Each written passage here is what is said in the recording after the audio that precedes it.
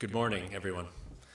Welcome to The Price of War, Understanding Economics in a Volatile World, our one-day symposium hosted by CERGE-EI Foundation and Reaction. Many of you here today know little or nothing about CERGE-EI Foundation or CERGE-EI. And the acronym stands for the Center of Economic Research and Graduate Education, in case you wanted to know. We are here to change that and share with you the story of one of Central Europe's leading institutions.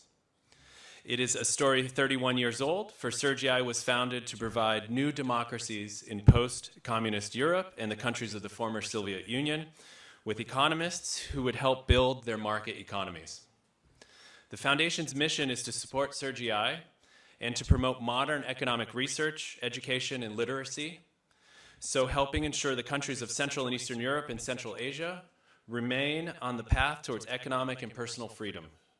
CERGE-EI is increasingly proving itself to be a go-to hub for East-West economics, for transformative research, education, and discussion, as we will see today. We have a wonderful team here today from the Foundation, CERGE-EI, and Reaction, and I welcome you to reach out to the team with any questions you may have throughout the day. We all have name tags on. I am honored to introduce you to Her Excellency Ms. Marie Hatardová, Ambassador of the Czech Republic in London. Before becoming ambassador to the UK, Ambassador Hatardová had a distinguished career representing the Czech Republic in Sweden, Monaco, and France. From 2016 to 2021, Ambassador Hatardová was a permanent representative of the Czech Republic to the UN, which I had a pleasure of first meeting her. During her leadership in New York, she was the president of the Economic and Social Council of the United Nations. Before her diplomatic career, she was active as a commercial lawyer. Please welcome Her Excellency Ms. Marie Hatardová. Thank you, Mr. President, for this introduction. Ladies and gentlemen, dear friends, it's my pleasure to open today's symposium with so many outstanding speakers and guests. Last year, we were speaking about how the world changed during the pandemic, about the new normal, and where everyone was trying to find her or his footing again.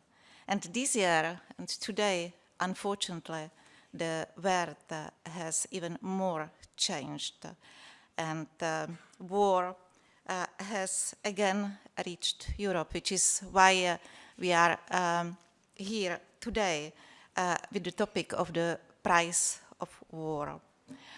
You know, I am from the generation who grew up before 1989 in the communist Czechoslovakia.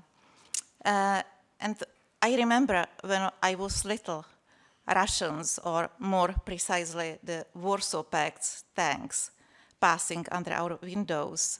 And since the Velvet Revolution in November 1989, we've been convinced that nothing similar could ever happen anymore. And watching these terrible pictures from Ukraine is really shocking. And I think it's a proof that peace and democracy are not something automatically granted forever, but that we all must work on them and preserve them. The Czech Republic is very clear on its stand about Ukraine from the very beginning of the war. We stand with Ukraine 100%. Not only we are providing military assistance per capita, Czechia is the 5th largest donor of military assistance, but there are more than 450,000 Ukrainian refugees in my country, which is nearly 4% of our population, the highest number per capita in Europe.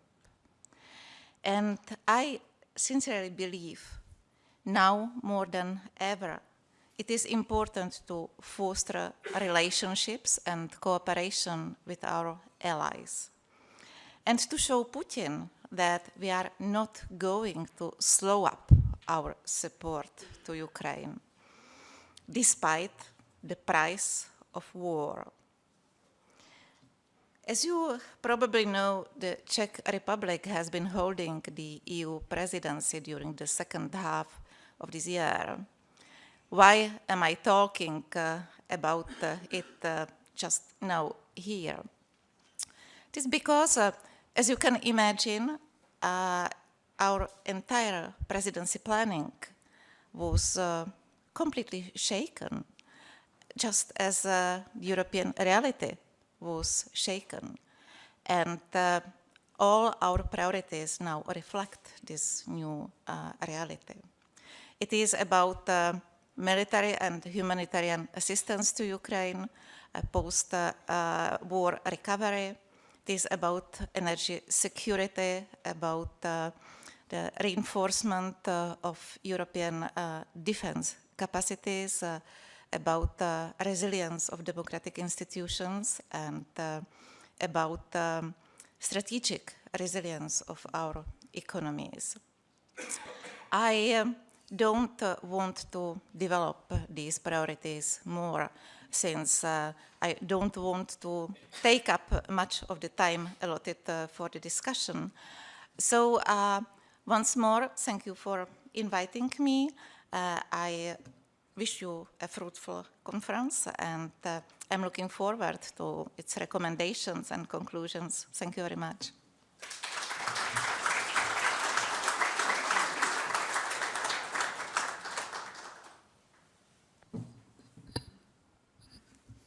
Welcome, everyone. My name is Susan Walton, and I'm a trustee of the CERGE-EI US Foundation. The CERGE-EI US Foundation is a supporting fundraising arm for the CERGE-EI Institute based in Prague. Now, even though I have this funny accent, I actually live and work here in the United Kingdom, so I'm the board member that's actually based here in London. So I live here all the time. If anybody has any questions or wishes to engage with CERGE-EI, please feel free to come up to me. My contact details will be at the front desk, and I'm very, very pleased to help everyone here. My background was I was in the city for a very long time. I ran the global research franchises for a couple of big banks. I also have the great pleasure of working with Ian Martin and being one of the co-founders of him with Reaction. It was a great time 7 years ago. And also one of our other contributors today is Evenstar Global Institute, their geopolitical, geoeconomic risk group specializing in supply chain. And we've commissioned some very special research for them, which was over the news today, and the research documents will be distributed later, and they will also be speaking. I'm going to be presenting or pointing out a video in a minute, and I want to draw your attention to one of the favorite programs that I actually love that we've got at CERGE-EI, and it's called the Teaching Fellows Program. And when I talk to people about it, I explain it as basically it's the missionaries for economic literacy. And it's missionaries throughout Central and Eastern Europe and Central Asia. So we have a network of 198 universities in the region in 28 countries. We do over 4,000 courses, and we've been going for 15 years. And to give you an idea of the impact of that, and maybe some of you have heard of Teach First, which we have here in the UK, or Teach for America. It's kind of like teachers training teachers. So we use our graduates and our students in our network of the universities in the region to train other students and other teachers in modern economic theory. And our reach is about 300,000 students in the past 15 years that we've done throughout the region, which is just incredible. So I'm going to point you to our video, and it'll come on in a second, and it's just very short, 2 minutes.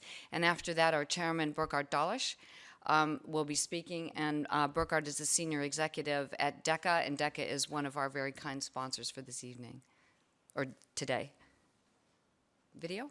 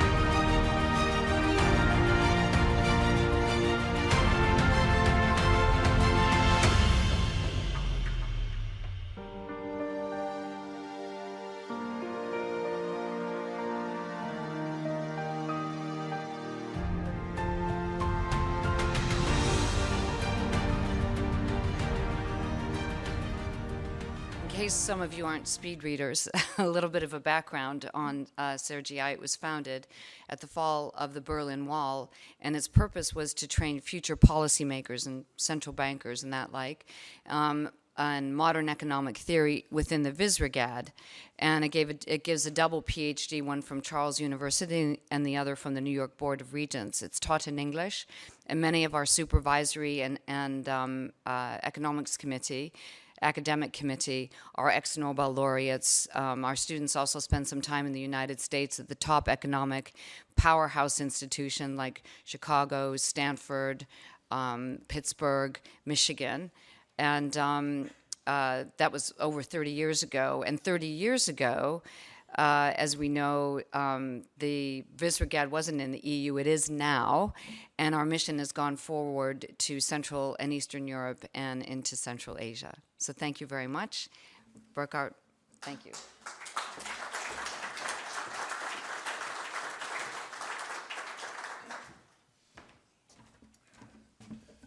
Good morning, ladies and gentlemen. As chairman of the CERGE-EI Foundation, it's my pleasure to welcome you all here today to the conference on conflict economics.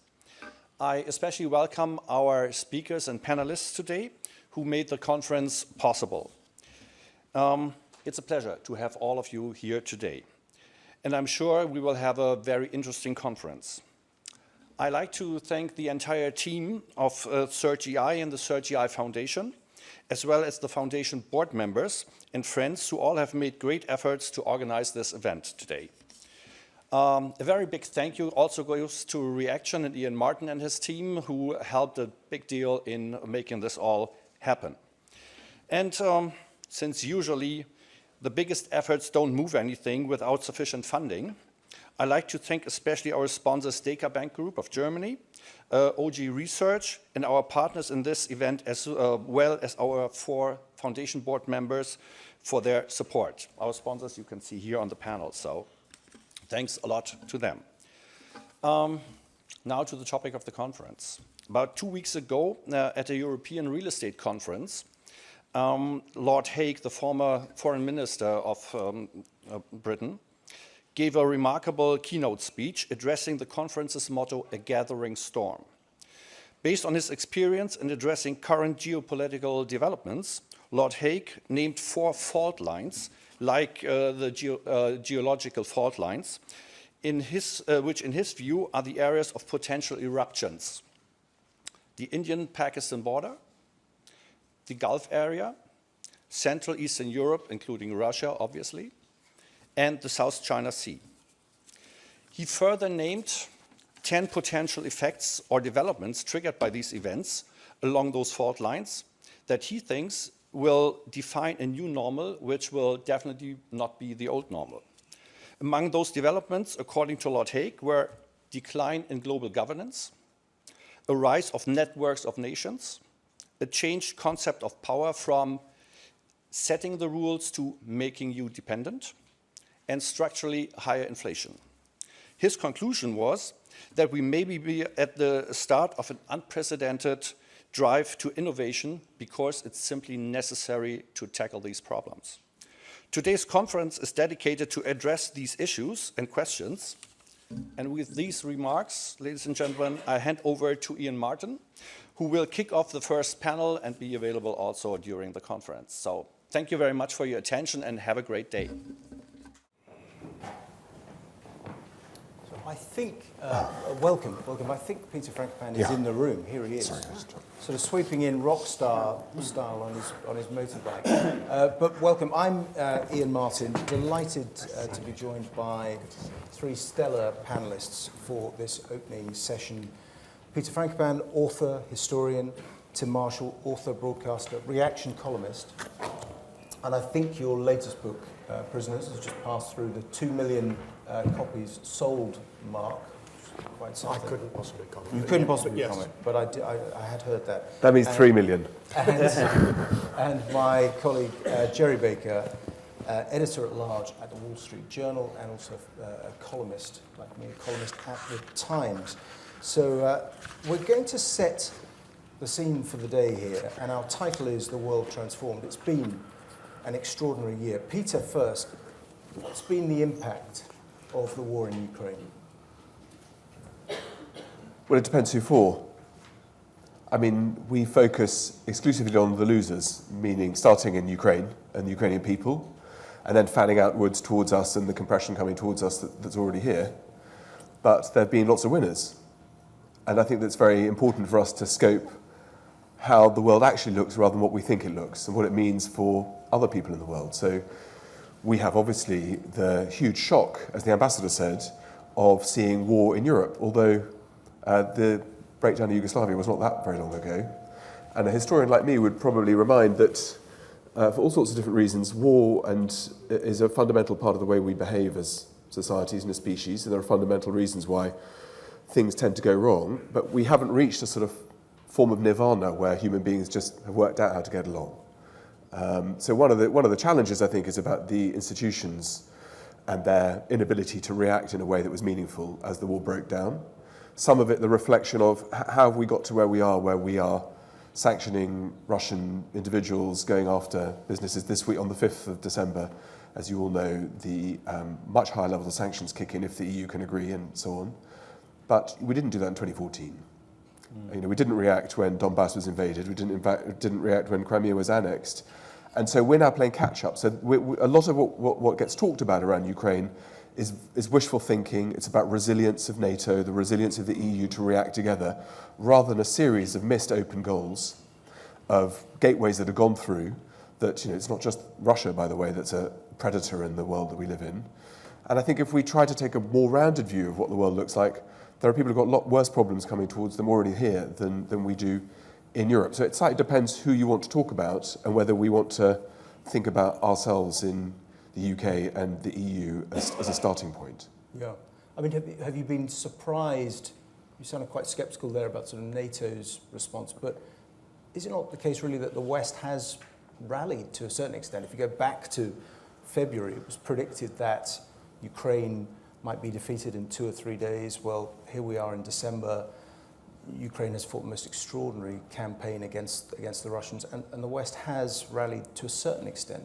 Yeah, it's great. You know, and few people thought that would happen. Macron, one of the reasons Putin invaded was because his assessment was that NATO was, as Macron called it, brain dead.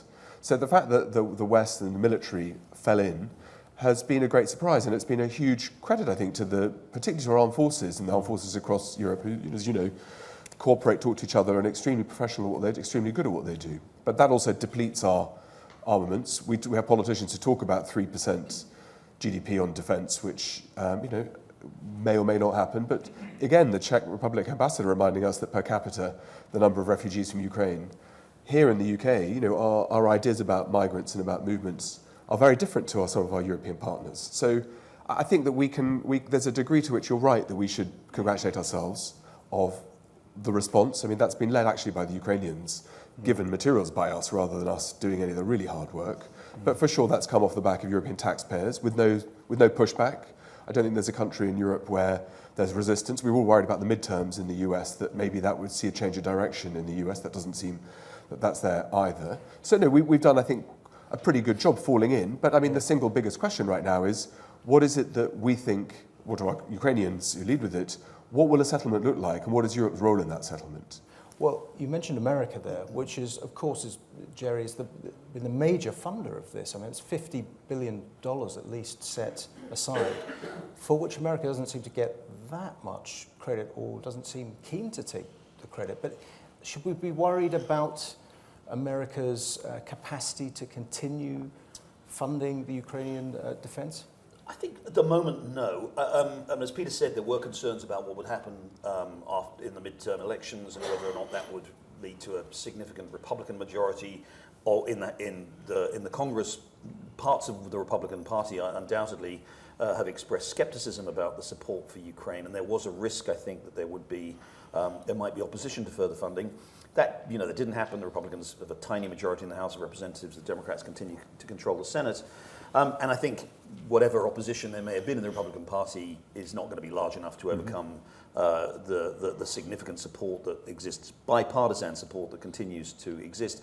So I think that, exactly as you say, the US has been the principal to a remarkable degree, actually, and this is getting and has received a lot of commentary in the US, particularly on the right, that this is a war in Europe, and it is being fundamentally funded by the United States. Of course, the UK has also given a significant amount in military assistance and economic assistance. The rest of the European Union, between them, have not provided anything remotely like what the United States has done, and that has produced some pushback in the US. Against that, though, I'd say the argument has been that not only is this an obligation of the United States as the leading power in NATO, but also that this is very much in the US interest, and that there have been even on the right, on the far right in the US, there are many people who are saying, actually, this is. Sorry to be so cynical about it, put it in such a cynical way, but this is extraordinarily good value for money. I mean, if Vladimir Putin, who is, after all, after China, Russia's the largest nuclear power in the world, and it is strategically the largest challenge to the United States, if Vladimir Putin can't be given such a bloody nose, can be so restrained, can be so, frankly, obviously humiliated in this way, for the outlay of $30-40 billion by the United States without a single American soldier, service person having to actually go and fight. That is, again, to put it very cynically, value for money. The one caveat is, right now the US economy is in pretty good shape, despite inflation obviously continues to be the big challenge. The US economy in the last 6 months has been growing at a reasonably healthy clip. Unemployment is still very low. Pretty well everybody expects, as a result of the significant increase in interest rates this year, the Federal Reserve has raised interest rates at a faster pace in the last year than at any time in the last 50 years, that will change in 2023. There'll be an economic downturn in 2023. Almost all economists, which may tell you, if all economists are agreed about something, it probably means the opposite is going to happen. But pretty well every economist in the United States thinks there is going to be a recession in 2023. And if that does bite and unemployment starts to rise, I think there might then start to, and this war goes on, and we do seem to be in a kind of a stalemate, I think there will be more questions asked about whether or not it is right for the United States to be continuing to contribute so much when unemployment is rising at home, when there's deprivation at home. So I think that's a question mark for 2023. But at the moment, the support for the Ukrainians is pretty bipartisan and pretty solid. So Tim, war is back in Europe. You covered the Balkans story. Is this the end of? And I detect in your writing you're sceptical of this idea, but is this the end of a period where we thought that war was something that happened elsewhere in another space and time, would move beyond it in European terms anyway? Or did you think this was always going to happen? I'm afraid I thought it was always going to happen. It doesn't mean I have a crystal ball and particular clarity. It just means that I subscribe to the realist school of thinking on international relations. That doesn't mean you have to be a military hawk. It just means that you have this realistic view of the world and humanity, which remains, as I think as Peter said, a work in progress. I think what happened was, after '89, there was this idea, mostly amongst the intellectual class, that yes, that's it, war is over. We're moving towards this different time. I noticed Francis Fukuyama flashed up on the screen. I'm a huge admirer of the clarity of his writing, and he's a brilliant man in America. But he did write The End of History and The Last Man, which did contribute towards this intellectual class believing that somehow in Europe that was it. We'd reached the end of the road of ideology, and the template for the world was open societies. And what that did was put to one side 12,000 years of recorded history and replace it with 50 years of peace and prosperity, and think that that was the template for the future. Now, it's what we perhaps should ascribe to and move towards, but it was very unrealistic to think that. And that played into this idea, and I think complacency, and even the shock of Bosnia, Croatia, and Kosovo didn't shock people out of it. And I think it has taken, not even 2014, even that didn't shock us out of the complacency. It's taken this year. And this year is of a similar, at least, significance to 9/11. 20 years of history unfolded because of 9/11. The same will come from this. And the consequence, Peter, is that Europe, then underspent on defence. Taking comfort from this theory, it then went sort of across Europe. Take the sort of Swedish example of essentially declaring that we lived in an era of permanent peace, or just the way in just that the low level at which defence spending sat for so long is a consequence of hoping that Fukuyama was right. Well, it's much worse than that. No, we built a world dependent on Russian energy. We've got no energy independence in Europe.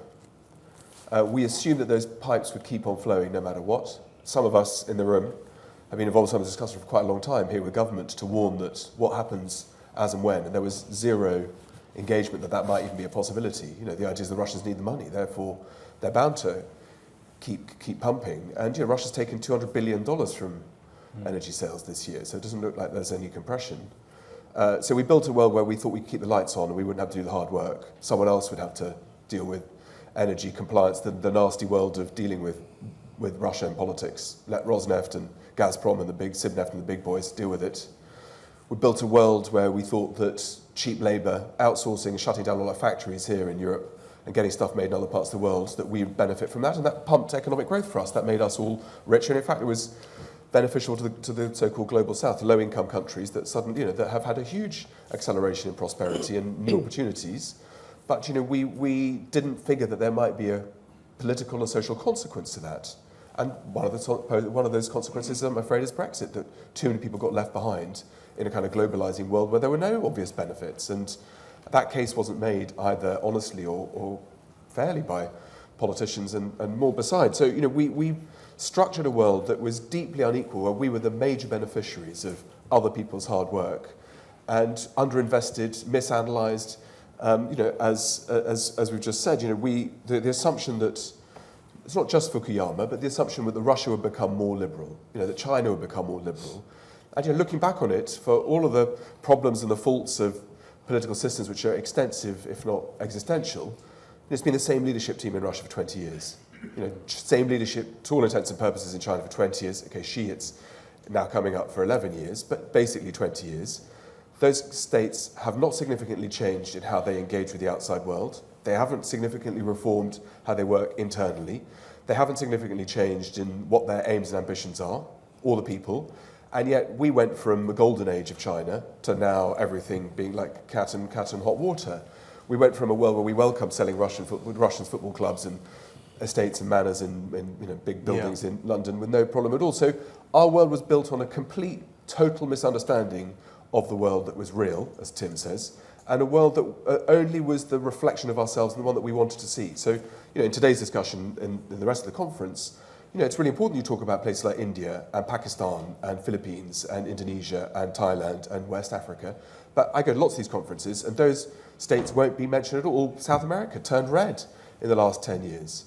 And that world that is galloping away from us gets too often diverted in discussions around what's happening in Brussels, Frankfurt, Berlin, Paris and London and Washington, to the exclusion of 85% of the world's population.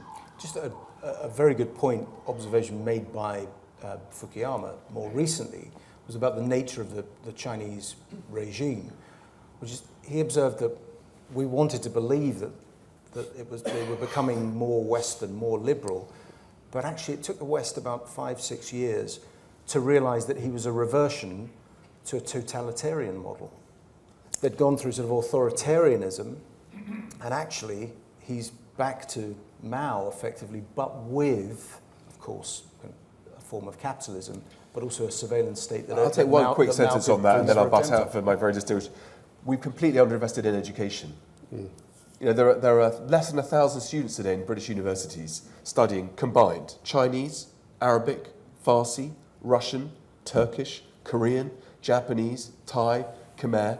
I mean, we've got no expertise.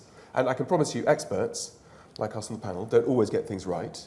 But experts are probably more likely to get it right, and probably less likely to get it wrong all the time, than people who don't know what they're talking about. So we see things that we want, but it needs to be evidence-based. When we say China is becoming, who are we listening to? Who are the experts in the room? That's me. On education, briefly, we understand democracy, John Stuart Mill and all the rest of it. Not enough of us understand communism, understand nationalism, or understand religion.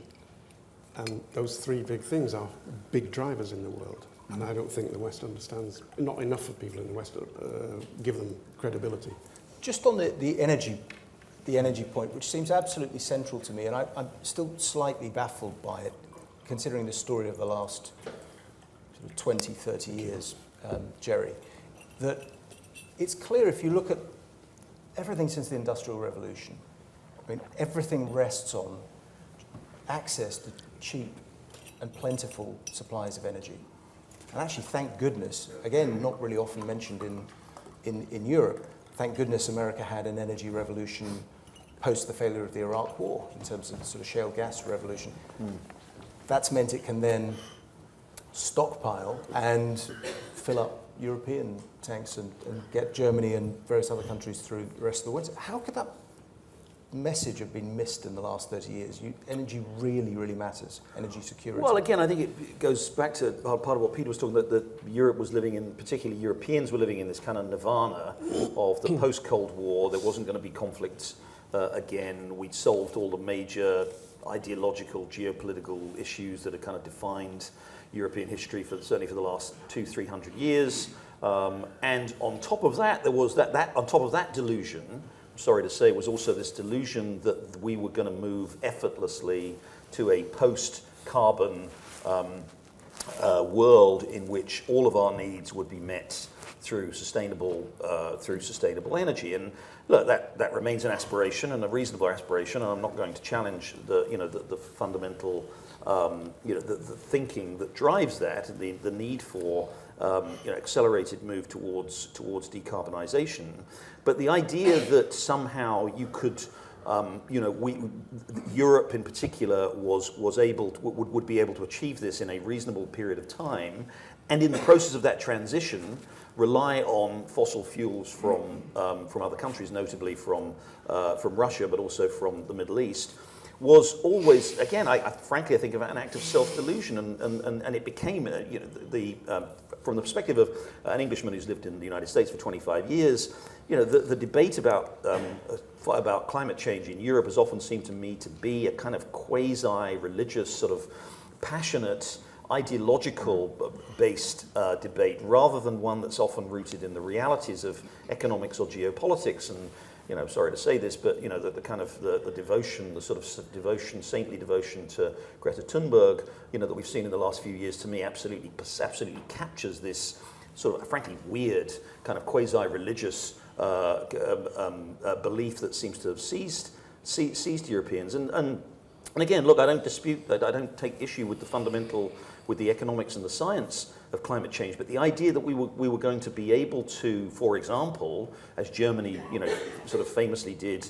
I mean, both by the way, not only in terms of significantly shifting away from fossil fuel production, but obviously the utterly bizarre decision in Germany to discontinue nuclear power after one bad nuclear accident in Japan.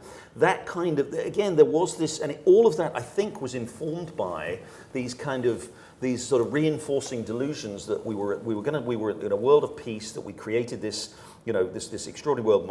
We talk about Francis Fukuyama, who I think sometimes is a little bit misrepresented. He didn't ever suggest there wasn't going to be conflict again, but just that where we were at the end of the Cold War had reached the kind of completion of sort of man's ideal state of sort of political participation. But we talk about Fukuyama, but also another great American writer is Bob Kagan, who famously wrote in around the turn of the century, that Americans are from Mars and Europeans are from Venus, and that Europeans just believed that they had somehow solved their own problems, solved all of these geopolitical problems, and didn't really need to take any sort of even protective or risk-based approach to the potential for shocks, for unexpected events, and indeed for the continuation of the kind of conflict that we've seen. It was just a continuing self-delusion. I think the book was called Paradise and Power, and it's a brilliant summing up, because we did believe, and some people still do, we live in paradise. Well, actually, to an extent we do. But his argument was that do not mistake the rules of paradise. Don't think that they can apply in the world of power. Just on the energy point, I mean, Helen Thompson has written brilliantly on this question of, is there going to be, are you going to get to net zero or something like it? And she says, well, potentially, but probably not for 20, 30, 40 years while the technology develops. And in the interim, the geopolitical reality is you still need, don't you, Peter, you still need a lot of oil and gas to power the transition. And you also then need a lot of copper and a lot of stuff, which brings us on to Tim's favourite subject, maps, as well. But there are potential conflicts there, aren't there? Even as you try to go green, there are wars happening already in various parts of the world related to these rare earths and minerals. Yeah, I mean, I think scoping forwards is always tricky. I mean, the thing I'm most anxious about is particularly water and drought shortages and what that does. I was with Nouriel Roubini yesterday in Paris, Dr. Doom, who foresaw the 2008 crash, and we were talking about the Russia's long-term structural problems include, I mean, there are many, but they include the fact that the population distribution is almost exclusively in Western, or the European part of Russia, and Siberia has a population of about 16, 17 million people, and presumably when the world starts to heat, there will be conflicts around people wanting to migrate and move. So there are all sorts of ways in which there can be fracture, but I mean, we're talking about particular minerals, coppers, metals, rare earths, and so on. I mean, here we are in Europe where we don't have any of that stuff. We have got no rare earths to talk about, a few little deposits in Serbia that have been highly contentious. We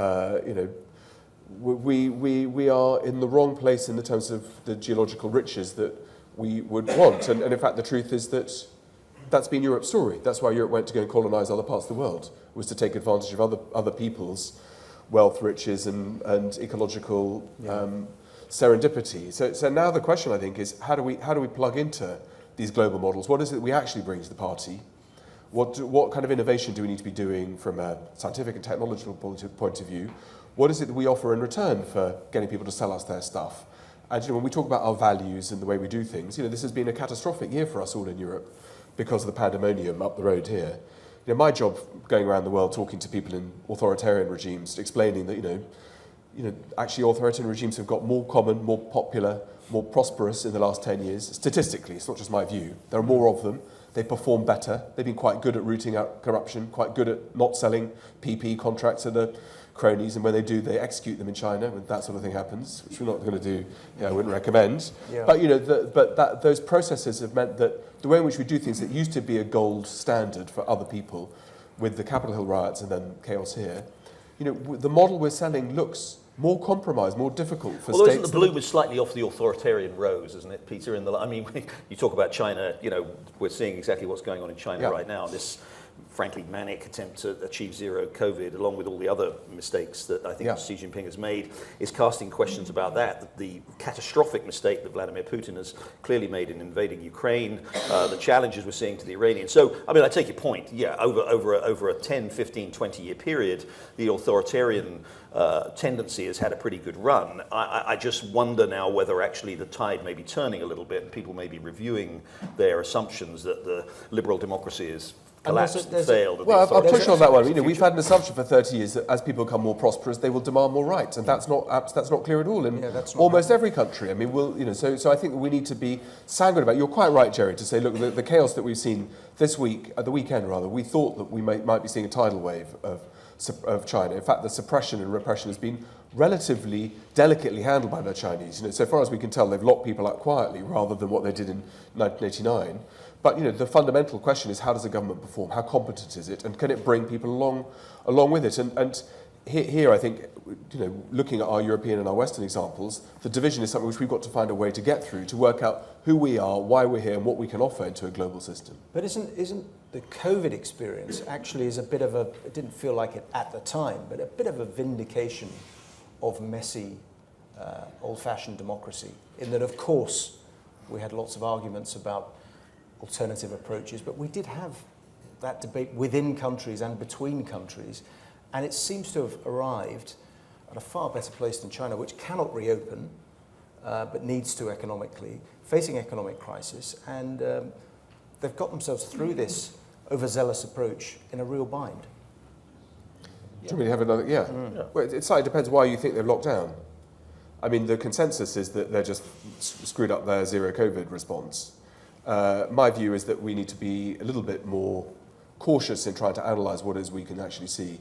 And there are lots of different scenarios where there may be very good reasons why the Chinese Communist Party are keeping people locked in their houses, and it's not just around failure to vaccinate people. So, I think that there are the waters that under the surface are hugely significant, and we have no eyes and ears in China because the Chinese state has been quite good at booting people out. There are half the number of expats per capita than there are in North Korea living in China. Yeah. Hardly any. And so I think that we need to be aware that when we are getting China right, we've got to be aware of the fact that we might be getting it wrong yet again. Now, there's a roving mic in the room, but just before we move to some questions, I just want to ask each of you really what the implications are of potential conflict between Washington and Beijing. It's definitely been building, and the time frame seems to have shortened from maybe in 3 or 4 years' time. The expectation until the Chinese government hit these problems was that it could actually happen relatively soon. What's your assessment, Jerry? Yeah, I mean, I think until this year, there was probably there's been a rising expectation that, well, look, so the longer, obviously, the much larger context is, it's certainly from the United States perspective, and I've spent some time in Asia too, but from the US perspective, the US obviously can see that China is the major strategic threat to US power and indeed to the global order such as it is. That's been rising for some time. There was this, I think, conceptual mistake to think, exactly as Peter and Tim have talked about, that ultimately, which was really dominated US thinking in the 1990s and the early 2000s, that that bringing China into the global economy, making concessions to China, including turning a blind eye to some of the abuses that China conducted with regard to the world economic system, was tolerable, because China would grow and China would develop. And the history of the world was that, as countries grew rich, their demands grew for them to become more democratic, more liberal. The famously flawed argument that no two countries that have a McDonald's have ever gone to war with each other. All this kind of nonsense that we had.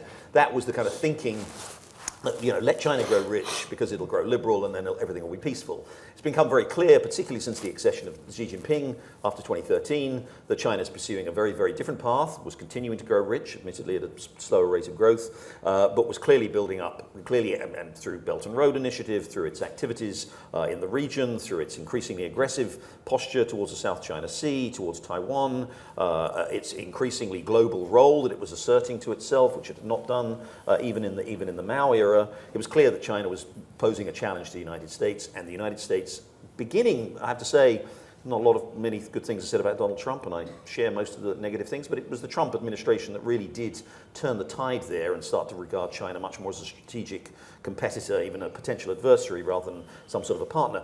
That has obviously defined US policy now over the last half decade or so. The US has been taking an increasingly, shall we say, robust posture towards China in the region, in Asia Pacific, building these, strengthening its alliances, whether it be with obviously the arrangements with AUKUS, its alliances with Japan and Korea, looking for other alliances in the region to sort of stand against China and to warn China that sort of military adventurism won't be tolerated. I do think, and in the course of the last year, everybody's been very focused on Taiwan, the increasingly belligerent rhetoric out of Beijing about Taiwan, the widening expectation that something that within perhaps Xi Jinping's, however much longer he has in power, there will be some effort made to retake Taiwan.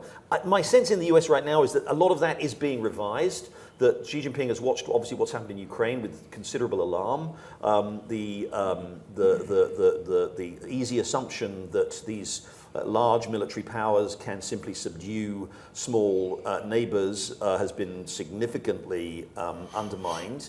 There is a lot of you thinking in the US and a lot of it's quite detailed research in the US about the condition of the Chinese military. The Chinese military has not been tested at all in any significant way in the last 50 years, unlike the British military or the United States military, which has been significantly tested and found wanting, but has in other ways been strengthened. So I think there's a cautiousness, there's a willingness, a much greater willingness to take a robust stand against China. And to be prepared, and you hear the rhetoric, this very confusing rhetoric to be honest, coming out of the Biden administration with the president himself repeatedly saying the US will come to the defense of Taiwan, it all being quickly walked back by his aides. But I think there is a sense that increasing robustness in the US position towards China, coupled with these geopolitical developments that we've seen, the economic problems that China itself has been having, has maybe made the assumptions that were around perhaps a year or two ago that China was going to move inevitably on Taiwan, I think it made those assumptions revised. Interesting, so sort of moving it out into the middle distance there. Tim, what does it look like in terms of the map? And what happens if, what's the economic impact if you do actually get a conflict over Taiwan? How does it ripple out Japan, South Korea? What's the consequence? It's 110 miles across the strait, very, very rough waters, and only a couple of months per year when the window opens to make it permissible. There's only about 5 landing beaches. You go straight into the urban areas within a kilometre of landing on the beach. That's a very, very hard target and would give you pause for thought. As Jerry mentioned, the Chinese have watched Ukraine and seen just how good the American weapons are. You put all that together and it causes them... And the Taiwanese would take inspiration from the way in which the Ukrainians Ukrainians would fought. fight. And that's an open question whether they would or they wouldn't. Yeah. They would only if the Americans signalled very clearly that they would. Mr. Biden has said it 4 times now, so he's not just being forgetful on this. And he knows. No, if it's twice, you can think of, not 4 times. And yes, it gets walked back, but it's still out there for the Chinese. Because the scenario is, and we will see this coming from 6 months out, because it'll take 500,000 troops to assemble first. We'll see it coming from months away. Not Kinmen Island, just off the coast, but if you're talking about Taiwan. In that time, if America surges 3 or 4 aircraft carrier groups into the region, that will signal and could be enough to push it back. If it does come to war, economically, there will be a world recession because this is the key economic area of the world. It's the center of the world economically.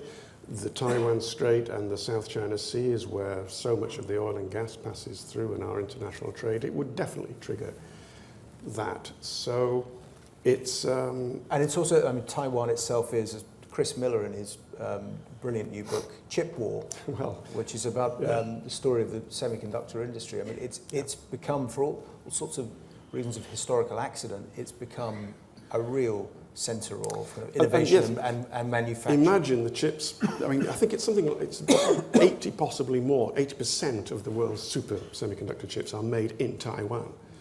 And the knock-on effect of that, you know, don't bother ordering a car for next year, order it for 3 years' time, etc., etc. But very briefly, there is a joke in Taiwan. If they invade, head for the semiconductor factory. It's the only place they won't bomb. Safest place, yeah. Peter, what are the prospects?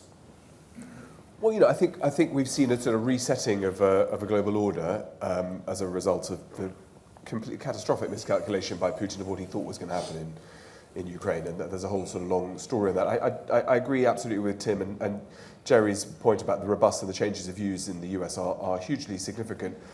I think that in the kind of the long run, what we've seen is Russia to degrade its own status globally and to nobble its own medium to long-term prospects, which are already substantial, in particular because of cutting itself out of access to Western technologies and the brain drain and its inability now to exploit Western capital markets to develop the Arctic and so on. So Russia has not only destroyed the lives of millions of Ukrainians and, you know, the way the Russian troops have behaved on the ground have been disgraceful, humanitarian crisis and so on, and a cold winter coming, we're already there in Ukraine.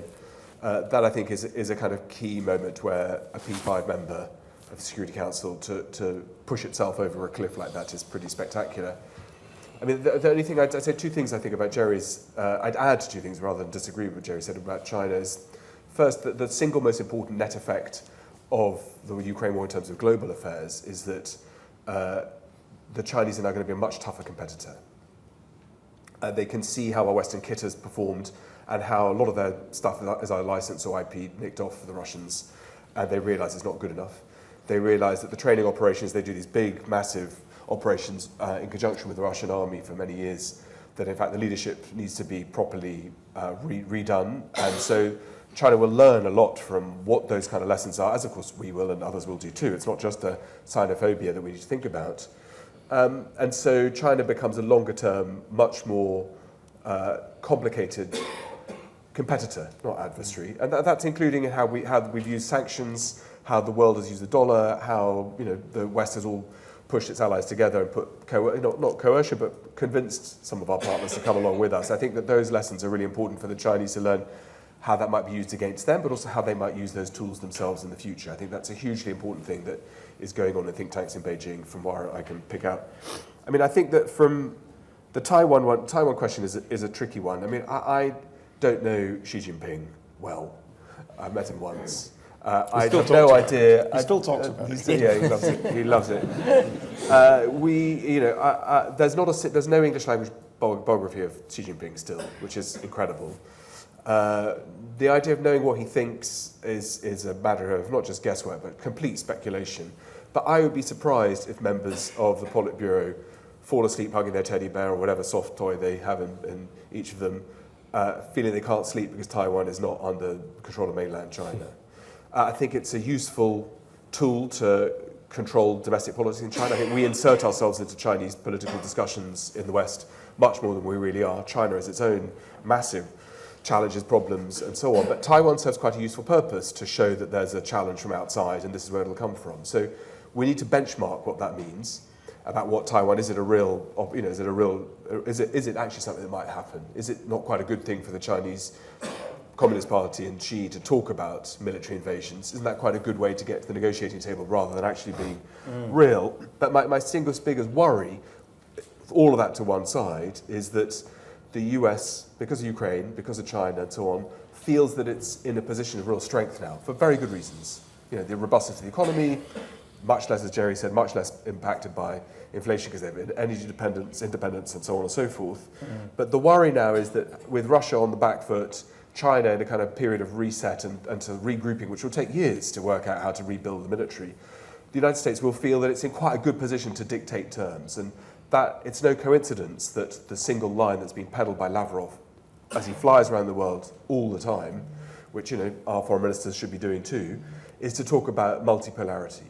Yeah. And that unipolar world that is based on reality and so on, to most of the population of the world, looks like it's a world that is shaped by the West to protect the West. And our values are not just about protecting ourselves. We do lots of things in parts of the world we don't take any credit for. I was, again, doing something recently about what it is that the EU and Western institutions and governments and NGOs do in Central Asia, things like CERGE, and that gets almost no credit, no visibility, and no pickup. So we look like we're just trying to protect our pipelines. And I think we've got to work out how do we talk about a multipolar world in a way that's real, that brings all these other populations, India, Pakistan, and so on side. Yeah. Now let's take a few questions. Who's got there's a first question here. Interesting. You mentioned the dollar, which, I mean, that's the other big story of this year, isn't it? Just the people realizing again the might of the American dollar, for the way in which it shapes geopolitics. Question here, sir. Yeah, I just. If McKinsey are going into a company, one of the things they focus on is risk assessment. In fact, probably all they focus on. If you look at our political classes, they seem now to be incapable of that, and maybe the people as a whole do. I won't mention Angela Merkel, but I mean, just think of the disaster that she brought about. Putin the same. I just wonder, how do it... Sorry, just thinking of the fourth quarter of 2001, what was the biggest threat facing the world? A terrorist attack, just after 9/11. So I just wonder, how do we get back to our leaders judging where do the risks lie? Because they seem to be incapable at the moment. Good question. You come to Jerry first. Is there a leadership vacuum? Yeah, I mean, I think it's obviously the kind of it's a trope of every generation to bemoan the quality of their leadership. They've been doing it doubtless since Pericles. You know, they all look terrible compared to what came before. I do think we have a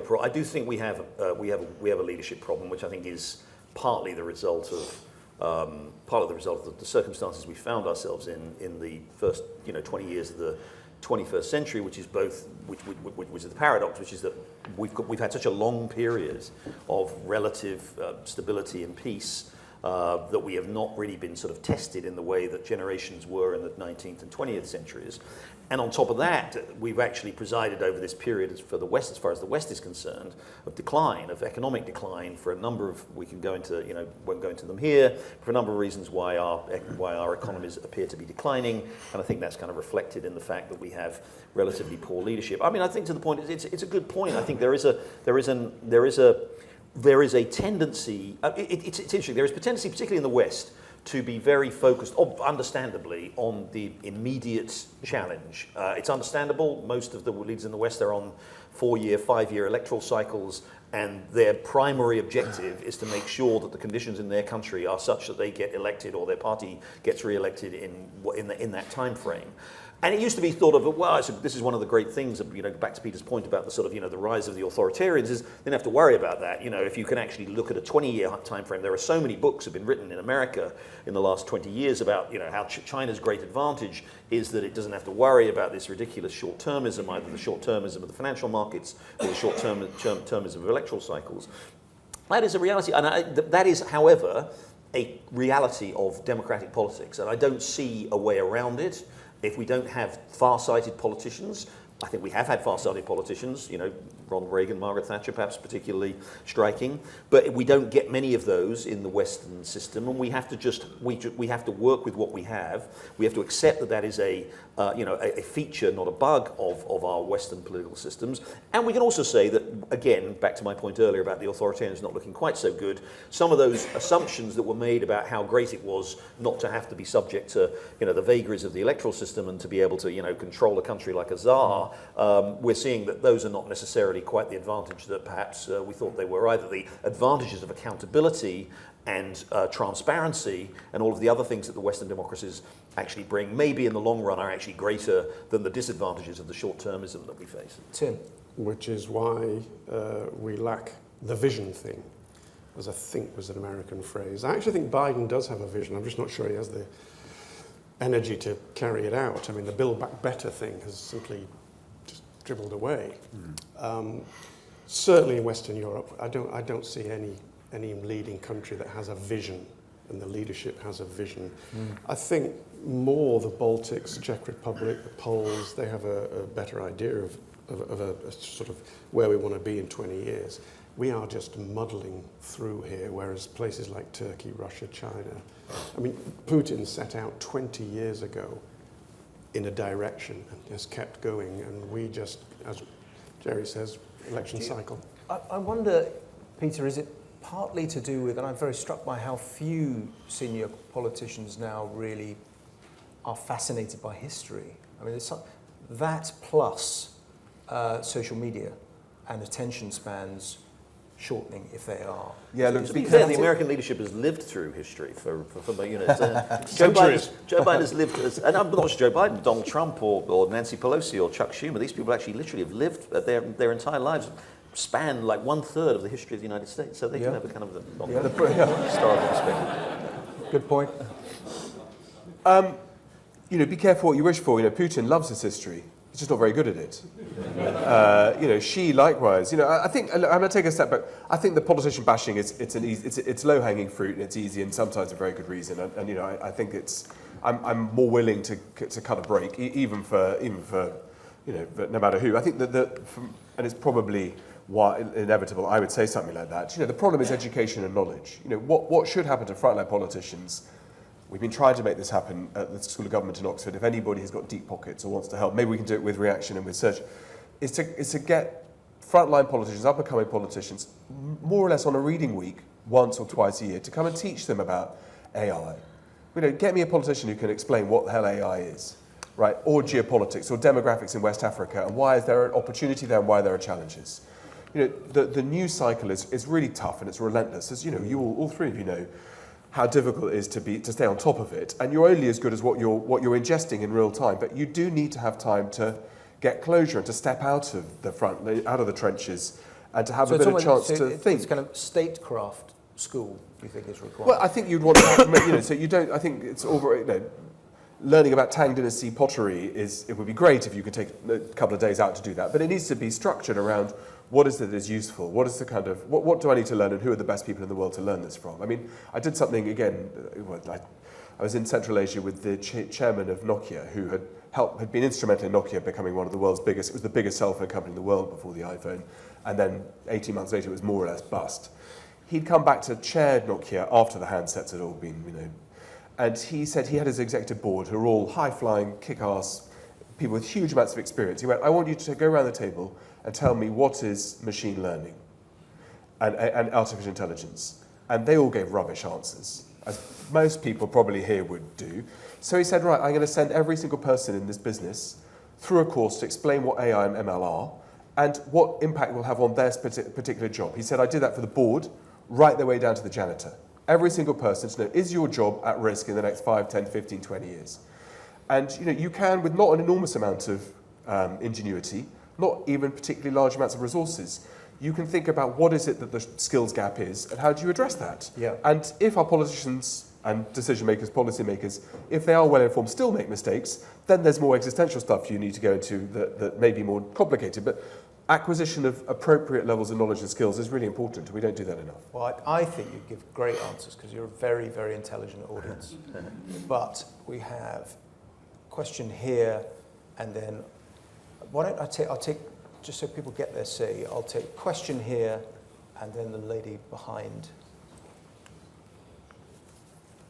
James Kidner from the world of tech and AI, so clearly Peter Frankopan's a perfect man with a history degree to back. I want to come back to that advantage that the US has as, with its currency as the global reserve. With the collapse of crypto, is it likely over the next 5 years that we're going to see any change to that US dollar predominance? Or might we see this as being yet another of those unexpected changes that will transform the world's outlook?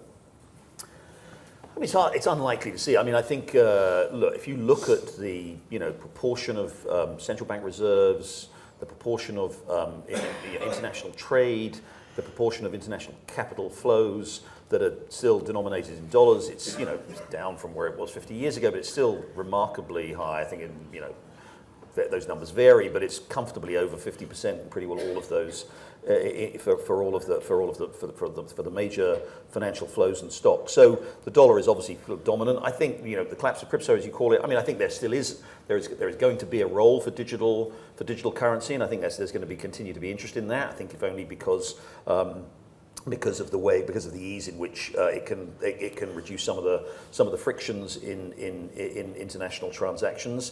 I don't see any other currency. There was 25 years ago when the euro was launched, everybody was, everybody in Europe at least, was assuming that the euro would rise to challenge the dollar. That hasn't happened.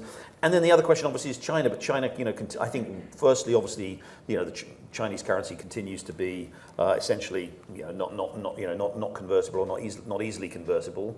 And secondly, I think that again, even the optimism, one thing we haven't talked about here very much at all, but the widespread assumption for the last 10 years, certainly in the United States, and I think in Europe, that China was going to overtake the United States as the world's leading economic power. Now, of course, I know by some measures, if you take purchasing power parity, it has, but there is now that widespread assumption is now universally challenged from all the people that I speak to. So even China, the idea that China was going to build an alternative international financial system to the dollar-based system, I think even that's going away. Yeah. I think we've got time for one last question, the lady here. Thank you very much. I just wanted to do a little bit of shameless self-promotion. I launched a new initiative a few weeks ago called Civic Future, which is aiming to train the future political leaders in public life in a lot of these questions. So I'm very happy to talk to people afterwards if they're interested. I worked in number 10 for 3 years for my sins, so I recognise lots of the problems that you've all talked about. I just wanted to ask a question about human capital and the relative importance and influence of talent. So we had an event a couple of weeks ago with Tyler Cohen, the US economist, and he made a very interesting point about how the rise and fall of countries at the moment might depend quite significantly on the way they cultivate their own intellectual capital. And he talked about India as being a very interesting case study, a huge amount of investment in education, particularly STEM education, the fact that Silicon Valley companies are often run by Indian CEOs, that there seems to be something interesting going on there. And I wondered if the panel might reflect on that. Good question. Peter first.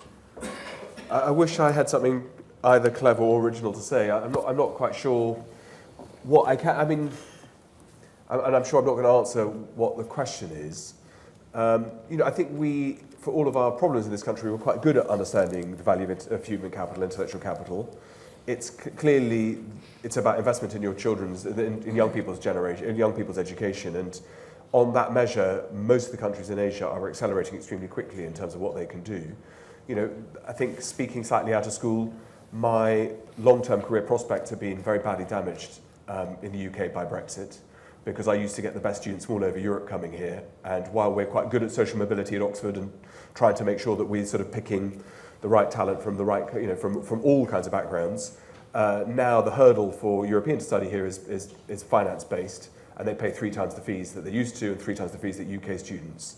And although I've never had any pressure from my student authorities telling me that we need to pick people who are going to fill up our tanks with more cash, it's clear that talent from all over Europe is going to find other homes rather than coming to the UK. And that's fixable. That's just because of Brexit, there's no reason why we can't have a particular way in which we do things with universities, but I'm completely out of position in terms of funding the research that I need to do with my clusters, my postdocs, because of Brexit and because the United States has the capacity that it has to be able to fund as well. So at Yale, they take 20 historians every year, needs blind, they're all fully funded with a stipend of $50,000. I've got a graduate student who's about to finish his PhD who leaves with debts of $170,000 from first generation university student, triple first, the whole way, absolutely genius. And that doesn't seem to me right. So human capital is fine, but it needs to be funded from somewhere. And education needs to be plugged in. In India, so far as I know, and tech companies are very strongly invested in trying to pick talent, and there are huge buckets of jobs for people who are skillful coders and so on. So the recruitment process is identifying constantly and finding places for them. We do things different in the UK. We find brilliant people who come to great universities, and then in the humanities, what jobs they go into is not quite clear. So I think that there is a structural issue around how do we identify, pick, and promote the next generation, and the human capital stuff, I think, is a fundamental part of that. Now, just quickly before we go to a break, Tim, you had a point. Just on your point, I was with the CEO of a multinational in the city last week, and she was saying the most important thing is human capital and the people she's got and how to keep them and retain them. It's not how many widgets that she sells. And also on India, and I agree with Peter, India innovates, despite its economy being nowhere near as big as China. It innovates more than China. I mean, China still makes iPhones, but America designs them, whereas India, because of its human capital, because of its relatively open system, can innovate, and China will always struggle because it doesn't invest in people thinking for themselves. Well, there's an optimistic note on which to end this session, because you're suggesting there that free societies have an advantage when it comes to human capital, but to be continued over coffee next door, so we'll take a break now. But can I ask you to show your appreciation for your fantastic panel? Thank you. Brilliant. I think I'm ready to start. Good morning and welcome to panel 2 of this wonderful conference today, and I'm calling it the Money Panel because we have 3 of the city's finest financial, economic and investment brains here.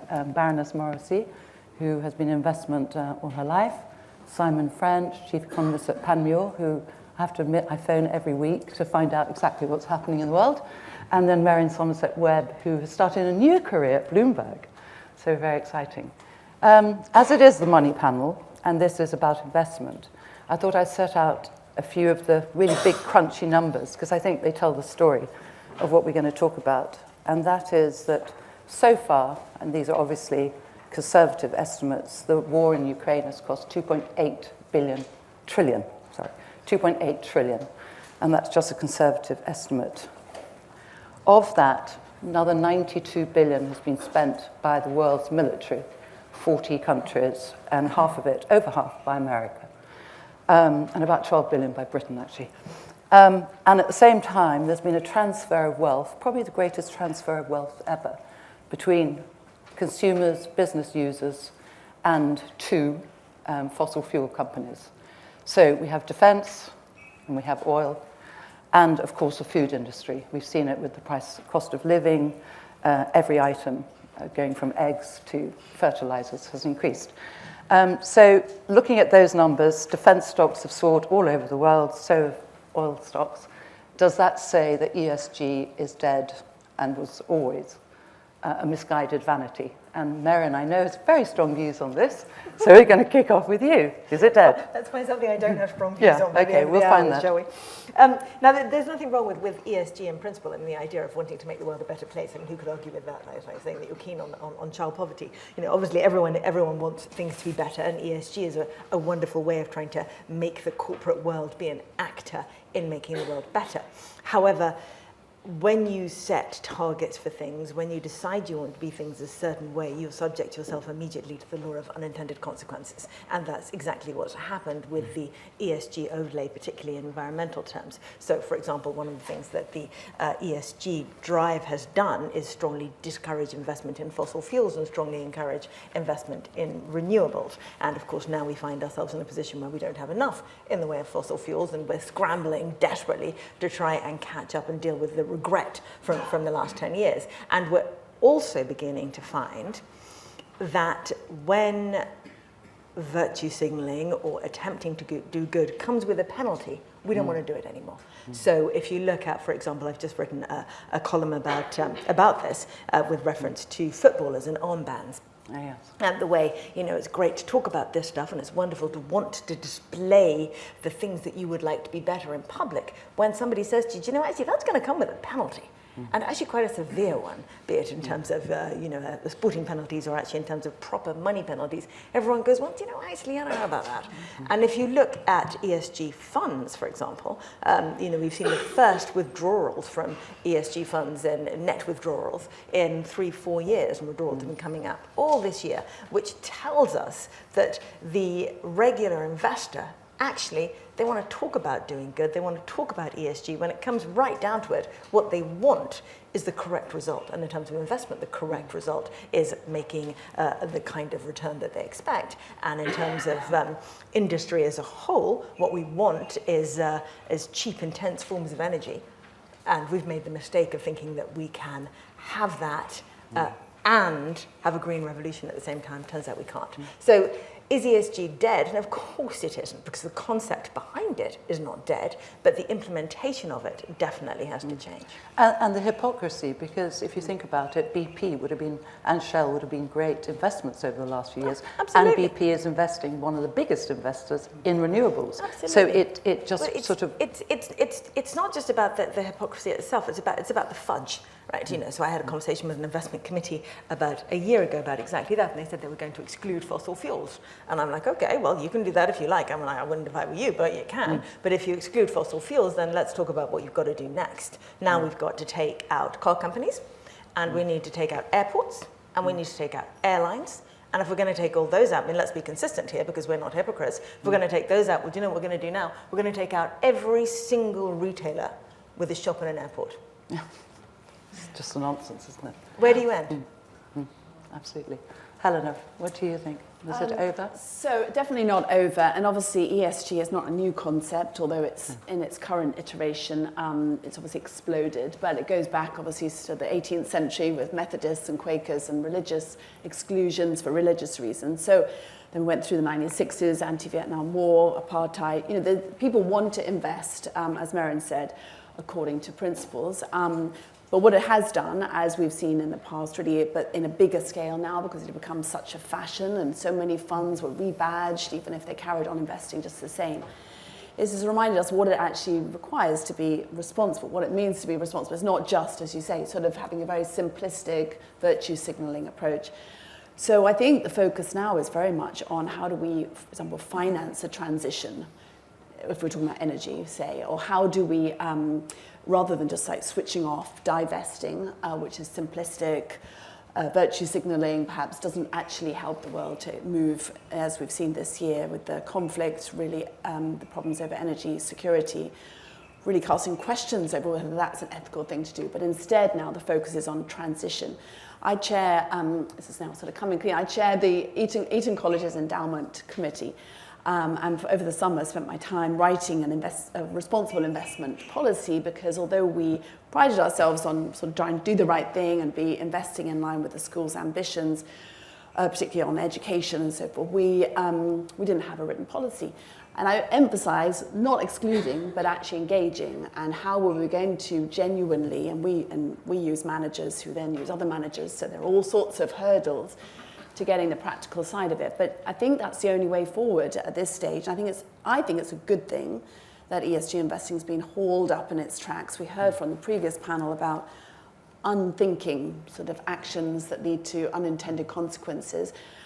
ESG is a huge market now, on course to apparently get to sort of $50 trillion by 2026, still, even after all that's happened, are going to account for 1 in every 5 or 4 pounds or dollars invested in the world. Really important that we're not doing this on hypocrisy, on, basically a house of cards that will all come toppling down. Simon, does it change behaviour? Well, so it already has changed behaviour. Let's not kid ourselves that what was classified in a sort of slightly Animal Farm, sort of 2 legs bad, 4 legs good perspective at the start of the year on defence stocks, on energy stocks, has pretty rapidly changed in the eyes of a lot of investors. But I'd go further, actually, than Helena, not just a good thing for ESG in this incarnation, and I would share the view this is not a new, it's had different names, but ESG has become the one, the phraseology of the present times. It is the best thing, the war is the best thing to have happened, because it will take away the evangelical interpretation that I was critical in my writing ahead of the war breaking out, that it was leading to significant misallocation of capital, as was being said earlier. And what happens now, though, is a real battle over, if you like, the desire in the way we are structuring our capital markets around the world, and this, you can trace this back to the fallout from the global financial crisis, for more passive investing, more quantitative-driven investing that draws its energy of quantifiable metrics, the taxonomy, which unfortunately comes straight into conflict with the idea that ESG requires nuance. There are some great ESG stories in the energy space, and therefore that requires nuance. You cannot use the sector classification within your taxonomy and be credible. And there's a battle going on between different providers of taxonomy and how you interpret it. And I think this is going to be a very, very messy but necessary, not just necessary but welcome transition, that the war actually is crystallised.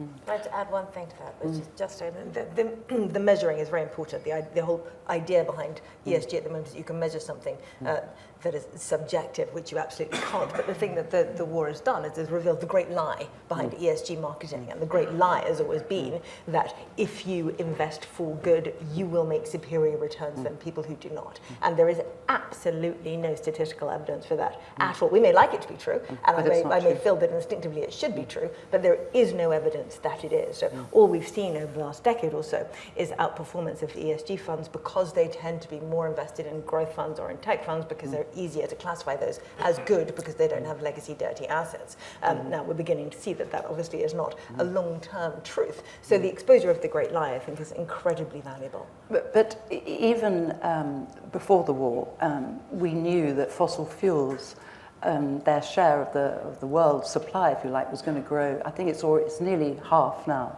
But even with the emerging countries' growth, it's going to be over half over the next decade. So actually those, even with renewables, even with hydrogen coming on stream, fossil fuels will grow as a percentage. Well, it's about so wasn't it actually now. stupid investment on behalf of a lot of these funds. Actually, they've been quite irresponsible not to have looked for growth. Well, I would say that. I mean, I would say that, and lots of people will not agree, but still around 80% of the world's energy comes from fossil fuels. It's only down a couple of percent over the last decade. It's not going to come down much further over the next 30, 40 years. I mean, net zero is an absurd fantasy, right, globally. So, we know that we need fossil fuels, and anyone who thinks that we won't need them in 30 years is not really thinking properly. So we know we need them, so what should we be doing? We should be investing to make sure that we get them out of the ground and use them as responsibly as we should. We shouldn't be pretending we don't need them, because then we end up with very expensive fossil fuels. We end up with Germany, and we end up with inflation. And reliance. Absolutely. If I can just be a little bit contrarian on this one, got to be a little bit careful of looking this through the benefit of hindsight, because nobody in their distribution would have seen what was a 15, 16 standard deviation move in the European gas price at the start of the year.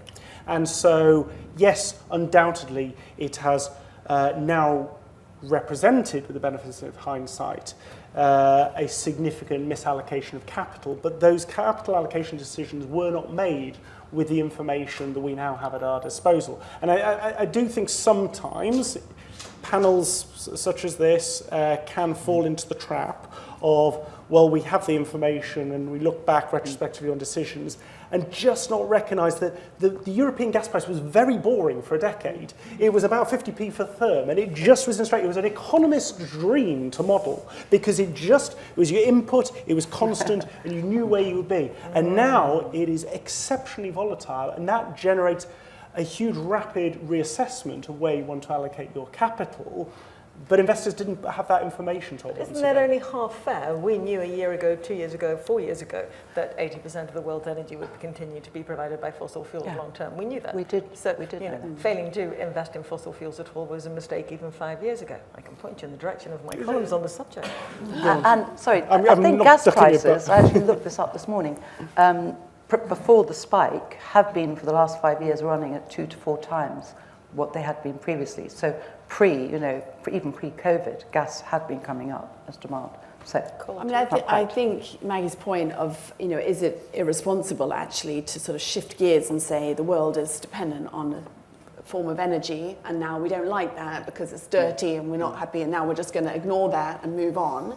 I think that's a legitimate argument. I do think that's why, Shell, for example, has one of the very largest renewable energy budgets of any company, and that's why it always has made more sense to invest in companies, as you've used the word, nuanced, and thinking actually, how do we get from A to B? And obviously, I do think, though, it's our job as investors, as we were talking about leadership in the previous panel, we heard about leadership, it's the job to look around the corner, see, Germany's energy policy. I don't think it's just the benefit of hindsight. It was a very risky thing to do, I would argue. Donald Trump told them so. And Donald Trump told them so. There you go. I just wanted to point out that ESG is also not just about energy or the environment, and I think it has been a little bit hijacked by the E.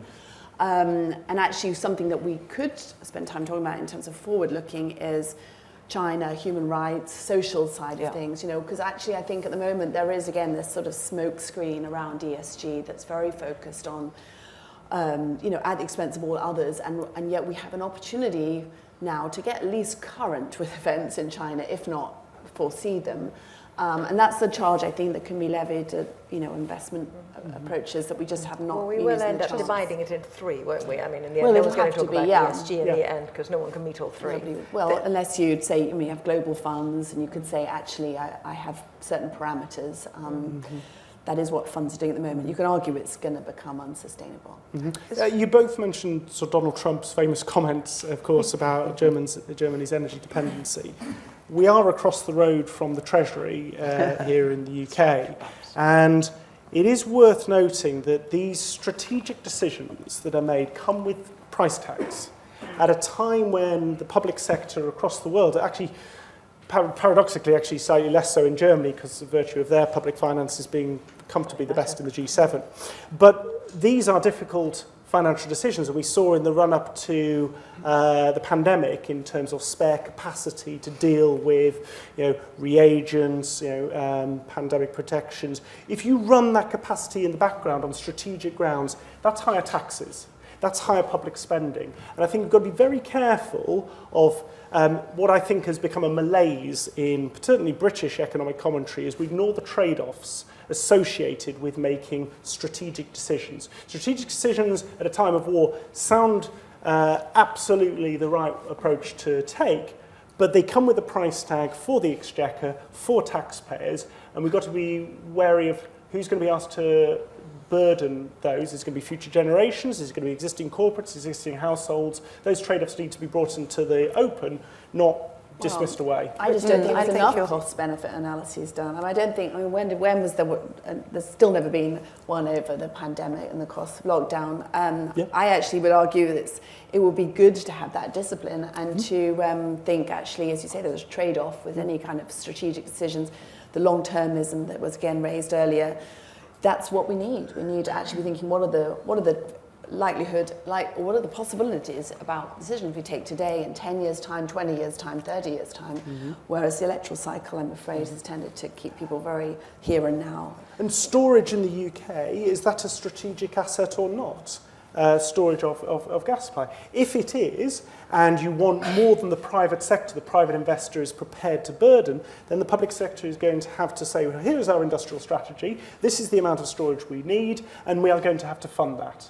And how we're going to fund it. You're absolutely right, it comes down to a cost-benefit analysis and industrial strategy, something I would argue has been pretty absent in most Western countries for the last 30 years, while China, and there was some conversation about China, have been very active in terms of their industrial strategy. Well, surely this is, we're probably going to talk about this next, aren't we? Because it's going to be one of the big drivers of inflation over the next however long is going to be because we're going to make different strategic decisions to the ones that we've made over the last decade because we find ourselves effectively in a war economy. And so we're going to change the way that our supply chains work. We're going to change the way we develop energy and store energy. We're going to change the way the government operates. We're going to see, an awful lot of sort of 1945/1970s things come back into play, and that's is going to be a long-term driver of inflation. I doubt we're ever going to see the Treasury producing a cost-benefit analysis we can all look at and go, oh, that's how it works. But that is how it's going to work, right? I was just going to pick up, Simon. I think you were a bit too kind to the government there. Not something I'm often accused of, it has to be said. The Royal Academy of Engineering actually did a very important paper to Cameron's government in 2012 where they warned there will be blackouts, we're running at margin capacity of -2%. Serious evidence. Absolutely nothing was done about it. So for the avoidance of doubt, I'm not defending the government on this. In fact, I'm criticising that I think since Michael Heseltine was probably the last UK politician that I would say had an active idea of what an industrial strategy looked like in the United Kingdom. And there were warnings ahead of the pandemic, of course, about, you draw parallels there, the warnings in 2012, but then also warnings, I think, 2014-15, who was given, I think, to Jeremy Hunt at the time in terms of, but that all comes across the road with a price tag, and when you're being asked to fund public services, real-time spending rather than capacity sat in the background that you may strategically need, I know because I worked in that building for a decade, I know how those conversations go. So we need honesty. Honesty. Yeah, honesty. What you say. Honesty and proper debate. Let people see the costs. Before we move on to bigger subjects, let's just use this as an example. At the moment, we're starting to import coal. I think it's from Tanzania or wherever. And meanwhile, up in Cumbria, the application for a new coal mine has just been turned down and they're going to appeal. I'm not saying what I think about either. What does the panel think about that? Because talk about investment, wouldn't that be a great opportunity? And it's special coal that you need for steel making. So it's not for house burning, but quite important now. Should the government allow Well, it's that? not even just coal, is it? Obviously, we've said no to fracking, but we're going to take power from fracking sources in the US. So I think it's completely illogical, and we used the word hypocritical already on this panel. They will argue, I'm sure, that it's a temporary measure and that it's sort of needs must for now, and that we won't, by building these things, obviously we're putting in a longer term investment that we actually don't want to subscribe to. So I understand that argument, but again, we're reaping what we've sowed right now, and we're caught between very difficult choices to actually make sure the lights stay on, literally. So we should give it the go-ahead? Well, I don't like it. I don't think... What do you mean? Give the go-ahead to the importing or to the building? To the coal mine in Cumbria. So I'm going to pass on that one. I don't feel comfortable giving a go ahead now because I think it is over the long term. I think we should use the assets that we have already. We've shut down things. It sort of makes no sense to flip-flop. You know, fund managers get used to trying to avoid being whipsawed. You kind of buy something when it's very high and sell it when it's very low because you're in a panic. And I think that's what that would come to look like. Marion. I don't know whether we should or not, but I suspect that we will. This is the kind of thing that is going to happen over the next 5, 6 years, decade. You know, there's lots of other things we have in the UK that we don't mine for properly. So, you know, rare earths, we have a certain amount of rare earths in Cornwall, but we have a lot of trouble ever getting a mine up and going because we can't get planning permission. Same with the coal, same with the fracking, etc. But as the next decade develops, and as I think we will find that the energy infrastructure does need to change, I suspect we will end up approving all these things. It's very important to remember things like, you know, if you want a wind turbine, you've got to have steel, and if you want steel, you've got to have coal. Without just the way it works. You know, I mean, you can wish it away if you like, but it's still the way it works. I would like to wish it away, but there it is. And then you've got to take the turbines to Arizona and bury them in the desert because you can't recycle the steel. You know, this is not straightforward. It's complicated and it involves a lot of unattractive stuff. Part of the evolution of this is understanding the full carbon footprint of activity rather than the direct carbon footprint of activity. And clearly, Hannah's right. If you assume that activity is going to take place anyway, and it's basically, in economic terms, it's an inelastic supply, you're going to carry out activity in the UK, ship it from across the world and add to its carbon footprint or extract it in the UK. I know which I would support, and that is extracted in the UK, and you would have to take on the political, but explain to people. I'm constantly surprised by how daft we think the public are. The public aren't daft. The public are sensible people. And if they are explained the sort of trade-offs associated with this, we're going to need this coal, we have this strategic supply, therefore it's going to be extracted in the UK. Yes, it's always the case that those who are anti-something will be the most vociferous, but leadership requires presenting those trade-offs and prepared to stand behind your analysis and behind your trade-offs, and explaining the full carbon footprint is part of that story. No, absolutely. We take a quick vote. Should the coal mine be given go-ahead? Ooh, no.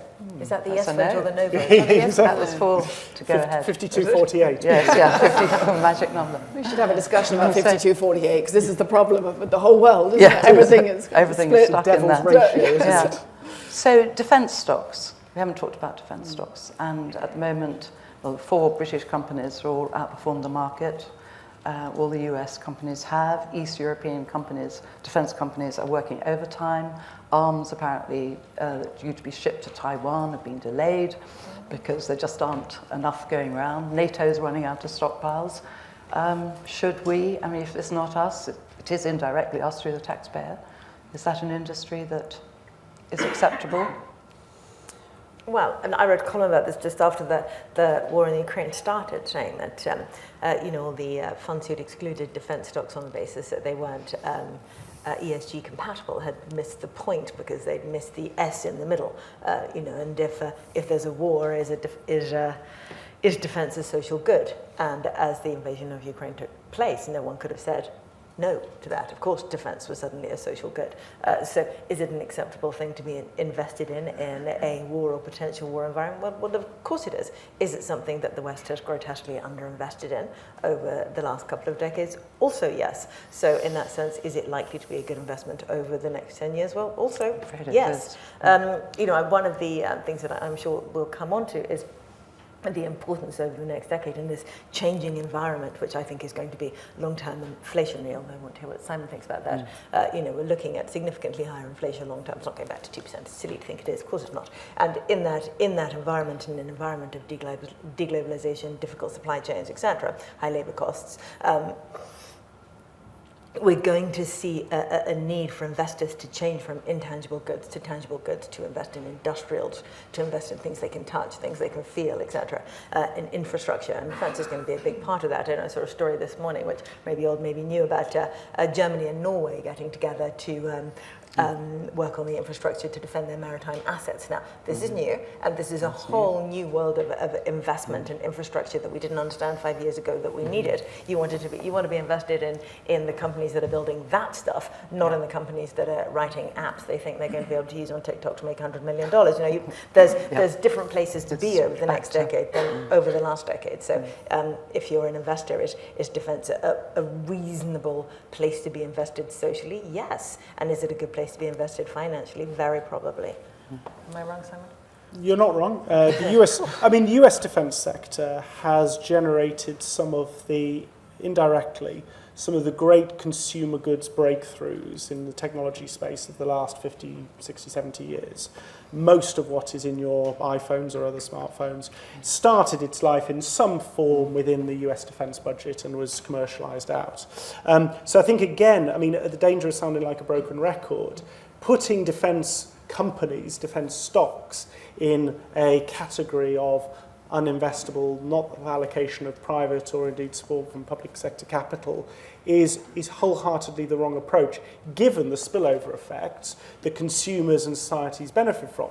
Are there elements of activity which are well documented within the defence space which you wouldn't want private capital to be supporting? Yes, I think that's right, but again, it comes back to nuance of the debate. Only a couple of things I'd like to add is, obviously I think the clue lies in the word defence, that it is about defending yourself from an aggressor. So clearly that is a worthwhile objective for ESG type funds and other funds to support. Most ESG policies, including the one I wrote myself, rule out very specific things like cluster munitions, blinding lasers, that no one can make a positive argument for, and they're very cruel and awful, maiming things.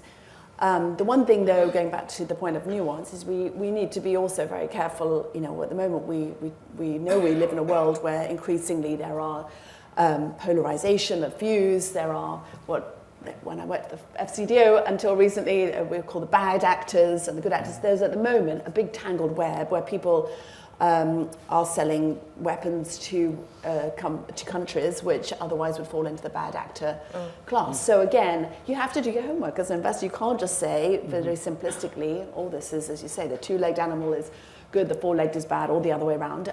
You actually have to think carefully, make judgments, and come up with something that you feel, these are things which we're choosing.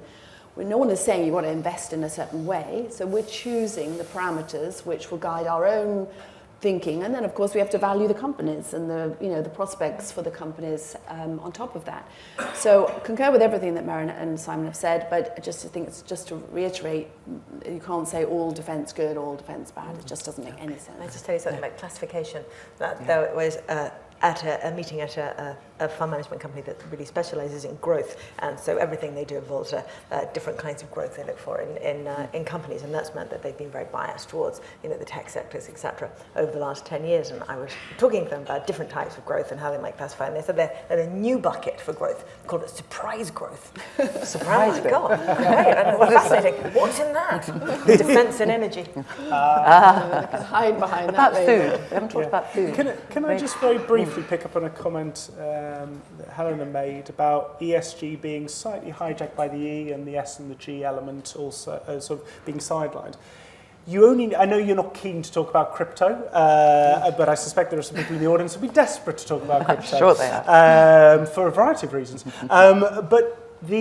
If you look at what is emerging now in terms of the crypto meltdown on governance, it makes an absolute mockery of the idea that tech was given a free pass on ESG grounds. And this will be one of the legacies of this period, is that the governance was just completely obsolete in vast parts of where investors were basically on fear of missing out rather than fundamental analysis. We're starting to allocate trillions of dollars worth of capital.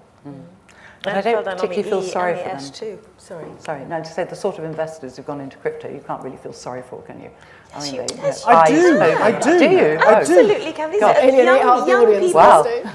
young people, mainly young men, are the ones who. You remember, it's a Ponzi scheme like everything else. So the top lot are out. They've made money and left at the bottom. I was going to say not everything. Not all of them. Not all of them. But at the bottom, you've got the young people who thought that this was. There was a young person's idea that crypto was going to be their investment wheel because we had houses, we had equities, we had bonds. They were going to have crypto. That we're going to stick it to the man with crypto, and it's all collapsed around them. And I think you should feel sorry for them. It's what terrible. tighter rules could they? I mean, they carried health warnings. It was everywhere. Just shouldn't have existed. The whole thing. Just banned regulated from day one. Oh, lovely. Can we be a little bit critical? Can we also be a little bit critical of our political leaders on this? Because particularly, as you think I might be sympathetic, I want to dispel the idea. I mean, we've all seen the three-person panel. In fact, it was Bill Clinton, Tony Blair, and Sam in the middle. I mean, come on. The reason I mentioned that, and also our current Prime Minister Rishi Sunak advocating a NFT from the Royal Mint. Nothing wrong per se with that, but the signal it sends. Having yourself surrounded by Tony Blair and Bill Clinton, having what is now the Prime Minister of the country, effectively putting soft advocacy for that has impact. So that's the reason you have sympathy for people, because some people do look at that and take that as a proxy. It legitimises it. Just jail them all. Well, I mean, I think politicians the FTX will spend a long time. I think he said he'll be in orange for a long time, won't he? Yeah. But none of these people should have participated in what has been one of the most obvious bubbles ever. And bubbles are often quite obvious. You can see there's a bubble, but also you can get a bit carried away with the stuff behind the bubble. Whereas cryptos is one of the most extraordinary bubbles I've ever seen or even read about, in that it was a bubble with nothing. Absolutely nothing. I made this thing up.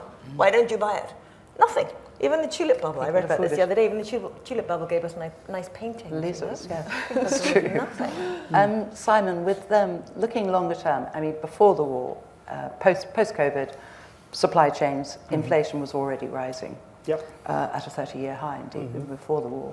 So, and then we have the war, and we've got it exacerbated because of food prices, so forth. Where should we look for general investment, if you like? Where would you, is it equities, is it bonds? What is the sensible? Yeah. So first of all, only because I know that Merrin's eyes are almost certainly burning into the side of my face at the moment. If I don't as an economist own my errors, because we did a podcast a couple of years ago, and I was in the transitory camp. You were. And I will own that. I will own that mistake. It has not proven to be transitory. So I don't transitory. Sorry? Everything's transitory. Well, exactly, with a long enough time scale. But, I think there has been a bit of reverse ferreting going on. I'll own my mistake. Okay. But what happens next is the argument that I'm going straight from this to see a couple of investors on, and the first question they both want asking is, right, so the monetarists who were right on the way up, in terms of big money supply driving inflation, or they were at least coincidental with the rise of inflation, and now saying with money supply now, in shrinking in some jurisdictions, but certainly well below its long-term average growth rate, will they be right on the way back down? And this is the debate as to whether now monetarists have had their moment in the sun, will they now be right for the next 30 years, having been wrong for the previous 30? What point do you sort of change your view? My own view, for what it's worth, is that the war and events leading up to the war, which can trace themselves back to Donald Trump, Brexit, a rise of populism, the focus on shorter supply chains for industrial capacity, native jobs, native controls of economic conditions, will mean this will be a more sticky inflationary period. There are other much smarter economists out there that talk about some of the demographic transitions. Charles Goodhart, Manoj Pradhan, in terms of the demographic transition in China, also having inflationary impulses. But I think if you're looking on the sort of 2-3 year view, and Jerome, fortunately, when I prepared my comments, I hadn't heard what Jerome Powell was going to say last night, but he's certainly preparing markets for the Fed funds rate, interest rates globally, to somewhat plateau at their higher levels, rather than, if you like, the playbook we've become conditioned to since the global financial crisis, which is the first time the PMIs start turning sub 50, so the first time negative growth appears, you get the Fed put, which is replicated by global central banks. I think that model is broken over the sort of the near-term forecasting horizon. So, where would that lead your money? Well, that's the advantage when I'm briefing clients, is that I say, I'll give you the background, now you've got to go and allocate some capital. It's not an easy one for economists to answer. I mean, I think Merrin answered it about 10 minutes ago, which is this shift from intangible towards tangible. I'll throw in another one, and this is to be a bit more upbeat from this period, is that I think the best few years for productivity are about to be in front of us. And I've written quite a lot about this. Yeah, well, the worst ones have certainly been the last decade or so. The rise in the risk-free rate globally will mean that part of the productivity, certainly wasn't all the productivity story, but part of the productivity story, which was a zero cost of capital, misallocating both capital and labour to pretty unproductive enterprises, the zombie company thesis, some people call it, will be a much less viable business model. And therefore, if you're looking at investments, everybody has been seeking growth, the insurgency. Actually, is it now the time to go incumbents? Incumbents that haven't had pricing power for the last 13, 14 years. So I wouldn't necessarily say it's a sector call, so much as I prefer incumbents to insurgents over the next few years, because they'll have the pricing power that I think a zero interest rate environment was very difficult for them to operate in. And also, by the same token, fewer big private equity deals because they just can't fund them. So you're not going to say that. So you're not going to have that sort of real wasted, highly leveraged deal. Good, Merrin. Well, it's unusual. I agree with Simon on I'm getting up and going. Let's both go home. Yeah, exactly. I do think that it's really important to understand that so much has changed that we can't go back to where we were. So if you ask most investors, and if you look at markets, you'll see that pretty much everything predicts a fallback to inflation at the 2.5% relatively soon. That is everyone's expectation, and I don't think it can happen. And it's partly about terrible modelling. The central banks. I mean, this is why don't the central banks have better models? Why? How can they be so wrong all the time? They don't seem to have worked on improving them. They're just wrong. There's no way that we can go back to 2.5%. And this isn't just about the inflationary impulses. It's about the end of the disinflationary impulses. So the big thing that's been going on for the last couple of decades is the entry of China to the world economy, the entry of the labor force in China, the entry of the labor force in Eastern Europe, etc. These have been huge deflationary impulses across the global economy, and they're at best neutralized and at worst reversing. So we have labour costs going up everywhere, along with energy costs going up everywhere. We probably really do have deglobalization. China beginning to look internally. They've got an awful lot of jobs to create. Got to get that domestic economy moving.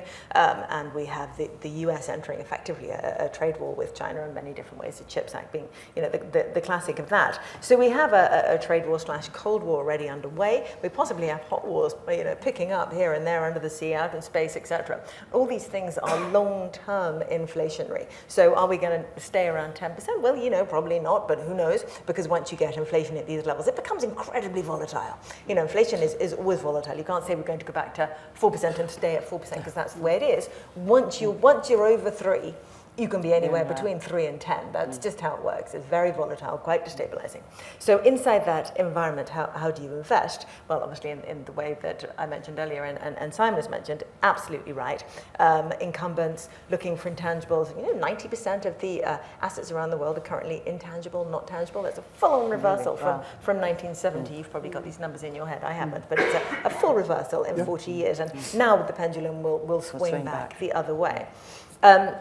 And the other thing, and I'm afraid that everyone says that I'm obsessed with this, and actually I am, the other thing that you should hold in an environment like this is gold. It really is. It's the one thing that has a 4,000-year history of holding its value. It's volatile. It doesn't do it immediately. You don't get inflation up 10% and gold up 10%. It doesn't work like that. But it does work over a reasonably long period. And at the moment, with everyone expecting, the market in general expecting inflation to go back to 2%, I think gold is probably hideously undervalued relative to inflation going back to 5 or 6%. So that's one place to be. I remember they used to say that Bitcoin was the digital gold, and worked out so well today.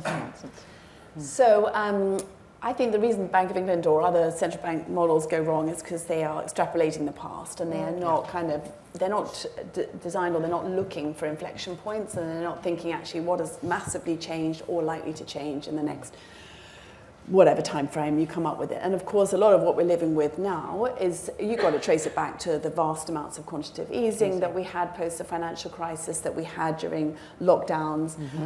You've got to, this has been a many years in the making. Now, one thing of being a fund manager, I was a fixed income fund manager for 15 years, and it teaches you very painfully sometimes, by getting it completely wrong, is that everything gets discounted way earlier, obviously, than. So we are likely to have, as we all know, a really harsh winter in every sense of the word. We're going to see in this country, obviously they're talking about, actually I put down the newspaper this morning because it was so depressing in terms of a strike every day in Advent.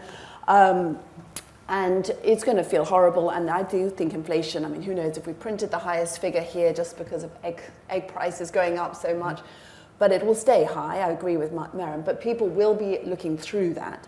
And I actually think we may have already seen a peak in inflation fears. I do think wage inflation, which I think is a real reason why we can't get off the spiral downwards or upwards in inflation, may well just ebb, because obviously there's more of a threat of a harsh recession, and then people will lose their jobs and they'll be less greedy about. I'm not saying people are greedy generally, but they'll be looking for less in terms of pay, and they'll be more anxious about jumping ship and being the last one in, first one out in a new employer. So I think, the darkest hour is definitely before dawn when it comes to market movements, and I actually think bonds and equities will trade together. That's what we've seen over the last year or two anyway. I was on a panel, this is going to be a very kind of blow my own trumpet moment, but just because you have to take the moments when you get them, a Reuters panel on global predictions that was called it was like January the 3rd or something, incredibly close to Christmas, last year, 2021, and I said inflation's here to stay. Look at the US long bond yield, look at the 10-year yield, it's doubled already since its lows. I was laughed off the stage. It was a virtual stage, but I was made to feel like this little high. And I actually think we've probably now seen the bottom of markets, and people will it's going to be awful in real life and better in markets. If I could just also bring the United States' role into all of this, and maybe there's a sort of tangent into the sort of war conversation, but the US was where the policy mistake took place globally. They overstimulated their economy. Fiscally, normally in a recession, households get less income. Now, you can debate whether it's because of Social Security or the rate at which unemployment rises, what that replacement rate looks like. But it's normally in the kind of 70 to 80% of their population level for a deep recession like we saw in the pandemic. US households saw 105, they got more money, 105%, they got more money than they would had there been no pandemic. And what did they do? They put an awful lot of stress on an already stressed global supply chain. The policy mistake from and I'll circle back to central banks, was made in the Treasury, not this one, the US Treasury and the Federal Reserve, and that was the thing that has actually made the jobs of the Bank of England, the ECB, let's leave the Bank of Japan out for a bit for the moment, the special case, very, very difficult because they've had to race or follow the Federal Reserve up higher, and because otherwise they'd have even more imported inflation through a further weakening of their exchange rate. So the policy mistake was in the United States. And the United States, in terms of capital markets, has become so dominant, so large amongst the sort of the benchmarks, that it is just making the economic and investing weather for everybody else. One of the points I'm obsessed by in the investing landscape is liquidity. Liquidity on the US equity market has doubled since 2008. It has fallen by 2/3 across Europe. There is a staggering spread now of liquidity. Why is that relevant? Because if you are a global fund manager who can invest anywhere, you're increasingly, and I'd be interested to know, well, actually, both my fellow panelists' view is that there are liquidity constraints now introduced, days to exit your position. Many US fund managers saying we can't buy UK stock if it doesn't trade more than $5 million a day. That locks out there's actually probably only about 170 companies listed in London out of the almost 2,000 that will fit that threshold. So we're saying that less than 10% of the UK equity market by names is investable by some US funds. There's a big US role here in the investing landscape, which came through the pandemic, through inflation, through the allocation of capital. I don't think we fully understood at a sort of global level, but is now rearing its head. What can we do about that? Oh, pass. Go on. Well, We've got to get more successful here and have more vibrant companies that are trading more often, and then people will buy them. I mean, but we've we got must a also real think lot of how fabulous it is for the retail investor. You know, Yes, let's not forget definitely. that the retail investor is what we're Mm. really interested in, right? Yeah. And the retail investor, as a result of all this, can buy UK companies This is the exceptionally moment. cheaply Yeah. and Which someone's get very been telling high them for a yields. while, yeah. Someone's been telling them for a while, Yes. and you know, now's an even better chance than usual. What are we on? 9 times yield, double the US. That's a 50-year gap. The largest gap in 50 years between US yields and UK yields. Retail investors have a fabulous opportunity to pick up what the professionals can't buy. They should take it. That's the message. Very quickly, we've raced ahead. Some questions. Are there any questions from the floor? Sorry, I was going to open it up sooner, but we've got 5 Time minutes. flies when you're having fun, huh? Yeah. You've got lots of questions. Sorry, yes. Hi, my name is Michael. I'm from the Czech Embassy. And I would like to ask you about, do you think there's any chance of shale picking up in Europe? Maybe not this year, but in next years, depending on how big the overall supply crisis of energy will be in Europe. And is there any way any other country could go to the shale revolution than the US? Well, maybe not in the same scale, because the US has this perfect match of where shale is distributed and where the consumers are. But do you think, so is there a future for shale in Europe? And is there any other country that could profit from shale? Not my area, I'm afraid. That's too specific for me.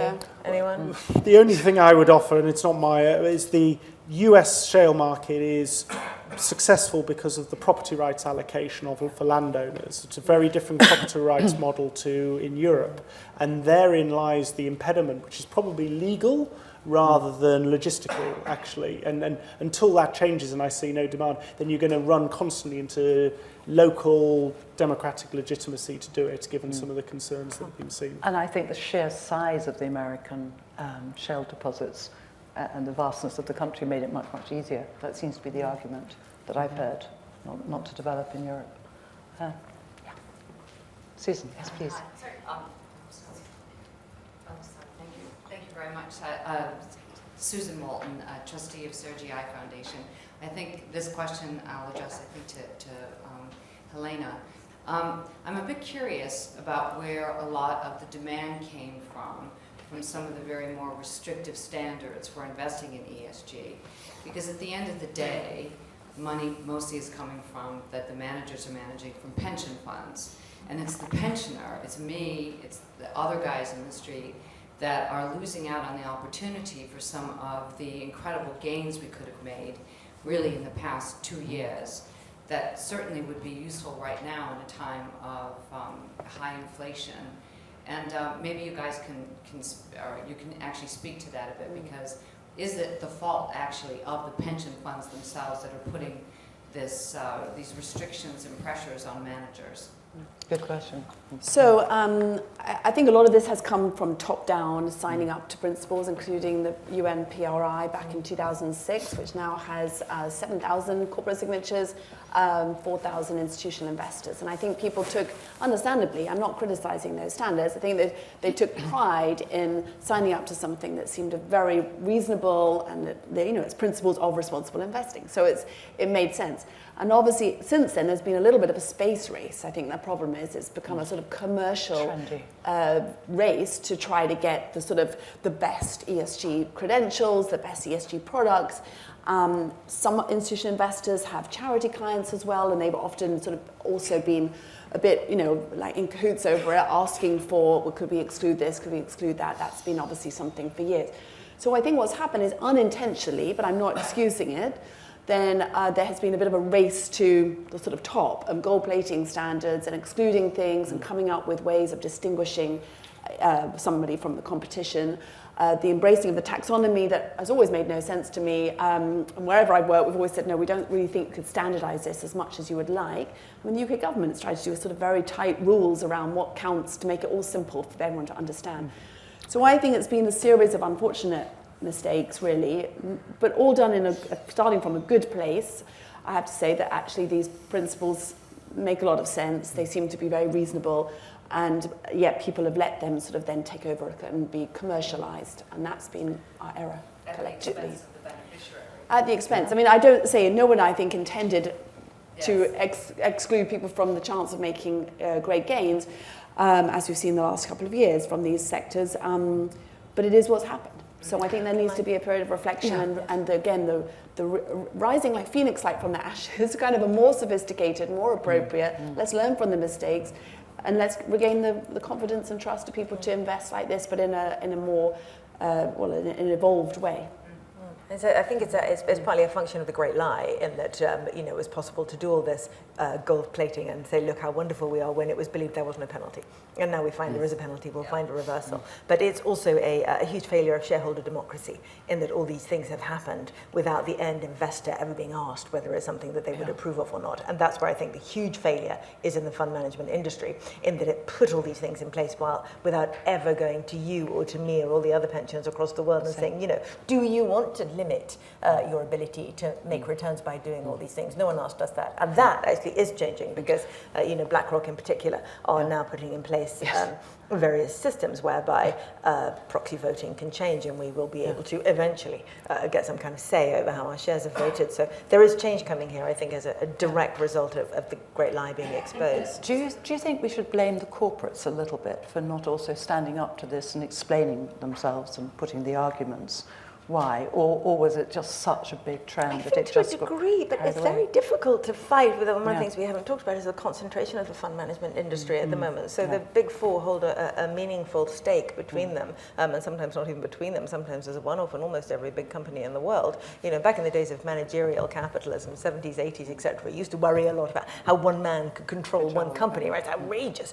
Now we need to worry about how one man, Larry Fink or whoever, can individually control thousands and thousands and thousands of companies, thanks to the rise of passive investing, etc. So I think it's very hard to ask companies individually to kick back against that kind of power. So it is one of the things that I do think we need to lay directly at the door of the fund management industry. Not the pension. Not the pension industry. The pension industry is the fund management industry, effectively. So yeah. I think we've got time for a couple more, and then we got the next session. Susan? So Simon, you just mentioned about the US and the strength of what's happening there. So everyone in the markets probably comes to the conclusion that the foreign exchange area, the FX, is probably the most difficult asset class to get consistently right. So maybe a bit of a leading question, given what you said, and given is there any reasons to believe that the era of this domination, the strong dollar, is going to change anytime, I say soon, anytime going forward, given the known knowns that we have right now? And then Maren directly questioned about gold. Historically, it tends to do well in the times of weakening US dollar. And do you think this time will be any different?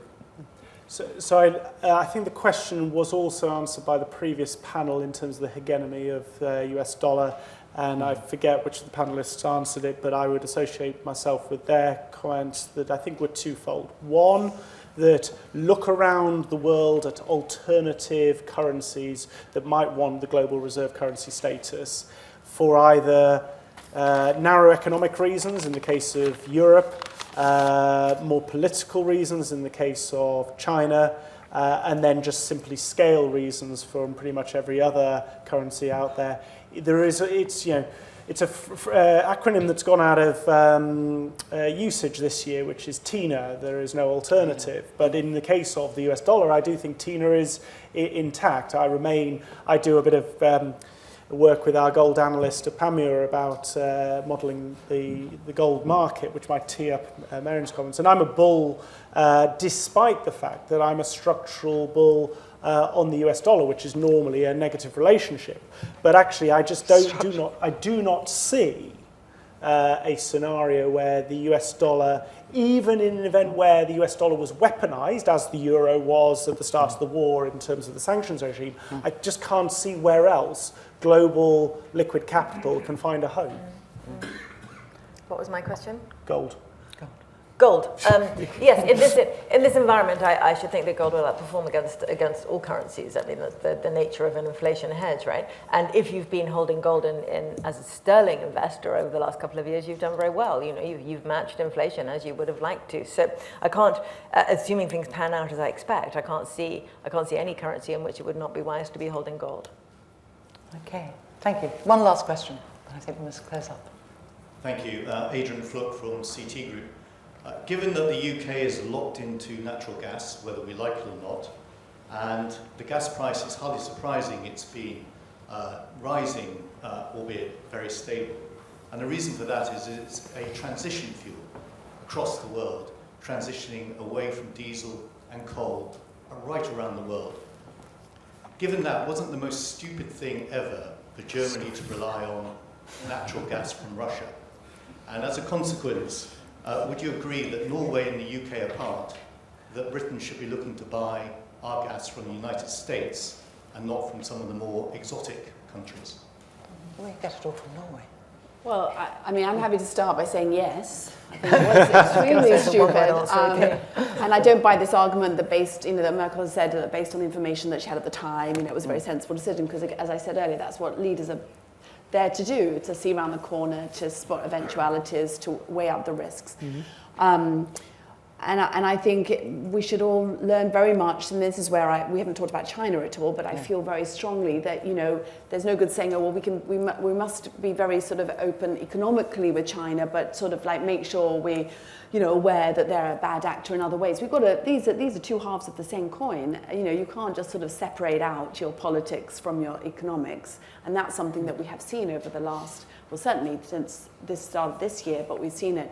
We've seen government intervention, the size of the state, being a very much bigger factor on asset prices and financial markets than we had for a long time before. It was all kind of, analyze the companies, everything was a bit stable, and I'm not looking at that from rose-coloured spectacles. The state intervention, geopolitics have become much more important factors. Very quickly. I think, just quickly, on your point on gas as a transitional fuel, spot on.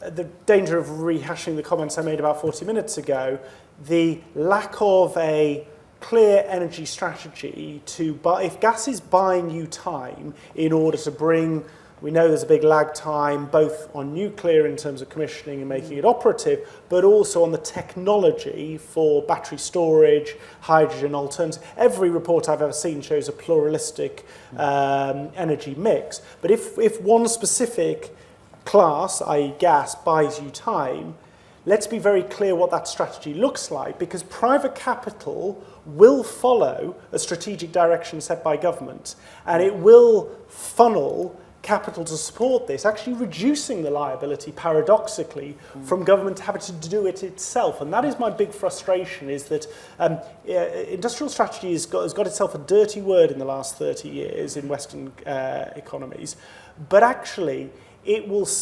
alleviate a lot of the financial pressures being heaped on the public sector if it can signpost private capital to do the necessary job to support that energy transition.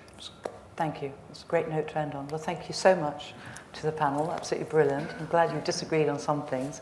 And I think 3 lessons: still buy gold, great time to be retail, and buy infrastructure and tangibles. Yeah? Okay. With all our spare money, we'll go off. Thank you so much. Well, good afternoon, everybody. It's my pleasure to welcome our keynote speaker now, who is Luke Harding, whose book, Invasion, about Ukraine is just out. We're talking about the price of war, but we're going to talk very much about the realities of the war, as witnessed by Luke in Ukraine for much of this year. So welcome indeed, Luke. Thank you, Adam. Hello, everybody. Good morning. Slava Ukraini. Yeah. Let's start with the title, really, Invasion. Yeah. I mean, you were a Russia correspondent. You were kicked out. You then had the honor of being placed on the blacklist this summer by the Russians. But in terms of geopolitics, how much of a shock was the fact of invasion on February the 24th? Well, if you talk to Ukrainians, the first thing they point out is that there's been a war in Ukraine for 8 years, ever since 2014, when Putin annexed Crimea and essentially kick-started a sort of pro-Russian revolt in the east of the country. And a chunk of Ukraine around the cities of Luhansk and Donetsk has been controlled by Russian proxies for that time. And certainly my take on all this was I was convinced when there was sort of images of tanks and these huge armored columns in the autumn of 2021 moving towards Ukraine. I did not think this was a bluff. I mean, some people who follow geopolitics thought that this was a negotiating tactic. And then we got a series of extraordinary maximalist demands from the Kremlin saying that NATO should withdraw from Central Europe and turn the clock back and so on. And so what I did was I just went to the front line. So I went to with Ukrainian forces outside Donetsk, got shot at by Russian snipers. In January of this year, I went to Mariupol, a city that no longer exists on the Sea of Azov in the east of the country, which was, again, about 15 kilometers from the front line with the so-called Donetsk People's Republic, and made a film for The Guardian. And I was sort of in Kiev in January and February, and it was quite interesting because at that moment, both London and Washington were saying very loudly, very clearly, both in public and in private, that this was for real, there was going to be an invasion. I mean, that was the point. I mean, there was a big disagreement, wasn't there? Yeah, and London and Washington going public with their intelligence. And the government of Volodymyr Zelensky, I think, did they believe it privately but not acknowledge it publicly? I don't know. I mean, I actually asked Zelensky about this when there was, he gave a briefing to the foreign press in about February in his Mariinsky Palace. And by that point, Western ambassadors, most of them, including the British ambassador, had been moved to Lviv in the west of the country. And I said, look, do you understand why they've left? And he said, no. This is what he told me. He said, we do not have a Titanic situation here, is what he said. And what was curious, I mean, my book opens with the night before invasion, February the 23rd in Kiev. And walking around, I mean, I had dinner with Andrei Kurkov, the Ukrainian novelist, who's a wonderful, wonderful, brilliant guy. But there were no preparations for war. I mean, and Kiev, for those of you who don't know it, is a modern European city of restaurants, of bars, of hipsters, of e-scooters, of artisanal pizza, of every kind of modern comfort. And it was another normal evening, despite the politics. And I think when the invasion happened, I mean, I was not surprised, but a lot of people were surprised. And what happened when the invasion started? Well, what happened was, I went to this great dinner party with Kurkov, and he served me borscht, which, by the way, is a Ukrainian dish, not a Russian one. And he was, by temperament, he was optimistic. I was pessimistic, and I walked out into the street in the center of old Kiev, not far from the Golden Gate, which is this Soviet-era replica of the original kind of medieval fortification. And I took a call from a contact of mine who had used to work in the Ukrainian Foreign Ministry and was very well connected. And he just said to me simply, the invasion will begin at 4 a.m. And so I went back to my hotel, and of course, how can you sleep? You can't sleep. And then I got a call about 4:30 from a journalist colleague saying it's begun, and there were distant explosions on the outskirts of Kiev, and already this massive tank column started sort of trundling across the international border from Belarus towards Chernobyl, which was sort of captured very early on by breakfast time, and kept rolling towards Kiev through these pine forests. And it became clear that what was going on was really everything, that Putin's goal was to subjugate the entire country, and there was a sort of multi-pronged assault from south, from east, from north. So if the plan was blitzkrieg, and as you say, the Ukrainians hadn't been acknowledging it was going to happen, how come it didn't happen? How come he didn't manage to take over Kiev in 3 days? Well, it didn't happen, I think, for several reasons. The biggest one is that Putin, perhaps like all dictators who are just in power for too long, had lost touch with reality. And I think his whole war plan, I mean, he's also a civilian, he's not a general, but the whole war plan was predicated on, well, hubris and magical thinking, and wrong intelligence. I mean, his spy agencies appear to have told him that Ukrainians would welcome their liberation by Russian troops and would offer no meaningful resistance. And essentially Putin had convinced himself that Ukraine was never a state. Ukrainians were rural Russians. They were like the dumb country cousins. And they were, with a sort of thin, pro-Western, corrupt government and elite who could be swept away. And the ordinary Ukrainians would welcome this. And in fact, what I sort of, in my reporting from the front line, from areas that Russians occupied, from all over the country, what's clear is that Ukrainians hate the Putin regime and do not want to be occupied, were not waiting for liberation, did not buy this kind of rhetoric that they're all neo-Nazis in Kiev. And it wasn't just the Ukrainian army that were fighting back. The number of conversations I had with Ukrainians who saw these Russian columns go past, and what they would do is they'd go around the back and they would make a phone call and they would call in the location of the columns so they could be destroyed. I mean, this is a sort of massive failure of intelligence, really, about the nature of Ukraine. You used to be, I think, a walking companion of Defense Minister Shoigu, is that right? You knew him in the past. I mean, didn't even the Russian military, understand that they'd got this one wrong? I mean, it's hard to know. I mean, it's been, for the Russian military and the sort of general staff, it's been a tremendous failure. I mean, we have to acknowledge that they currently control about 17% of Ukraine, but the way they did it was also atavistic. I mean, I write in the book that some of it resembled cosplay. I mean, these tank columns, it was basically the Second World War plan, actually. And their thinking was, they've convinced themselves that Ukraine is run by fascists, and they were somehow refighting Hitler. And so they were using those tactics. And what the Ukrainians have done throughout this war is they've been creative, they've been nimble, they've been ingenious. And so this tank column from heading to Kiev from Belarus, there were Ukrainian soldiers riding through the forest on quad bikes in the dead of night, using drones and satellite technology, and they would drop a bomb on the lead two tanks and then halt the column, and then they'd blow up the fuel tank, and then they'd sort of disappear like phantoms. And we've seen this all the way through, that the Russian machine is this kind of great lumbering monster. I mean, they have more of everything than the Ukrainians, but the Ukrainians, with the help actually of Western military support and I think intelligence to some extent, plus their own kind of pluck and daring, have managed to kind of stop the monster. And recently in the south and in the east, since late summer, have been pushing the monster back. And you, as we were saying, were a Moscow correspondent for a long time. Let's just talk about the identity of Ukraine, because I mean, it seemed the Russian assumption was that Ukraine was basically part of Greater Russia fundamentally, and yet you've already talked about a modern Western-style city in Kyiv and a very strong Ukrainian identity, even reflected in language. Yeah. I mean, basically, Putin wrote this essay in the summer of 2021, which he published. And it's funny, if you imagine the various incarnations of Putin, I mean, there's scuba diving Putin, there's topless fishing in the river Putin, there is cradling a tiger Putin. And actually, the most dangerous incarnation has been amateur historian Putin, because he had a very strange pandemic. I mean, he's already extremely isolated, including informationally. He didn't see anyone. He called up all these books, and he wrote this kind of mediocre essay, which is shot through with chauvinism, where he argues that Ukraine was never a state. It was a kind of fiction created by Lenin, and this is historical Russia. And that was a sort of predicate for war. But actually, Ukraine is a state.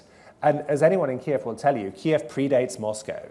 I mean, on the 23rd, I was at a demonstration of Ukrainians on the eve of invasion outside the Russian embassy, and I was talking to one lady who was a librarian, and she was saying, back in the 9th century, we had a flourishing civilization. We had Prince Volodymyr, Moscow was forest and bog, and that's true.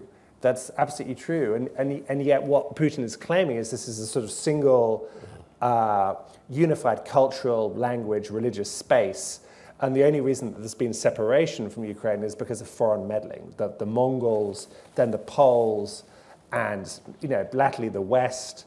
I mean, the other thing is, the sort of whole ideological incoherency about the Putin invasion is initially it was about demilitarization and denazification.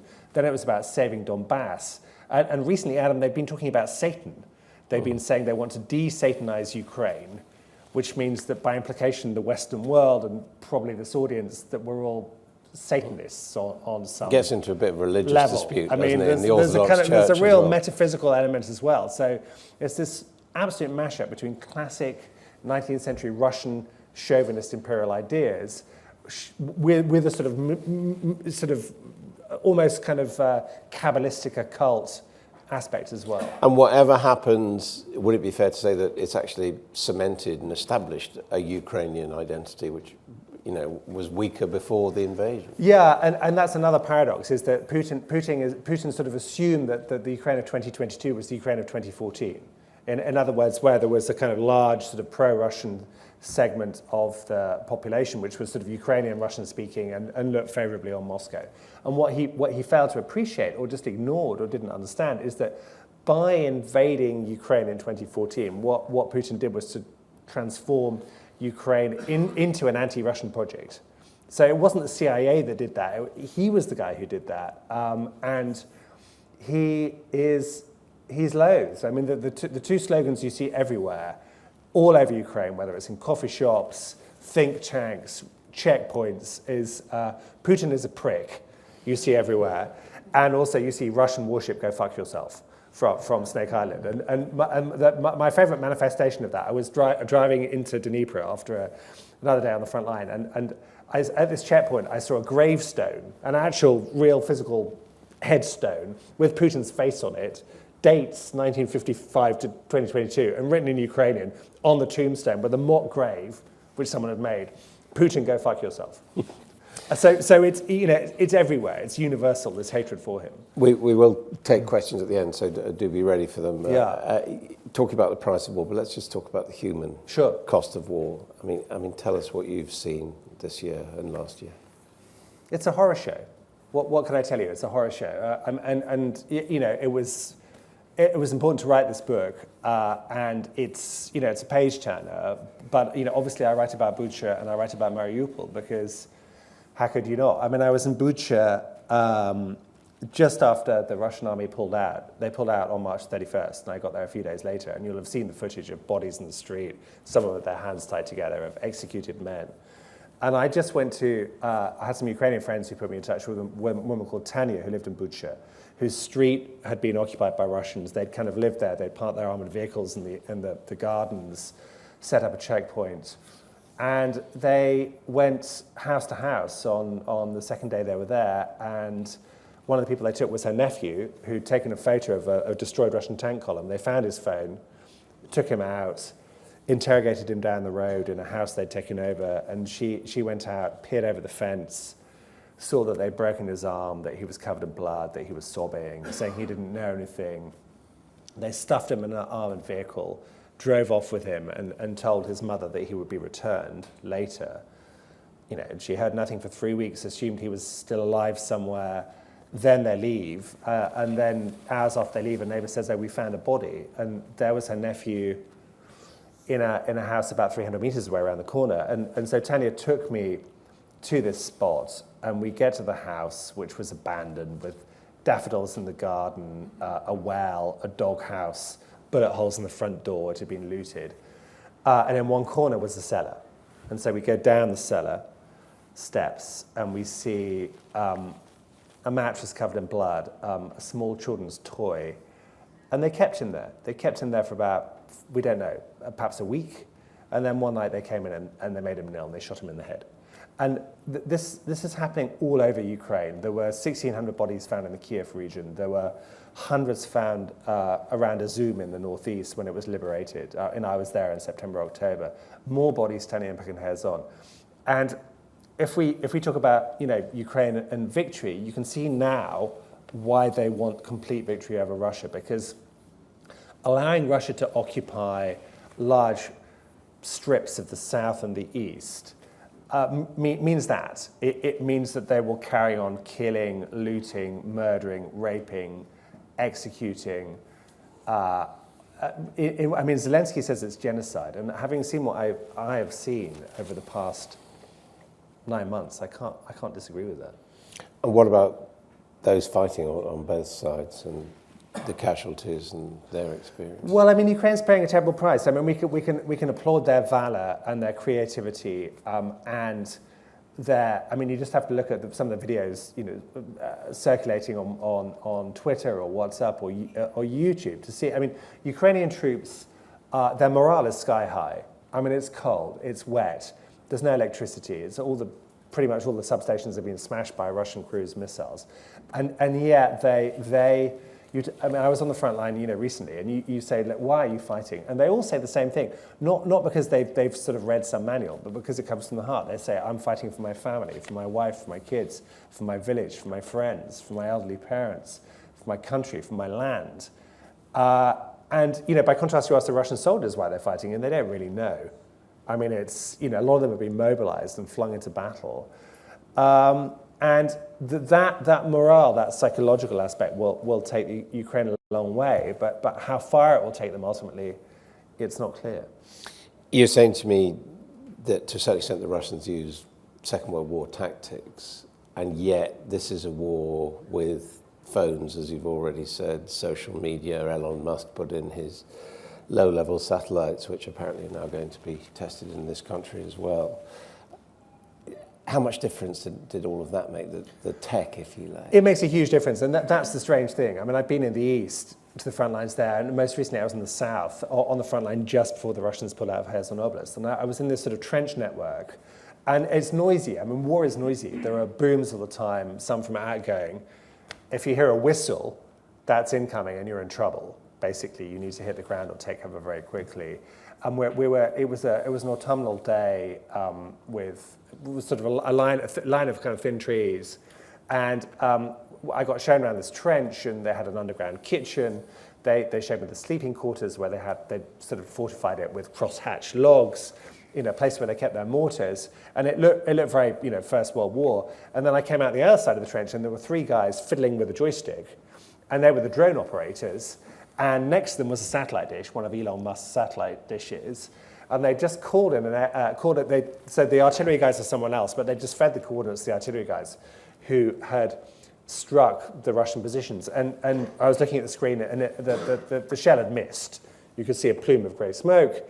And then I carried on the conversation, and about 15 minutes later, there was a bit of a yelp, and they'd got out of a tank or a fuel thing. And in real life, there was massive black smoke pluming across the horizon and over the trees, they'd hit something. And so it's that strange mixture of shells where you're just trying to survive the bombardment, but pinpoint technology. And some of the things the Ukrainians have done, I mean, I don't know if anyone saw did you see the sea drones? That they basically built these sea drones using jet skis and TNT and a satellite system, and they sent them into Sevastopol harbor in occupied Crimea, and they blew up several Russian frigates or damaged them. And it's astonishing. It's astonishing, but it's going to be a long road. And what about the secret war, if you like? I mean, how much help in targeting and things are they getting, from the US, from the UK? Well, no one wants to discuss this. And in fact, if anyone knows about the secret war and wants to talk to me afterwards off the record, I'd be very happy to discuss this further. But basically, the takeaway, I think, is the US, UK, European Union countries, there's a tremendous military effort not in terms of actual people fighting. I mean, there's the odd volunteer, but they're quite small in number. But just the intelligence aspect, the use of military satellites, the targeting, the liaison, I think has played an enormous role. And the other thing I have to tell you, and I don't know if this is controversial in this room or not, but Boris Johnson is enormously popular in Ukraine. I mean, it's almost like a cult. I mean, it may once have been a cult here, but I think that cult is over. But in Ukraine, the cult rages. There is still a cult of Boris Johnson. And what do they like about him? Well, so I say to my Ukrainian friends, I say, look, I know you like him, but he's a liar, he's a charlatan, he's deeply amoral, and don't get me started on the women, and they just say, we don't care, we love him, and they love him for two reasons. One, the fact that the UK government delivered these NLAW anti-tank weapons in January, February, which played a key role in keeping the Russians out of Kiev, because I've seen them. Yeah, I mean, anyone can use them. You put them on your shoulder, you point at the target, you press, and it blows up the tank, if you use it correctly. But also, in the darkest days of the early war, back in February and March, where most people, including I think the Pentagon, had concluded that the Ukraine would fall. Johnson was talking about Ukrainian victory. No one was talking about Ukrainian victory in early spring, and he was. And now that victory seems, I mean, it's a long way off, but you can kind of see the shape of it. And so you walk downtown Kiev, and you go past an art gallery, and there are paintings of Boris Johnson dressed as a Cossack warrior playing a lute with a kind of Cossack hairstyle. I went to Kryvyi Rih, where it's Zelensky's hometown, and I was going to do a worthy story about refugees. And I got to the refugee center, and there's a young woman from Odessa painting a 20-foot Boris Johnson mural with him going like this. And there's also a rap song, and the rap song is I cannot get it out of my head. And if you Google it, you will never forgive me, but it's called Dobry Dzień Everybody. Dobry Dzień means good day in Ukrainian. So if you Google Dobry Dzień Everybody, you'll find it, sung by a Ukrainian comedian called Vasily Charisma, and it's got this thumping rap beat, and the chorus line is Dobry Dzień Everybody, like this. And you go on any taxi and you hear it on the radio. I mean, he could run. So he's using his voice. I think is what he actually he's said. more likely to be president in Ukraine than he is to be prime minister here again. And what about the president of Ukraine? I mean, how much of a surprise was it to you that Well, I mean, so my third chapter is called Servant of the People, and it's all about how Zelensky has, I think, proved himself as a great wartime leader. I mean, one of my colleagues, Jonathan Freedom, described him in The Guardian as Churchill with an iPhone. And what he's done is he's taken all of his skills from acting, from comedy, and he has used them as president in an extraordinary way. And I also I found a speechwriter. Basically, a speechwriter hasn't talked to anybody, but had read one of my books, which had appeared in Ukrainian, and agreed to meet me for coffee. And they've been very clever about doing this kind of virtual roadshow where they address parliaments, they liaise with the relevant ambassador in advance. And if you look at the address that Zelensky gave to the House of Commons, day 13 of the war, and he talks about Shakespeare, and then he riffs off Churchill and says, we will fight them on the beaches, and then he kind of Ukrainizes it and says, we will fight them in the forests, we will fight them in the slag heaps, which is a reference to the east. We will fight them on the banks of the Kalmius, which is the river through Mariupol. And I cannot watch that speech without it sets off something. And Zelensky really, I mean, if it were just an informational war, the Ukrainians would have won long ago. They have been brilliant at getting their message across. And the fact that politicians in this country still wear, UK and Ukrainian flags together is a testament to how effective that outreach has been.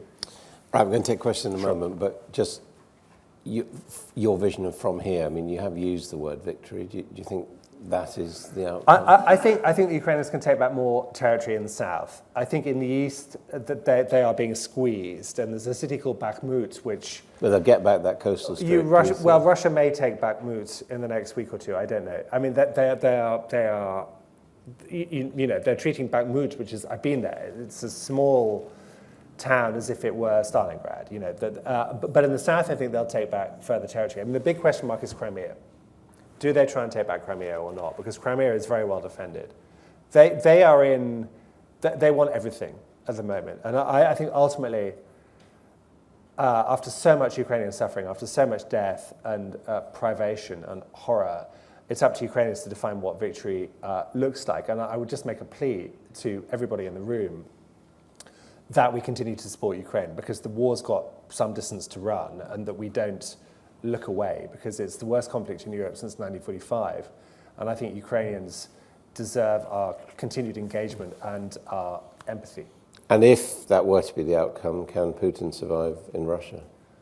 I think Putin's kind of on his way out. And I don't mean there's going to be a palace coup, because there isn't. I mean, we've all watched The Death of Stalin, the Armando Iannucci film, and we know how that ends. I don't see a palace coup. I mean, the elite are pretty solid. Whatever private misgivings they have, they're publicly behind him.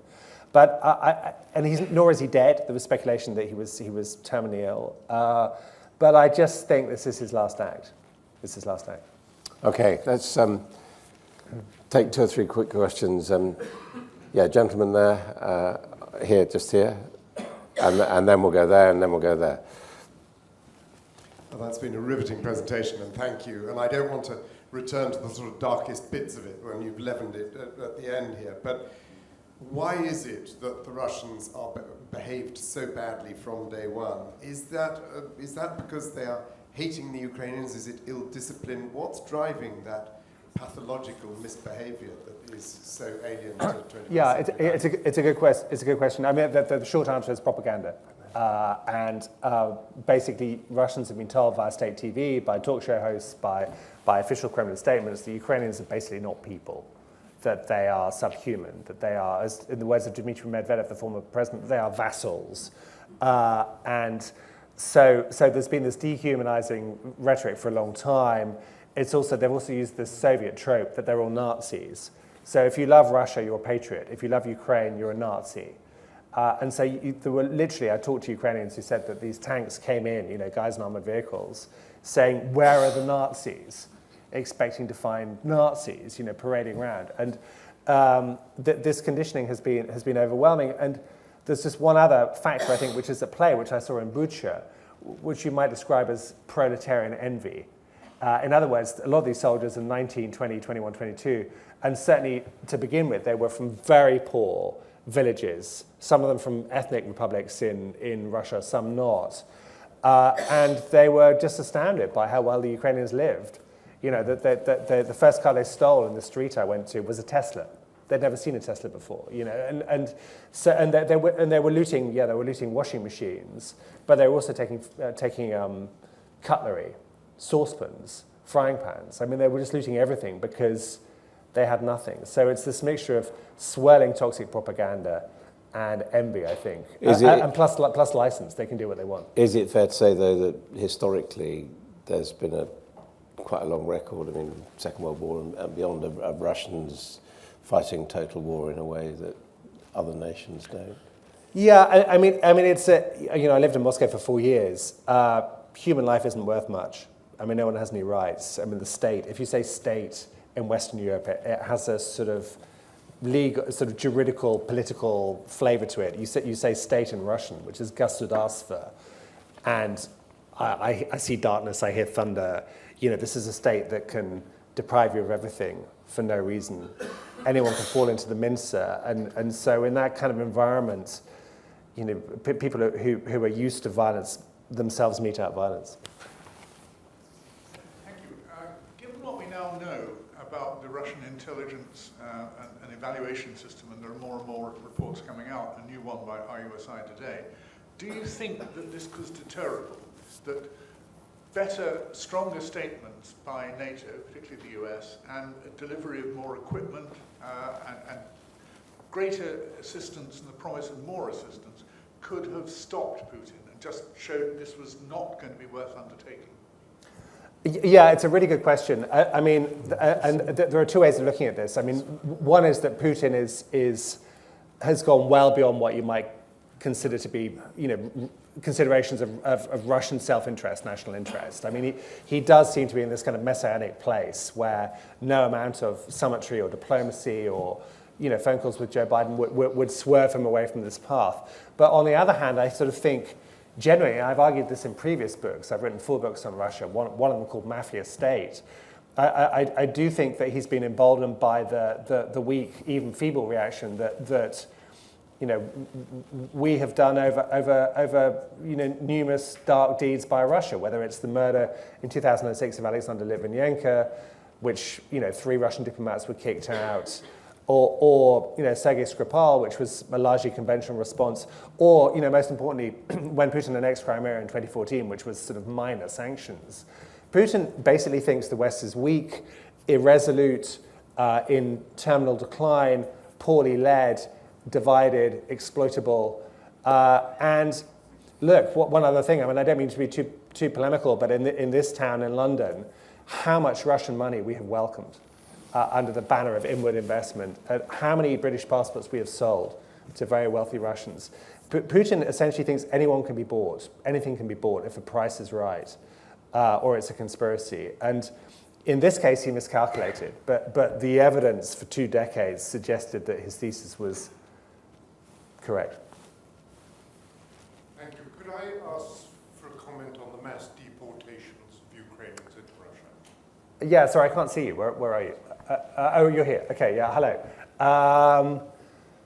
Well, it's part of this sort of genocidal matrix that I was talking about earlier on. I mean, essentially, the view, incredible though it appears to be, is that, as I said, that Putin thinks Ukrainians are rural Russians, and essentially they can either be made into good Russians, embracing Russian culture, the Kremlin and so on, or they can be destroyed. And the deportations, I think, are in a way, it's a way of, well, one, asserting power, but two, de-Ukrainizing Ukrainians, especially children. I mean, that's the most monstrous aspect. A lot of children have been kidnapped, including kids from Mariupol whose parents have been murdered, by Russian bombardment, have then been adopted by Russian families where they forget their Ukrainian language, they're just taught Russian, and so on. I mean, it's just an extraordinary, terrible ideological project. Now, some Ukrainians who go to Russia find their way back again. I mean, some actually then go to Russia, they have connections there. You can't cross the front line, so they go Crimea, Rostov, then they end up in the Baltic states, and then they then come back to Ukraine proper via Poland and the western, west of Ukraine. So it's not that everybody is being relocated, but a lot of people are being deported against their will, kicked out of their houses, and dumped. And it's just... it's an unimaginable horror that this is happening in the 21st century, but it is.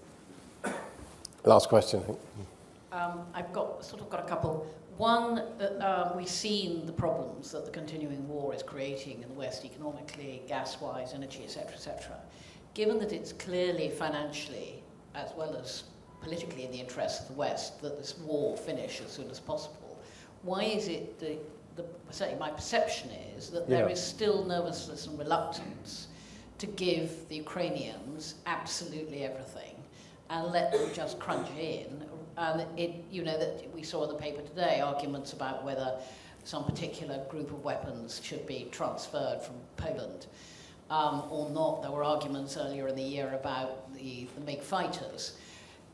Why is there still this reluctance to give the Ukrainians the opportunity to finish it and finish it faster? Yeah. And secondly, if they do come out ahead and there's still Ukraine and there's still the government, what sort of peacetime prime minister do you think Zelensky will make, given that he wasn't regarded very highly as a peacetime prime minister prior to the war? Yeah, both good questions. I think the reluctance is based on wrong analysis, and it comes to a large degree from the Biden administration that essentially has been very reluctant to avoid World War III and what might be construed as direct military engagement with the Russians between America and Russia. And they seem worried that if they give the Ukrainians too much and they start whacking targets inside Russia proper, that this could go down an escalatory road and maybe end up with nuclear, etc. I don't think there's any prospect of a tactical nuclear strike by Russia in Ukraine because Putin is so paranoid. He's told by his spy chiefs every day that the Americans are trying to kill him. He believes it. He thinks, I think wrongly to my mind, that the Americans will retaliate by dropping a bomb on his head. And he basically is first and foremost concerned with his personal survival and power. So I don't see that scenario. My view is that we should give the Ukrainians everything they need so they can actually defeat Russia comprehensively and actually have a sort of genuine victory. And I think the time for nuance is over. Just give them everything. They're using it well. They're fighting valiantly. Let's help them because their struggle is our struggle. I mean, and the other thing is that Putin already considers himself to be at war with the entire Western world. Ukraine is the theater, but he thinks he's fighting America. He really genuinely thinks that. They think already they are engaged in World War III, and this is an existential struggle that Russia must win. On Zelensky, I mean, I write about this in Invasion. His opinion poll ratings were sinking at the time, and now they're stratospheric, and a lot of people who didn't vote for him in 2019 support him. He is, I mean, look, if there is an election, if there is peace, obviously he'll win an overwhelming landslide. What I'm heartened by, I mean, there are nuances. I mean, some of the people around him have a little bit controlling tendencies, but what I'm heartened by is the fact that you do not see Zelensky's portrait in Ukrainian government offices. And I went to a town in Kharkiv, which had been recently liberated.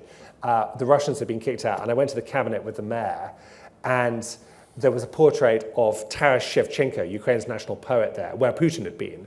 And I said, what did you do with the Putin painting? And he said, oh, we stamped on it, we burnt it. I said, why have you not got Zelensky there? And he said, Ukrainian presidents come and go. Shevchenko is eternal. Well, on that note, many thanks indeed to Luke Harding for this. Thank you very much. Thank you.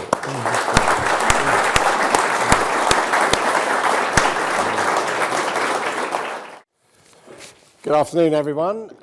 Let me welcome to the stage our panel. Furthest from me, we have Steve Guppy from the Crown Agents. Then we have Jennifer Powers, who's a policy and communication consultant and was a number 10 special advisor on business. Closest to me is Sam Olsen from Evenstar. And I believe, yeah, there we are.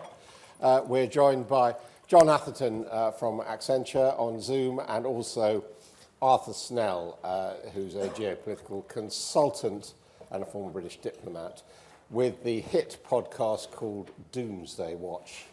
So let's start, as we talk about networks and the impact of the various global crises, let's start perhaps with the pessimistic things, the shocks which global networks have experienced and supply chains have experienced this century. Of course, it started with the credit crunch. Then in this country, certainly there was Brexit, which, whether you like it or not, certainly made a difference to supply chains. Then COVID, and now the war in Ukraine. So Arthur Snell, if you can hear me, could I ask you, first of all, what you think the impact of all those shocks has been on how things are changing in terms of global supply chains? Yeah, well, thank you very much for having me. I hope you can hear me.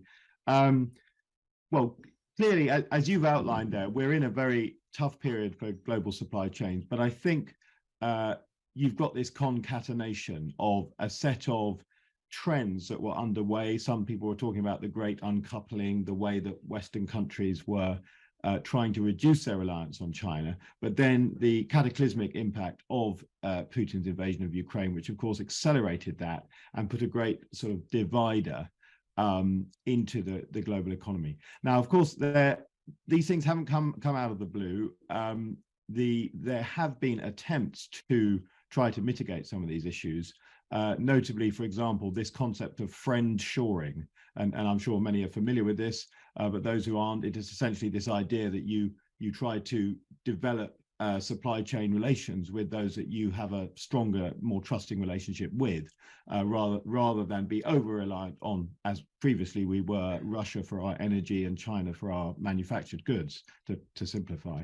And then a version of that is something we're seeing called the Minerals Security Partnership, which is focusing particularly on the crucial minerals that will form part of the sort of post-hydrocarbon era. So I think what we can say, just to sort of in quick summary, is that whilst these shocks have been considerable, and particularly this year, there is always too late and always too slow, but it is happening that Western countries are trying to create the structures they need for the future.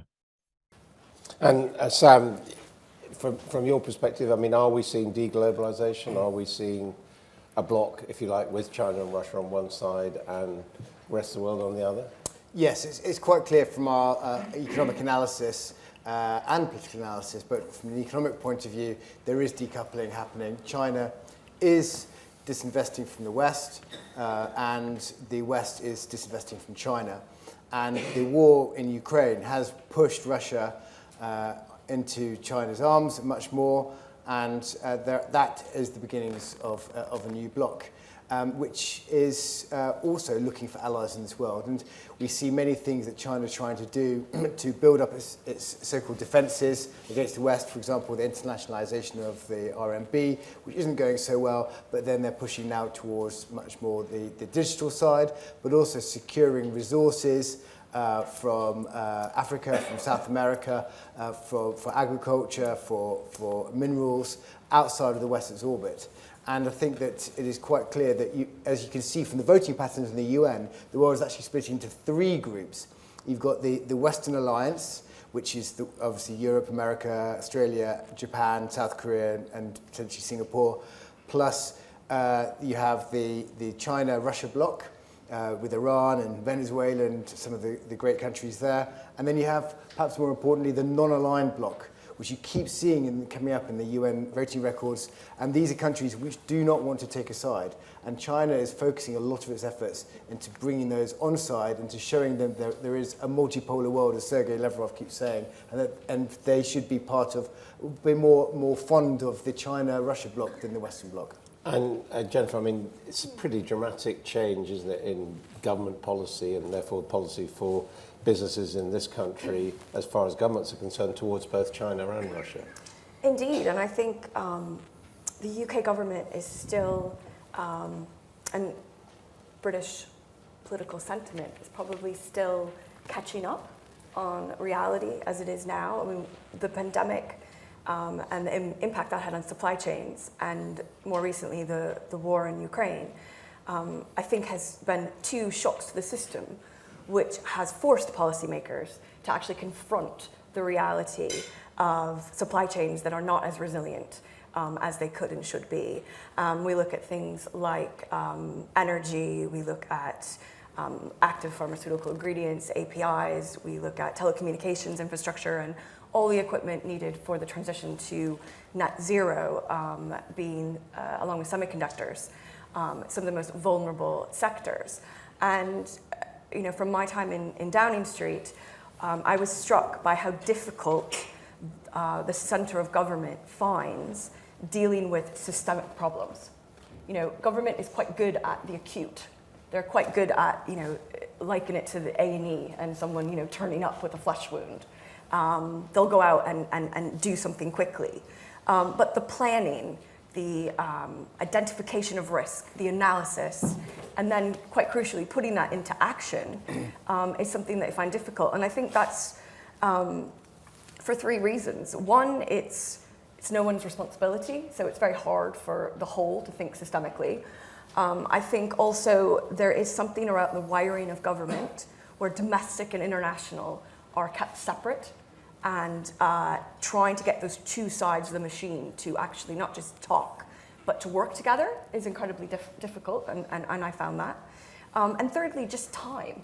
I mean, what strikes me is how China decided around 1975 that they were going to become the world's dominant player in rare earth elements. And from late 70s, 1980 onwards, they have been pursuing this plan. And here we are in 2022, waking up to the reality that in order to meet our net zero transition, we need lithium for the batteries. And in order to keep our populations healthy and alive, we need APIs.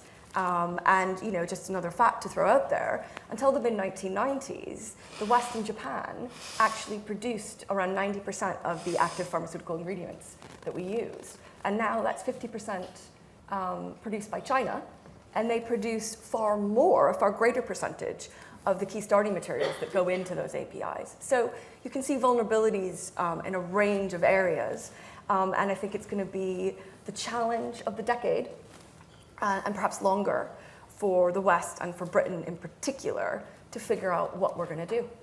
And John Atherton, what are the emerging supply chain issues which you've seen following the shocks we've been talking about? Well, first of all, thank you for having me. Appreciate me being included in the symposium and on this panel because it's near and dear to my heart in supply chain. Certainly following up on Arthur and Jennifer's comments, these shocks to the system in some sense are the new normal. There is probably a place and time where these happened every once 100 years, maybe in 50 years. And now we're seeing those, of course, on a much more frequent basis. Whether those disruptions are geopolitical in nature, potentially natural disasters, health-related, labor, weather patterns that change over time, certainly all have led private enterprise and governments to a place where they need to realize that the supply chain is not easy, right? If the supply chain and the balance of supply and demand were easy, life would be great, but it's certainly not that. In fact, it's the opposite. And so this idea of volatility and variability is a silent killer in the supply chain across all these dimensions. And so really one thing for sure that our clients are saying is that they need to be armed for sort of a new level of dynamics that they have to contend with on an ongoing basis. Later on, as we get deeper into the topics, we can talk about how I think, and our clients say that technology plays a very important role in the world of supply chain for allowing these companies to model their current supply chain frameworks and apparatus, and how to react more quickly and more dynamically than they have in the past. So certainly technology pointed at the need to react quickly to dynamics that are more frequent is certainly a key message that we're seeing in the field. And Steve Guppy at Crown Agents, you're a not-for-profit international development company offering advice. What advice are you having to give people right now? I think there's a number of things in terms of the reality of what we're seeing. I mean, the advice and the work we're doing with governments across the world is for them to try and work out how they become less reliant on the international marketplace. There's a lot of call for how do we produce things locally? How do we have the regional supply chains rather than the international supply chains? And when you think about something like during the COVID response, the price of a container from China to Europe moved from $2,500 to $10,000.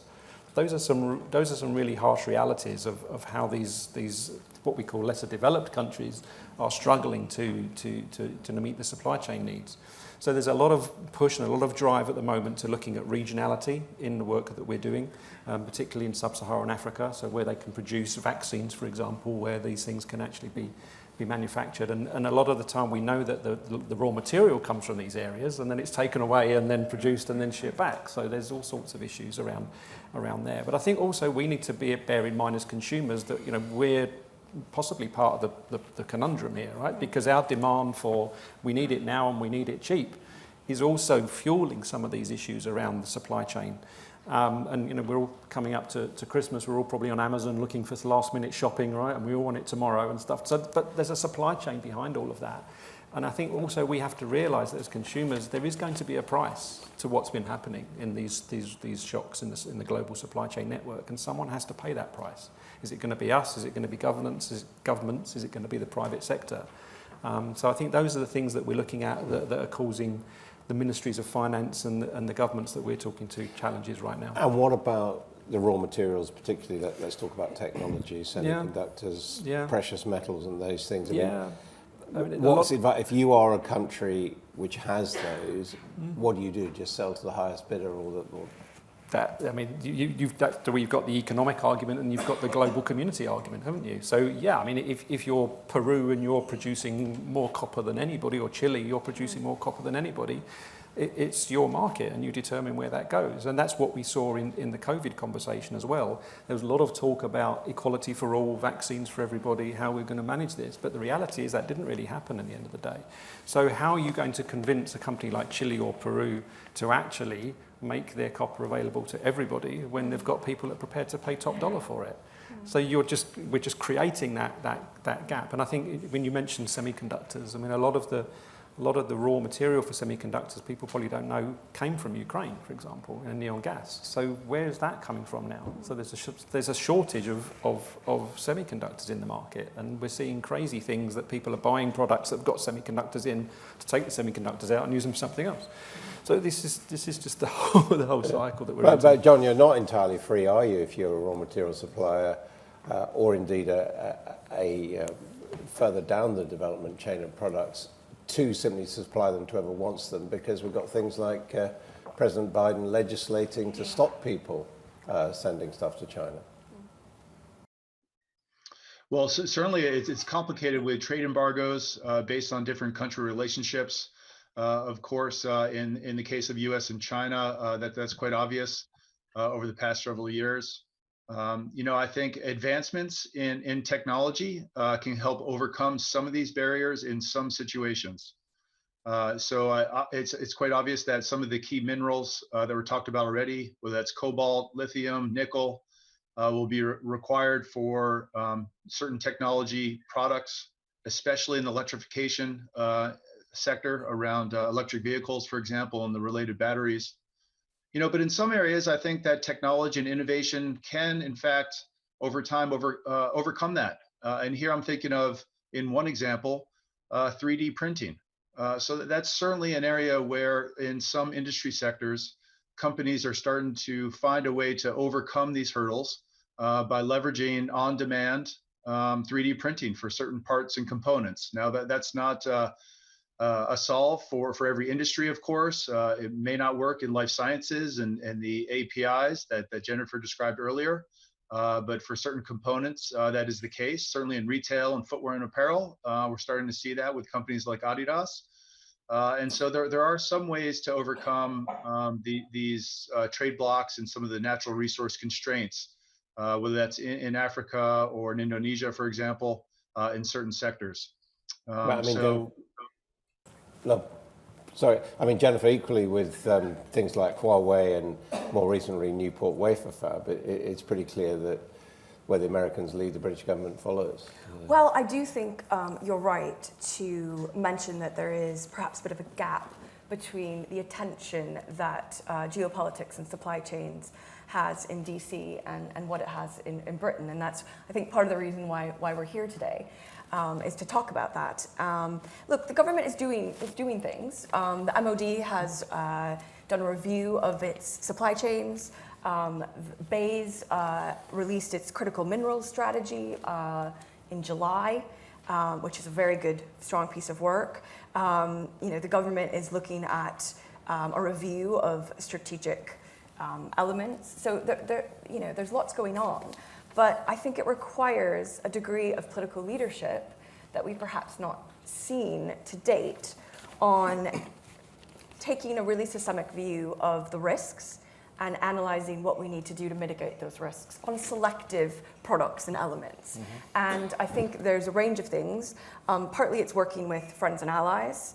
Partly it's friend-shoring or safe-shoring some of those production back.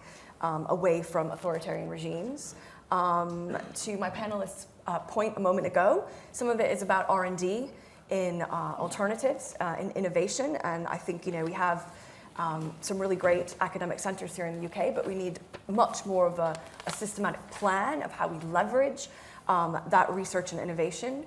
And I think there's something around life cycles and harvesting some of those rare earth elements, for instance, from existing materials. So, and there's geopolitical alliances. So there's a whole range of things that can be done, but we probably need to take a step change in our approach, I would say, in the West and in particular in Britain, if we're going to meet these challenges. And Sam, Ian Martin's picked up on his column in the Times today. I mean, you're warning that, when we talk about technology, as John says, there may be ways around these problems, but we should also be pretty wary of technology manufactured in China.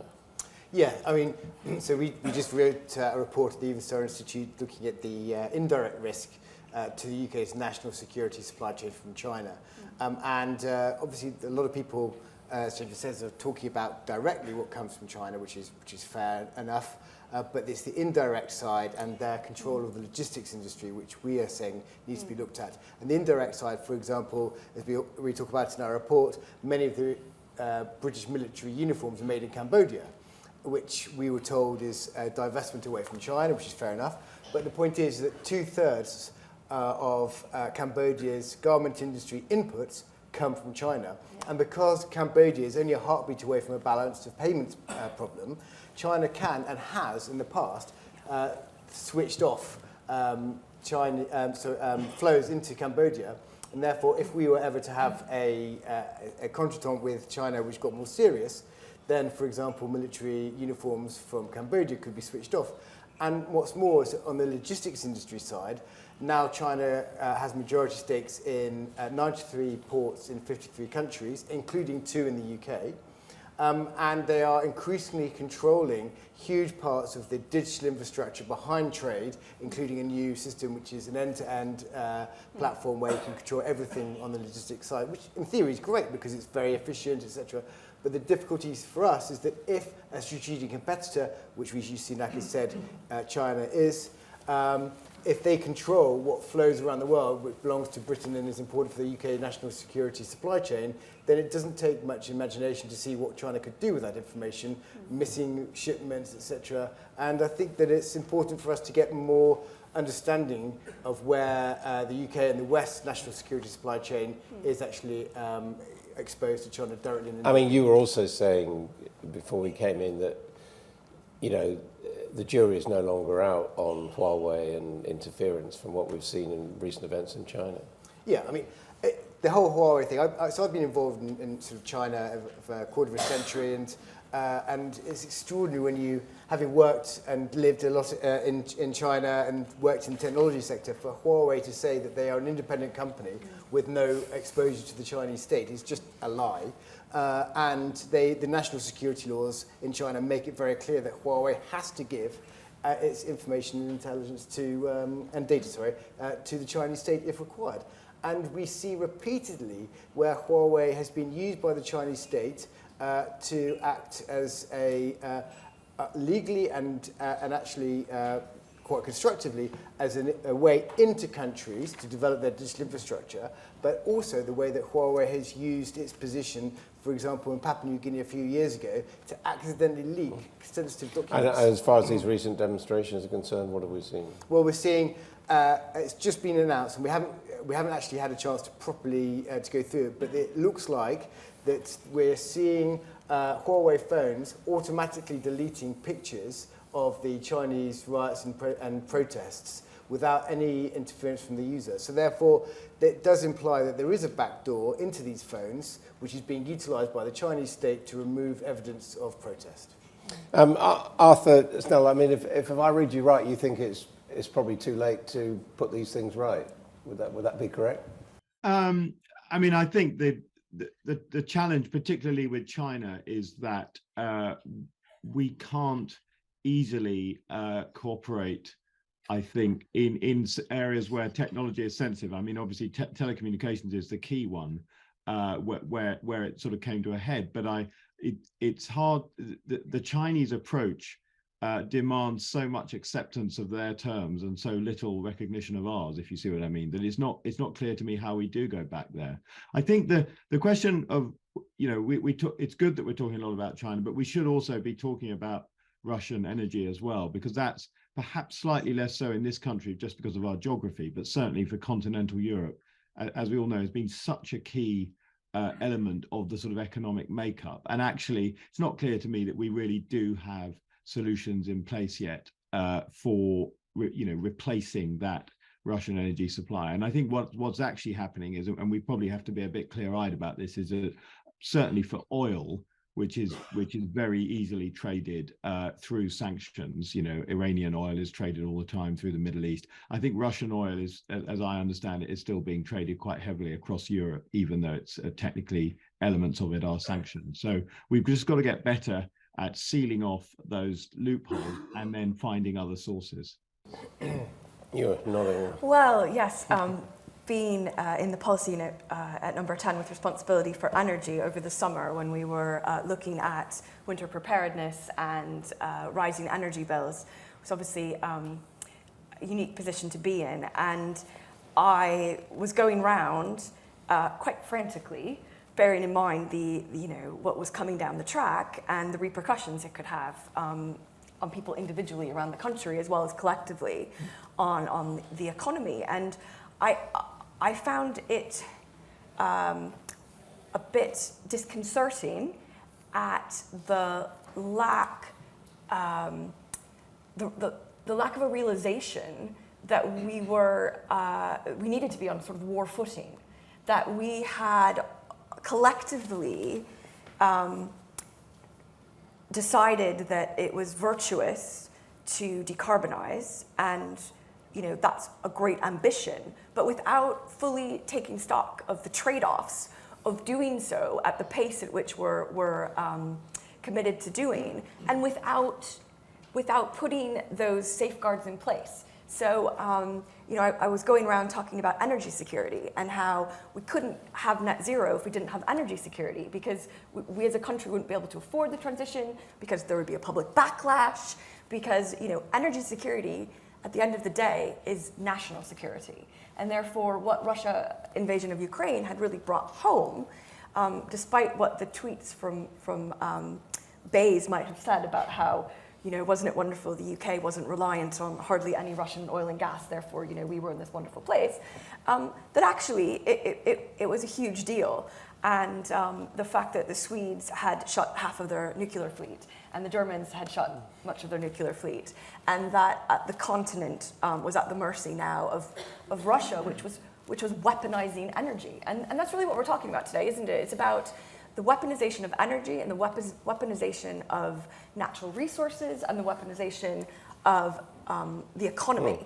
And that's something which, because it is so overwhelming as a concept, it's very difficult for the government to respond. I mean, obviously, we're heading into winter, we don't know, but it was interesting, speaking to Luke Harding, he was saying that he felt that President Putin had miscalculated the power of his energy weapon, and that actually countries had adapted quite well, looking for other sources, finding other sources, and he thought it was going to weaken as a weapon next year and into next winter. What's your assessment of the resilience on energy that's resulted from Ukraine? I think we will find an alternative, we will find a way, and because there are other sources out there. But I think what it's highlighted, as we've been saying, is for many, many years, we've kind of put all our eggs in a single basket in a number of really key areas of our lives. And I think, from healthcare to pharmaceuticals to energy, and if nothing else, this has just brought home that actually we can't be so reliant on a single provider of anything. Doesn't matter who they are and if they're currently friends or not. It's such a risk. It's such a risky strategy. You never know what's coming over the hill. And I think what this is also highlighted, and we've known this in the supply chain industry for decades, is the importance of as Sam has mentioned, these first, second, third tier suppliers. We're all talking about the obvious things, which are oil and gas refining. Yes, that's there because that's big headline making. But how many people really understand third-tier supply chains? Yeah. And this comes back to the point that we were making before. A lot of the stuff that we're buying that we don't even think comes from these parts of the world that we're now in conflict with actually originates from those places. And the uniforms is a beautiful example of that, isn't it? How many people would have realised that? It links back to the energy question, doesn't it? Because 7 of the top 10 global manufacturers of wind turbines are Chinese-owned, right? So of what?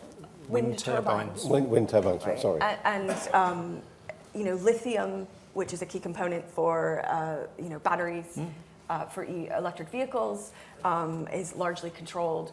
I think it's only 36% of the raw materials in China, but when you go to the production, and refining, it's 50, 60, 70, 80%. It's huge. Yeah. Sorry? 85%. 85%. We will take questions from the audience in a moment. But I mean, it's interesting what you're saying about uniforms, because it's also being said, whether they're made in Cambodia or not, Western supply of uniforms to the Ukrainian army is one of the reasons why strategists are saying they might actually do better during the winter period than the Russians. Yeah, so imagine if our supply for us to get hold of, to give to the Ukrainians, if they start going missing. It was cut off. I mean, yeah. So I'm not saying they will, but it's just, and it's the weaponization of supply chain. And, one of the things that you hit on, the nail on the head with regard to rare earths, and this is a really good example of where we're vulnerable, 85% of rare earths are processed in China. And the renewable energy revolution, all those wind turbines, is based on rare earths, 17 metals. And the reason that they are produced in China is because they don't have the same environmental standards. We have uncovered documents by the Communist Party of China talking about the ecological desolation, hundreds of thousands of square miles of land in China, which the reports say will not have any productiveness on for 5,000 years. And then we're saying that China is allowed to do this stuff and provide us the rare earths, and then we're complaining that they do it without coming up with any different alternatives. John, you've said that you think technology can help people get around the problems of supply chains. Is there a danger, given the production and the amount of technology that's produced in China, that actually in the process of trying to get around the chains and becoming dependent on technology, you actually end up making yourself a hostage to China or somewhere.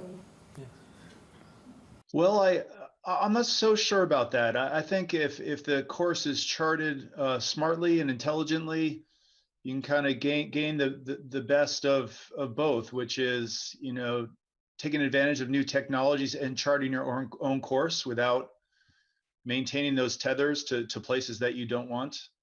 I think the idea of innovation and technology definitely applies to products, as we mentioned earlier, but also to this current topic of energy. You know, it's quite clear that I think there's a lot of headroom and opportunity in new forms of energy. You know, here I'm thinking of hydrogen, ammonia, for example. And so that might help, you know, release some of the linkages to traditional sources of energy that have complicated some of the political issues that we're talking about today. So this is all linked, and let's all just not forget, though, that unfortunately, by some statistics, some say that 60% of global carbon emissions are from supply chain. So it's a massive contributor to that topic. And so as Sam mentioned earlier, or Steve, it's also not just the tier one suppliers, but the suppliers of the suppliers. So it is a horribly complex situation that it's all interconnected. But I do think there's a way forward for countries and governments, as well as private enterprise, to take the right mix of innovation and technology to chart a course forward on these topics. Arthur, what do you think? Do you see technology as a way of stepping back from doomsday?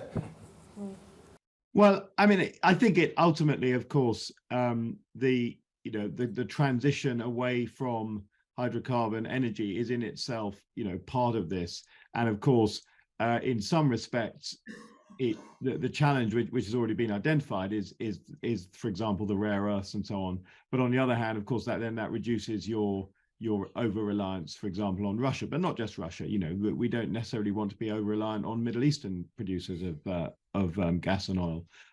So I think the difficulty there is we're in this transitional period, and the transitional period has collided with these geopolitical shocks, both the war, Putin's war, but also Xi Jinping's sort of economic and security war, and you know, because we don't know if that includes a war on Taiwan. You know, that can't be ruled out in the sort of 10-year time horizon.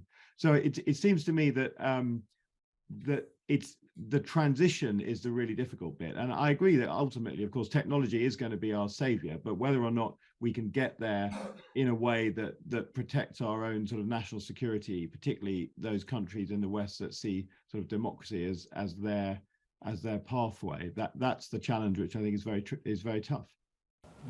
Okay, take questions in just a moment. Just want to mention the word chips. Do we need to move to a sort of bipolar world in terms of chip production? Well, every Javelin that's used by the Ukrainians that's been supplied by the West has 200 microchips in it, and almost all of those come from Taiwan. Okay, so basically more than half of the world's microchips come from Taiwan, 80-90% of the most advanced ones. We know this is an issue. America's got the CHIPS Act. It's trying to ensure this, but just to be very clear on this, it is said time and time again in our research when we're talking to scientists, the most difficult factories to build in the whole world, far more than anything to do with the space race, are chip manufacturing, or fabs as they're called. And it is going to take a lot of time, and the $50 billion that America's put into developing its own fab industry in the next 5 years is way too low, we believe. And so we need time to be able to get away from the impact of Taiwan. But it also means strategically, it's very, very important for us to protect Taiwan. Yeah, and the only thing I'll say on that is Neil Ferguson, but we should talk about him too much, but he and I have spoken often about Taiwan, and the thing is that we say is that Taiwan is a totem now. It's much more than the fact that it produces chips. If China now keeps going on about the great rejuvenation of China will only be complete when Taiwan is taken back, as Xi Jinping has said many, many times. But also America knows that if Taiwan goes and it is taken over by China, then that is the legacy of American security, control, and hegemony in Asia gone, because no one ever believed them again. Chips plus, yes. I think that this has the potential of being a shock from which would absolutely cripple British economy and society, and for all those reasons, is being addressed by the US first and foremost, not because of Britain, but obviously for their own self-interest. But one of which it would behoove us to work with friends and allies to put ourselves in a better position. And semiconductors and telecommunications equipment, because of Huawei, are perhaps the better known, not easy to solve, but the better known issues. And I think energy is not intractable. I think there are solutions, but I think we are at risk over the next 10, 20, 30 years whilst we make that transition, and that there are elephant traps sat there for us with regard to the elements that we need to produce hydrogen or produce the wind turbines or produce the batteries and other storage for energy. So I don't think we can assume that that's going to go off without a hitch. I think we have to be very clear-eyed about the risks. And from your point of view, the Crown Agent is encouraging or helping people to form sort of blocks, protected blocks. Is that important? They already exist. SADC has been there for, the Southern African community's been there for since the 90s. I mean, so these organisations, these structures are there. Things like, they were set up to do pooled procurement so they become resilient in their own right. I don't think SADC's produced a single pill or bought a single pill since it's been established. So we're seeing a lot of these, they're already there. The Organisation of Eastern Caribbean States, for example, they exist, these groups. I think it's just coming back to the AI intelligence point. I think we've got to be slightly careful that that's not a silver bullet to anything. I mean, it's going to give us great visibility on what's going on, but actually there are going to be risks to that conversation as well. But these blocks already exist, they're there, these friendships are around, but then you've got these inter sort of regional rivalries and activities still that we see play out every day in our work in the global world. So, right, now we've got some minutes left. Are there any questions in the audience? Please feel free to direct them to any of our panoply of experts. A question there, first of all.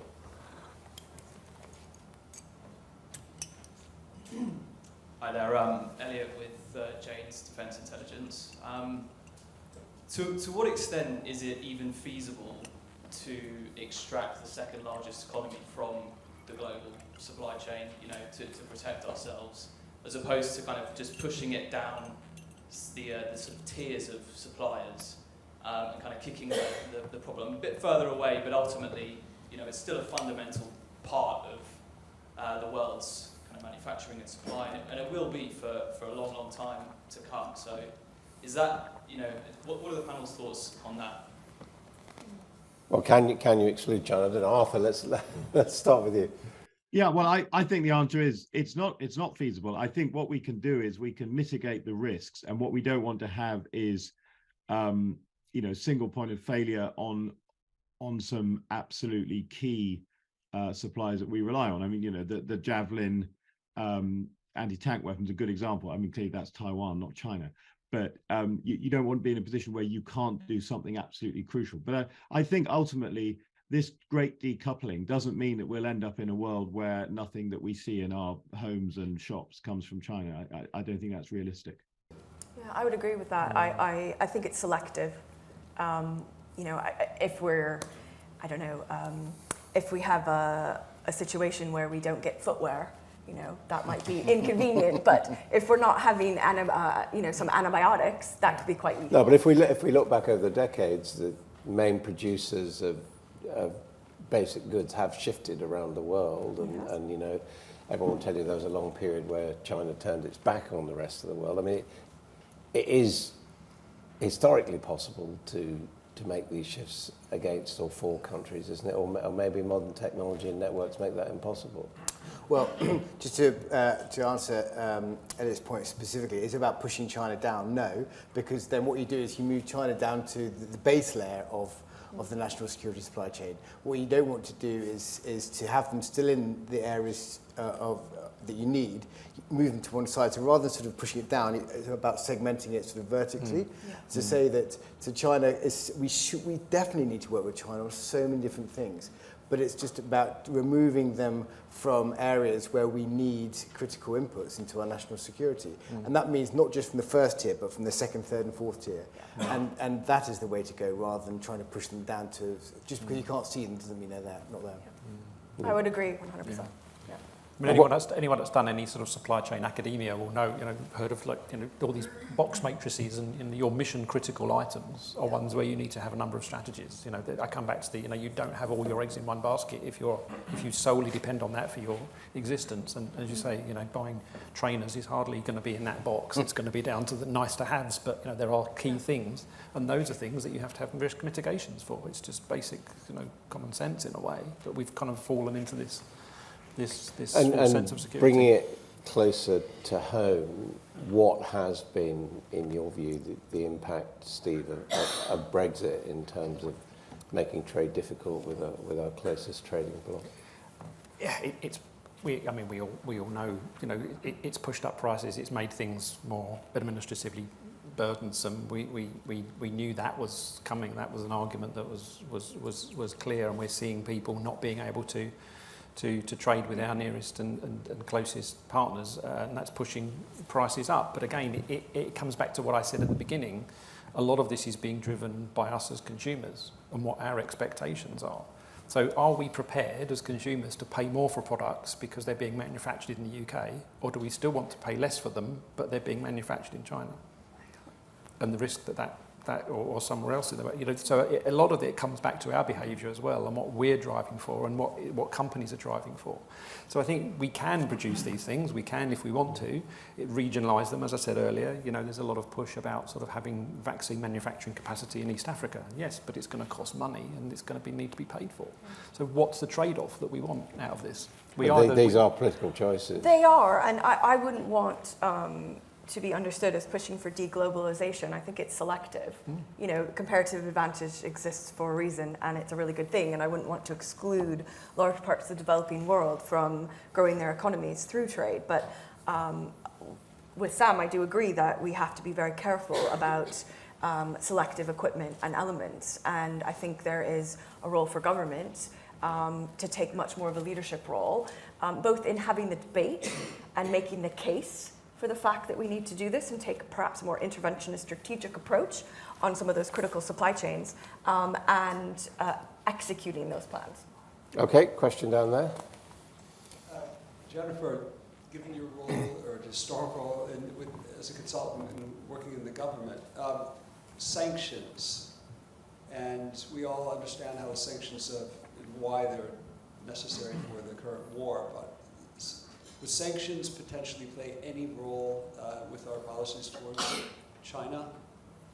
And are they effective? Or could they be effective? I think that's a really big question. I probably can't answer in its totality. I do think it's interesting what the US has done around solar, because looking to grow their domestic solar panel productions. Because at the moment they're mainly made in China. They're mainly made in China, and a lot of that happened,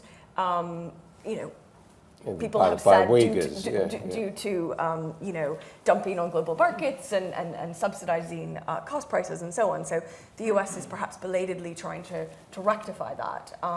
And so, there's serious trade-offs to be made. I think, sanctions, thankfully, there weren't too many products that came out of Russia and Ukraine that caused, they're on the sanctions list that caused us difficulties. But we can clearly see the impact that having gas and oil cut off to Central Europe has had on us. I mean, it's not lost on anyone that energy prices have gone up fourfold in terms of heating our home and keeping the lights on. And whilst that's currently being subsidized to a huge extent by the government, that is going to have an impact on the public finances and the national security of this country for a long time to come. So it certainly had ramifications. sanctions are really important because I'm sure many of you know that China has now introduced counter-sanction laws as of last year, which basically means that if China does something which we don't approve of, Taiwan or whatever, and the UK puts sanctions on China, instantaneously China puts sanctions back on us. And there's counter-sanctions. And those are state sanctions, and also the individual private companies can take action against British companies too. What that means is that because of the threat of appropriation of assets in China and imprisonment of staff, it means that if something happened and the sanction regimes kicked in on both sides, we would most likely see what we call the great split happen within days, if not weeks, where literally every company, British company in China would have to bring everyone home that they could, lest they got in trouble. And sanctions, if we put them on thinking that's something we can do without any pain, I think that we would find very quickly that it would cause us a lot of pain. Now, that's not saying we shouldn't do it if China went in, but we have to go into these things with our eyes open, knowing that China has agency as well, and actually it is thinking about how to defend itself if they do something that we don't agree with. They don't want to do what's happened to Russia. Well, our time is nearly out. I just want to end with some final thoughts from each of our panellists. And basically, I want from you either a prescription, something you think we should be doing to improve global supply chains, or a warning about something you think is going to happen and go badly wrong and affect us. John, what would you say there? Well, sort of in closing thoughts, I think one important aspect that maybe Steve touched on briefly was changing consumer behavior. And here I'm thinking of the circular economy. So we're all in it together. I think with slight changes in our preferences around products, our renewed interest in recycling and in reuse, a lot of these constraints might be mitigated. So I think circularity and a responsible supply chain around recycling and reuse is an important aspect from the consumer perspective. Steve. I'd like to look at it in the positive aspect. I mean, the supply chain has been dealing with these issues for decades, so we will find a way through it. The industry will find a way through, but I think the warning is that it's not going to be without pain, and I think some of that pain, as we've said, is going to be the economic pain of the choices we have to make to make sure we're resilient. Arthur. Yeah, I'm going to actually focus on just something that we haven't had the chance to cover, which is the impact in sort of developing countries. I was in West Africa just a few weeks ago. I mean, in Ghana at the moment, you've got inflation above 40%. So the supply chain and cost of living crisis that we all talk about in the UK, it is massively more significant in those countries. And of course, there are knock-on impacts which would be a whole session's worth considering in terms of the economic instability and political instability that follows that. So we need to keep an eye on that as well. Sam. Well, I'll say what we say in our Even Star Institute report, which is the UK government and UK PLC need to properly get to grips more with the first, second, third parts of the UK supply chain, specifically on national security, and work out how to decrease the risk and the exposure to China. I would say, ending on a positive note as well, there's a fantastic opportunity for the UK government to to really grab this and put us on a much more sustainable path with regard to our critical supply chains. And as they say in politics, the best time to start anything is yesterday, and the second best time is today. So from here onward. Well, thank you very much indeed to John Atherton, Arthur Snell, Jennifer Powers, Sam Olsen, and Steve Guppy. Our panel, thank you. Right, I think everyone's in here, so let's start. This session and the next section are going to talk about economics. So just as well everyone's had their after postprandial snooze. But no snoozing at all. It's a great honour to welcome Martin Wolf here, who is Associate Editor of the Financial Times and also its Chief Economics Commentator, although he ranges far more widely, at least one of his weekly columns. Welcome to you, Martin. I just want to start with a very simple question. How depressed are you about the state of the world? Or perhaps you're not depressed about the state of the world? Yeah, that's a very good question. I'm not as depressed as I probably should be.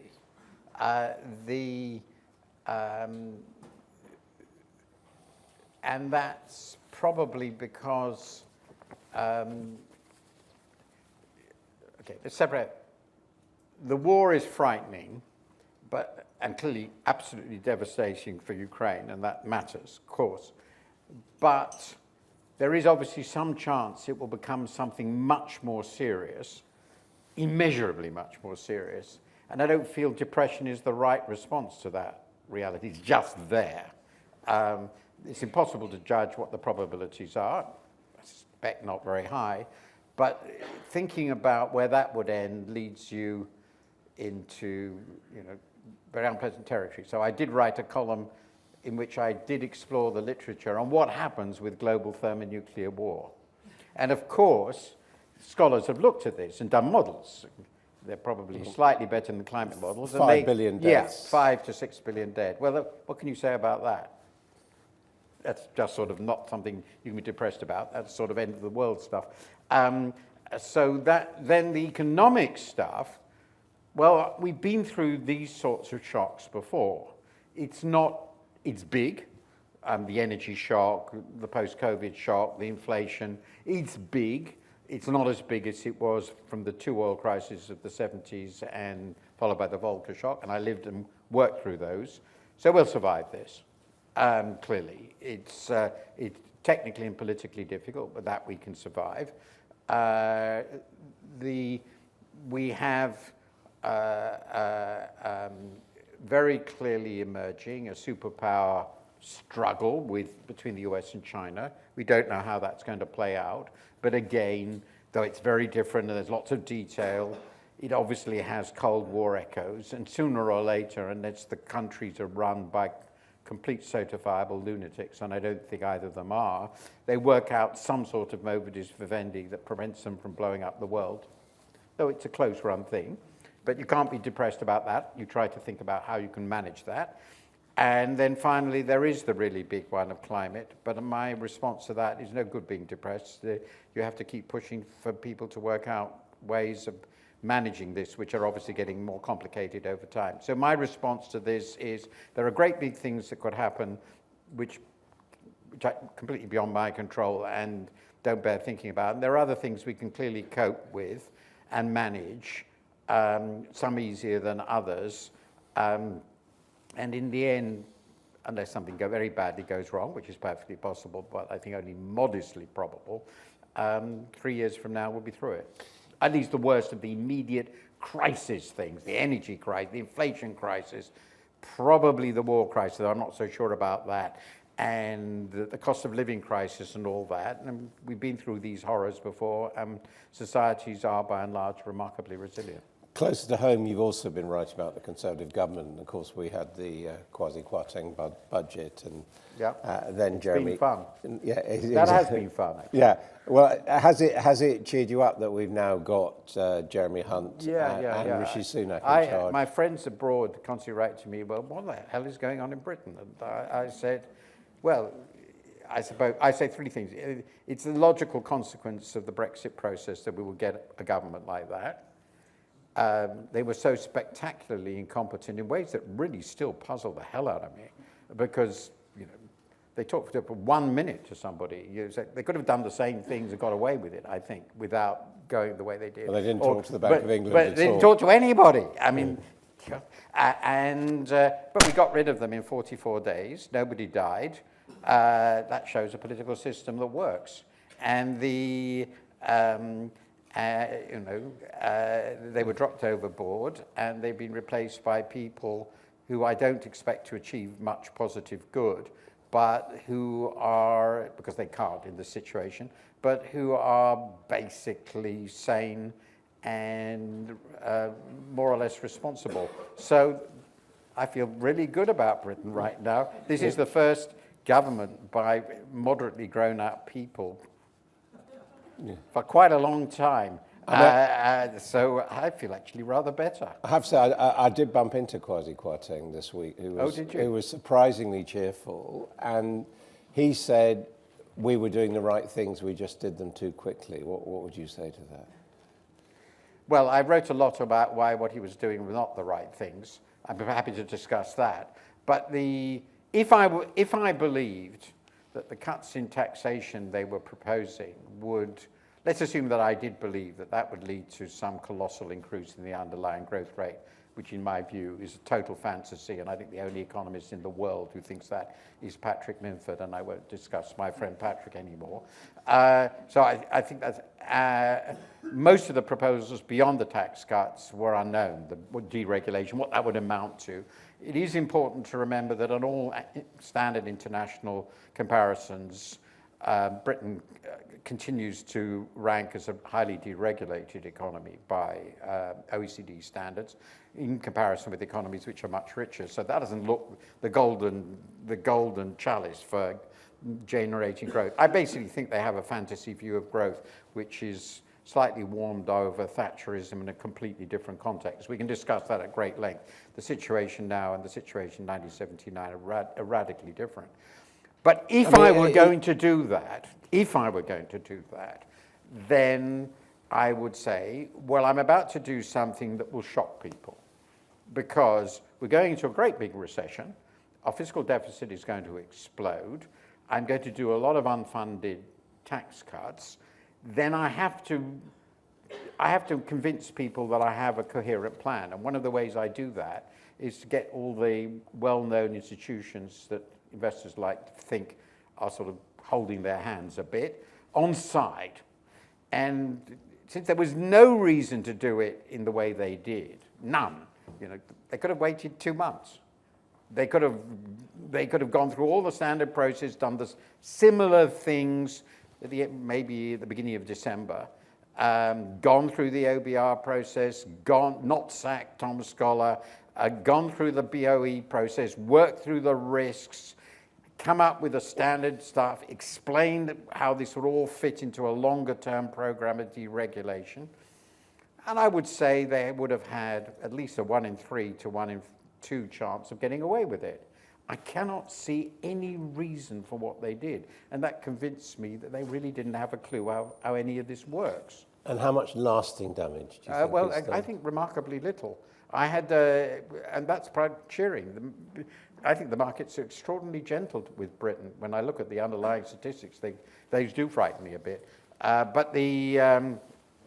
So there was this, quote unquote, this is not my phrase, but market phraseology, the moron premium. So I looked at this when I did my column on Hunt's mini budget, or whatever they called it in the end, autumn statement, which wasn't an autumn statement because it was a budget. God, we should get this terminology clear. Anyway,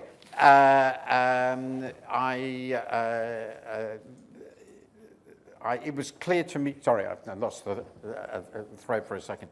The moron premium. Yes, sorry. We looked at this in a very precise way, which was the relationship between the 10-year bond yield in the UK with France, which is a good, and it exploded upwards and it's gone all the way back down. So it's gone. So people have concluded abroad that this was a blip. Britain is back being run by basically numerate and basically sane people who can run the institutions in a convincing way, and that's gone. Now, that doesn't change the reality that we are very likely to have a significant recession. The fiscal deficits are going to be very, very large. We don't know how the energy prices are going to evolve, so they may have to spend more than they now hope. We don't know. I think there's a reasonable chance of that. Markets may turn against them more dramatically because of events, or against the country because of events beyond our control in the markets, or worries about what the election might bring. Less and less likely, but possible. So all that's quite unpredictable. And there's, of course, the possibility that events out there will make the financial and energy crisis we're now confronting substantially more severe. But as things are at the moment, it's a reasonable guess. Inflation will fall a lot. Monetary policy will tighten, but not dramatically here.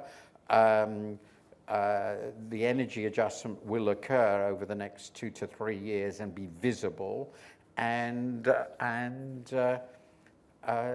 we won't be racked by a colossal destabilizing financial crisis, which will be uniquely British. I think that, to me, now looks substantially less likely. In fact, quite low probably. So it's a global mess. Well, if you've got something like the global financial crisis of 2007-8, we're going to be part of it, for sure. We're a big financial center, then that will hit. And if there's going to be another colossal rise in gas and oil prices, we're going to be part of that. But I don't think this sense we had with the Kwarteng mini budget that we were going off on the deep end, into the deep end on our own, and everybody else was behaving like a more or less normal developed country. I think that's gone. You did, though, write in global terms about a polycrisis. Yeah. I mean, do you think we are on the brink of something on the scale? Well, this is the interesting thing about where we are. If you leave aside the climate thing, which is obviously getting worse and worse, what's remarkable about where we are now is how many things are happening at the same time. I think the individual components, as I've suggested, aren't as bad as in the past. The financial crisis 2007-9 was much more severe than anything we're seeing now, or in my view, likely to see.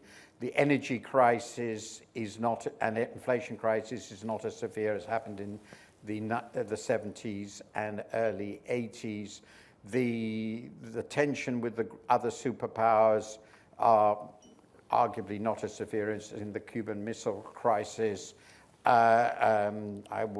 Despite this war, but and the pandemic, though a very significant jolt, was actually, as a pandemic, significantly less severe than the Spanish flu, on many dimensions.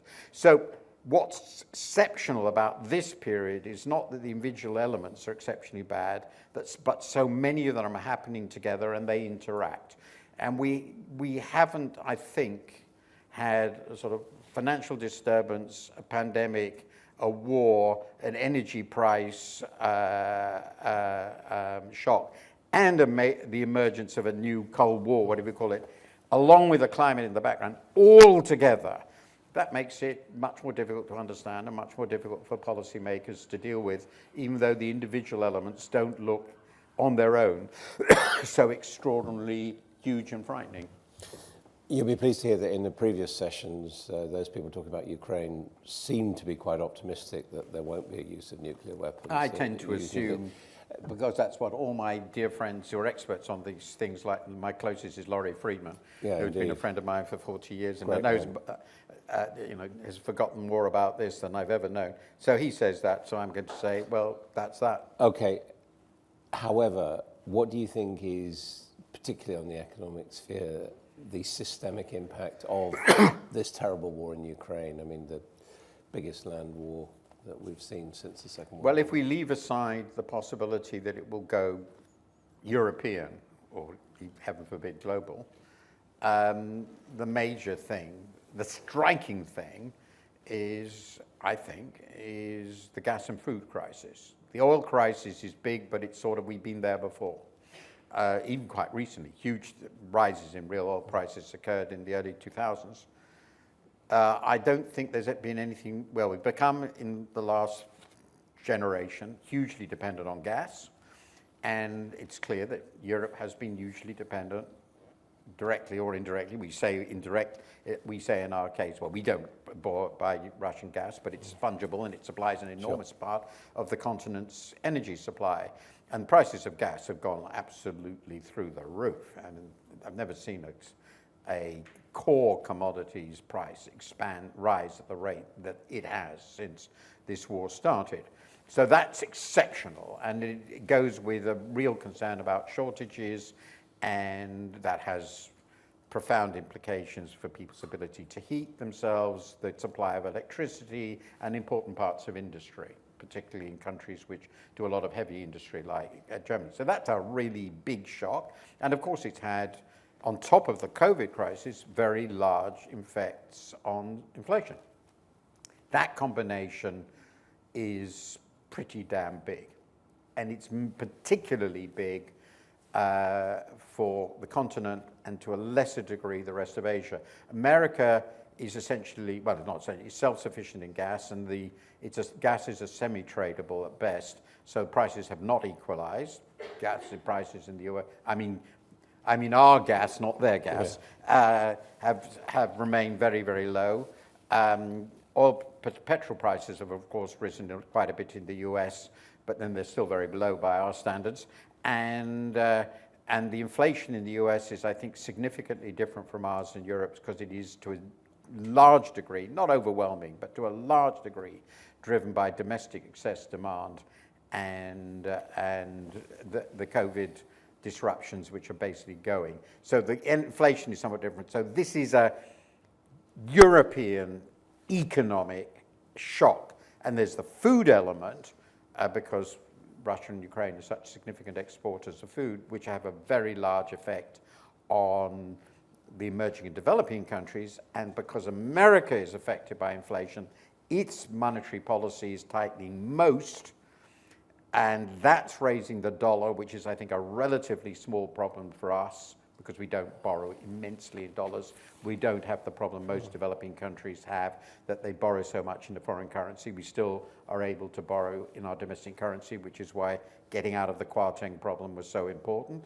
Once you're in a situation when you can't borrow in your own currency, you've had it. So, but that's not the situation of any developed country, including ours.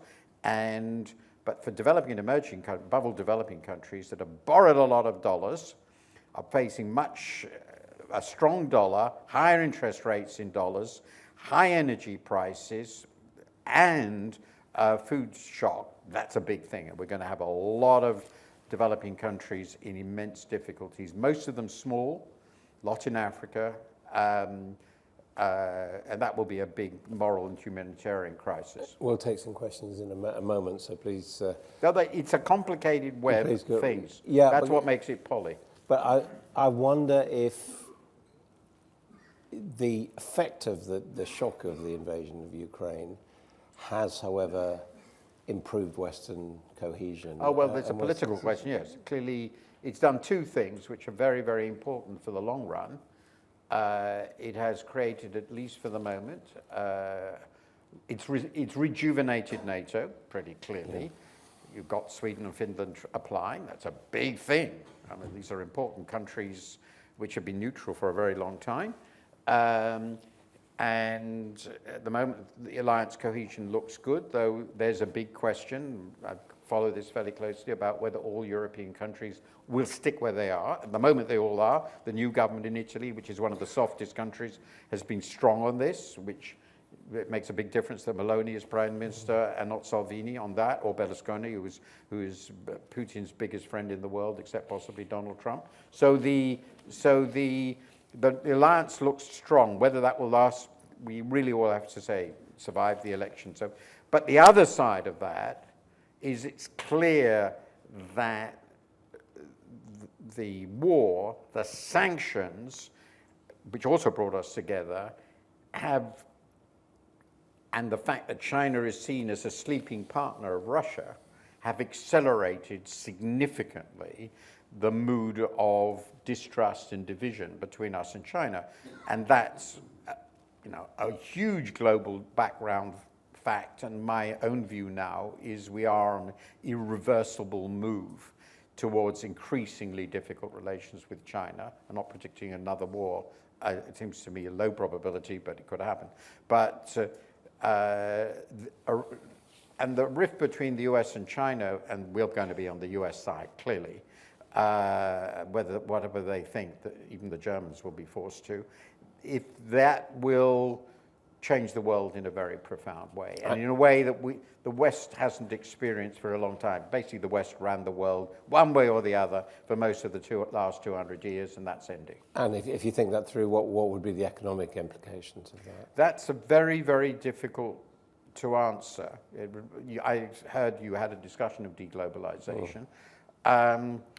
It's meant to be about networks. What? It's meant to be about networks. Well, it's a broader question. I think that we have to be honest, we really don't know, because we don't know how far the separation of the economies will go and how disruptive it will be. At the moment, it seems a reasonable guess that there will be a lot of stuff that looks strategically important, which will be mostly in the technology sector, possibly some in the life sciences sector, which we think of as our leading sectors and having, particularly in the form games, direct bearing on our strategic superiority, where decoupling will go a long way, really a long way. The question is, there's a vast amount of trade we do with China, and China does with the world in other commodities. You just go to your Christmas shopping and just look where things are made. Will those all stop? If so, where will they go? What will be the response in China? We don't really know. I suspect they won't all stop, but I do expect that the reduction of China's openness to the world, which actually has been the most striking change in world trade for 15 years. Most of us focus on our relationship with them. But the really striking thing, in fact, is that China's trade with the world has roughly halved relative to its GDP since 2007. That was natural, but that's a big deglobalization by China. And China itself, quite apart from is clearly going to decouple further because it's thinking strategically about how vulnerable they are to blockades, technology cutoffs, and so forth. So I think China is going to opt out, and the COVID policy sort of suggests that it's really thinking about that quite seriously. I think it'll be very damaging to China in the long run. For the rest of us, not that damaging, but a very significant change in the world economy. I mean, classic economics says if you have less trade, it's bad for everybody. Yes, but we can, I mean, there will be costs for sure. How big, we don't know. But the West as a whole is still a much bigger economic system than China's, and there are quite a lot of other potential suppliers. There are quite a number of the commodities we've been getting from China, but not all. I mean, people talk about rare earths. We're going to have to do quite a lot about some essential things. Solar panels, there are quite a lot of things that we get from China which we really need, and there's going to be a lot of shuffling of supply chains around the world, and that will be costly. Right, anyone want to put in a question on the state of the economy or anything else? Yeah, gentleman there.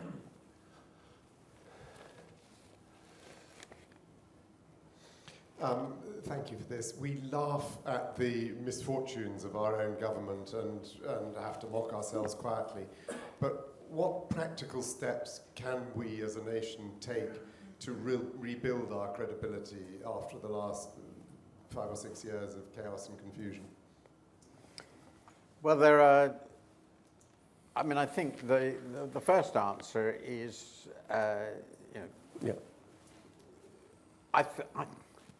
it's very difficult to work out how radically, but I'll separate out the credibility of the UK has been destroyed. But I will come to one area where it clearly has, which is important. But in the eyes, as far as, if you look at investors, markets, and so forth, people in the alliance look at Britain's performance over Ukraine, I don't think it's collapsed. And it turned out the Truss Kwarteng government was a brief interlude. I'm not really laughing. I mean, it was ridiculous, obviously. But the wonderful thing that I feel is we did get rid of him quite quickly. I think, to my mind, the disappearance of Boris Johnson is also a very good thing. I understand he's standing again, which presumably suggests he expects to return as Prime Minister again. That would disturb me a little. But I feel, well, hope is the right word, that the Conservative Party, however divided, may have realized that actually having a government that looks plausible and internationally credible is quite sensible, however much they dislike or don't like the individuals. If that's wrong, then all bets are off. The opposition also looks clearly vastly better than under Corbyn. I would say pretty mature.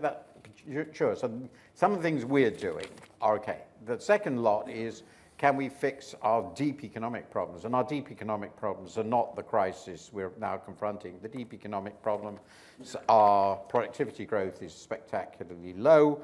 We have no ideas really about how to fix that. Our investment rate as a country is basically the lowest in the developed world, and we don't have any ideas how to fix that. We have a gigantic and structural current account deficit, which means we rely on foreign capital inflow, so we have to be great. These are really quite big problems. I think our pension system is basically broken, our planning system. There are lots of big things, but that's a longer term problem, and they don't relate, I think, to the immediate credibility question. They relate to, well, will the UK be a reasonably effective economic and therefore political presence over the next generation? Those are really big questions. The other thing we can do, we need to deal with relatively quickly, and I argued about this in a rather naughty column this Monday, which was headed, if I remember, at least the government can stop doing stupid stuff. Apart from the Truss Kwarteng fantasy, I do think we have to resolve some things. I don't expect to reverse Brexit, not at least in the near future. I hope the future generation will find a way of doing so, but I don't expect any of that. But I do think we have to stop, and pretty decisively, this endless squabbling about nothing with the EU. So the Northern Ireland thing has to be fixed. I think it's actually fantastically easy if we wanted to. There are lots of suggestions. We need to re-enter Horizon, and I think it'll be fixed because our science base is really important, and it should be linked up with Europe. I think the way we've scared off all the EU immigrants is really a great misfortune. I want to recreate ways in which our young people can go and live and work in Europe. A whole sphere of relatively sensible forms of cooperation done in a low level technical way in a general environment which doesn't consist of basically thinking that the EU is the closest thing to Nazi Germany, which is a remark that has been made by participants in these debates, and that we actually want it to break apart. Once we can get to that point, and all the people who think like that are shut up because they're nothing to do with government, then I think we can make probably quite a lot of progress. And one of the reasons for that was related to what Adam was asking me, which is, of course, the war, which has made pretty clear, hasn't it, that we're part of Europe and that we care about Europe and we are an active player in Europe. And surely it's made it clear to us, and I think it's made it pretty clear to a lot of Europeans who would like this relationship to be fixed, and so do the Americans. So I think there's a very good chance with this sort of government, I think particularly with Jeremy Hunt, but also with Rishi Sunak, to just get rid of the stuff that is there just to create headlines so the Daily Express can applaud. And that's just ridiculous. Okay, question there, lady there, no, gentleman there, sorry. Yeah. So I'd like to come back to Brexit, and first of all, I think the commentary in the articles in the Financial Times about Brexit are superb, the best reporting in the world, and what has surprised me is how little it is in the rest of the UK. The other thing that surprised me in the UK is that when I talk about Brexit or why the NHS can be fixed, because it's obviously broken, why can't you do a pension system like Australia, etc., no one wants to talk about it. It's as if I'm being impolite. And there seems to be little substantive discussion in this country about how to get things back on track. The FT seems to be the only organ that's actually dealing with these substantial issues. But when I talk to people, they just sort of, well, that's rather impolite. What is it about the culture here that sort of fixates on silly things, but not on how to fundamentally fix the UK and make it great again? Are you perhaps from Australia? Indeed. I was thinking that it would help if you could persuade Mr. Murdoch to go somewhere else. But so I have no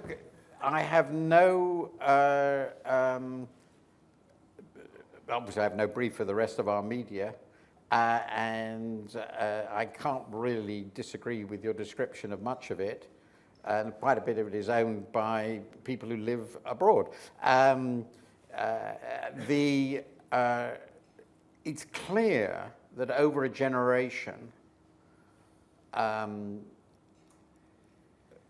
people have realized that you can make very, very good living by writing lies or borderline lies or just fibs about Europeans by playing into stereotypes of plucky Britain against the beastly continentals who have always been trying to invade and conquer us. And it works amazingly well. And of course, I've just been thinking about this for another reason. Mr. Johnson was himself a stellar and absolutely brilliant purveyor of this stuff for the Telegraph, which is, after all, or used to be, quite a serious newspaper. And indeed, he did so under a very great editor, Max Hastings. I've never understood why he allowed that. Anyway, I can't do anything about the media culture. And that, I think, is not going to get much better, alas. But one of the good things, when I'm optimistic, I think you can lie and fib and so forth, but in the end, reality does break through. Now, that's optimistic, and sometimes it doesn't. Sometimes reality has broken through by losing a great big war, which is not a very good policy. So, but it has become obvious, really obvious, that because the end of the transition coincided with COVID, our performance on a number of fronts is radically worse than those of our obvious peers. You mentioned the health service, that's one aspect. I won't discuss now because that will lead us to a half-an-hour discussion, the reform of the health service issue, which I have thought about, but I'm not a real expert, but I have thought about it. I think over time, and that happened in the 70s, I remember it, people here who travel to Europe, who are aware that their living standards are stagnant or falling, and they won't get much better after this immediate crisis, will begin to say, well, this isn't working. And I've just been looking at the most recent polls on Brexit, which is a sort of assemblage of polls, which suggests right now, I don't know whether this will, the Remainer or the returner vote is 60-40. Well, that suggests that at the margin, in the middle, people are changing their minds.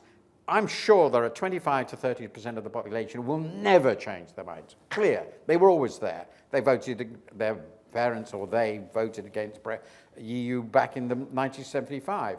But I think increasingly young people, moderately sensible people doing any business of any kind, people are going to lose their jobs in manufacturing who, alas, voted for this nonsense. People who realize, well, we closed off immigration from the EU and we've ended up with just as much immigration from everywhere else. That wasn't the plan, was it? So they will start saying, well, actually, this was a fraud.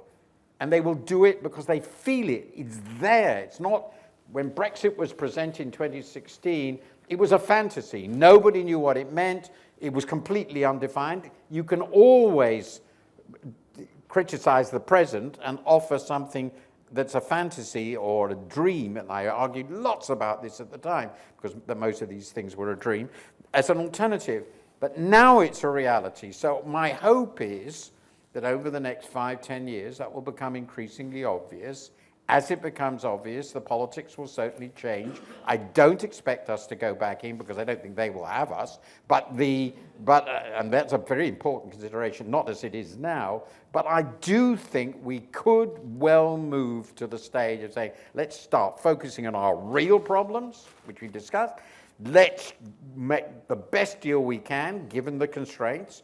Fix these obvious problems with trade operation, with Northern Ireland, with Horizon, with all the other cooperation, with the movement of our young people to university institutions and so forth, and theirs to ours, to rebuild a sense of connection, and then maybe in the 2030s, who knows what will happen. That's my optimistic view. And if I don't believe that can happen, then I have to despair of democracy. We should perhaps note the Financial Times belongs to Nikkei. Richie? Oh yeah, we belong to a fine, noble foreign publisher, and I'm going to tell you that they don't interfere at all, and you won't believe it, but it's true. Right, I think we've got time for final question, just there. Oh, yeah. That was a big question. I answered too long. I apologize. Oh, two questions. We'll take two questions. Okay, one there and then one there. Quickly. Okay. Oh, sorry. Oh, yeah. Hi, just trying to do the impossible and maybe get Martin to talk about other things than Brexit. Apart from freedom of movement, you talked about productivity. What else could the UK do that doesn't, apart from freedom of movement and rejoining the single market? What other things would you suggest? Thank you. Okay, so this is the growth strategy for Britain question. And I think there are lots of details, but I think there are the really big focus issues are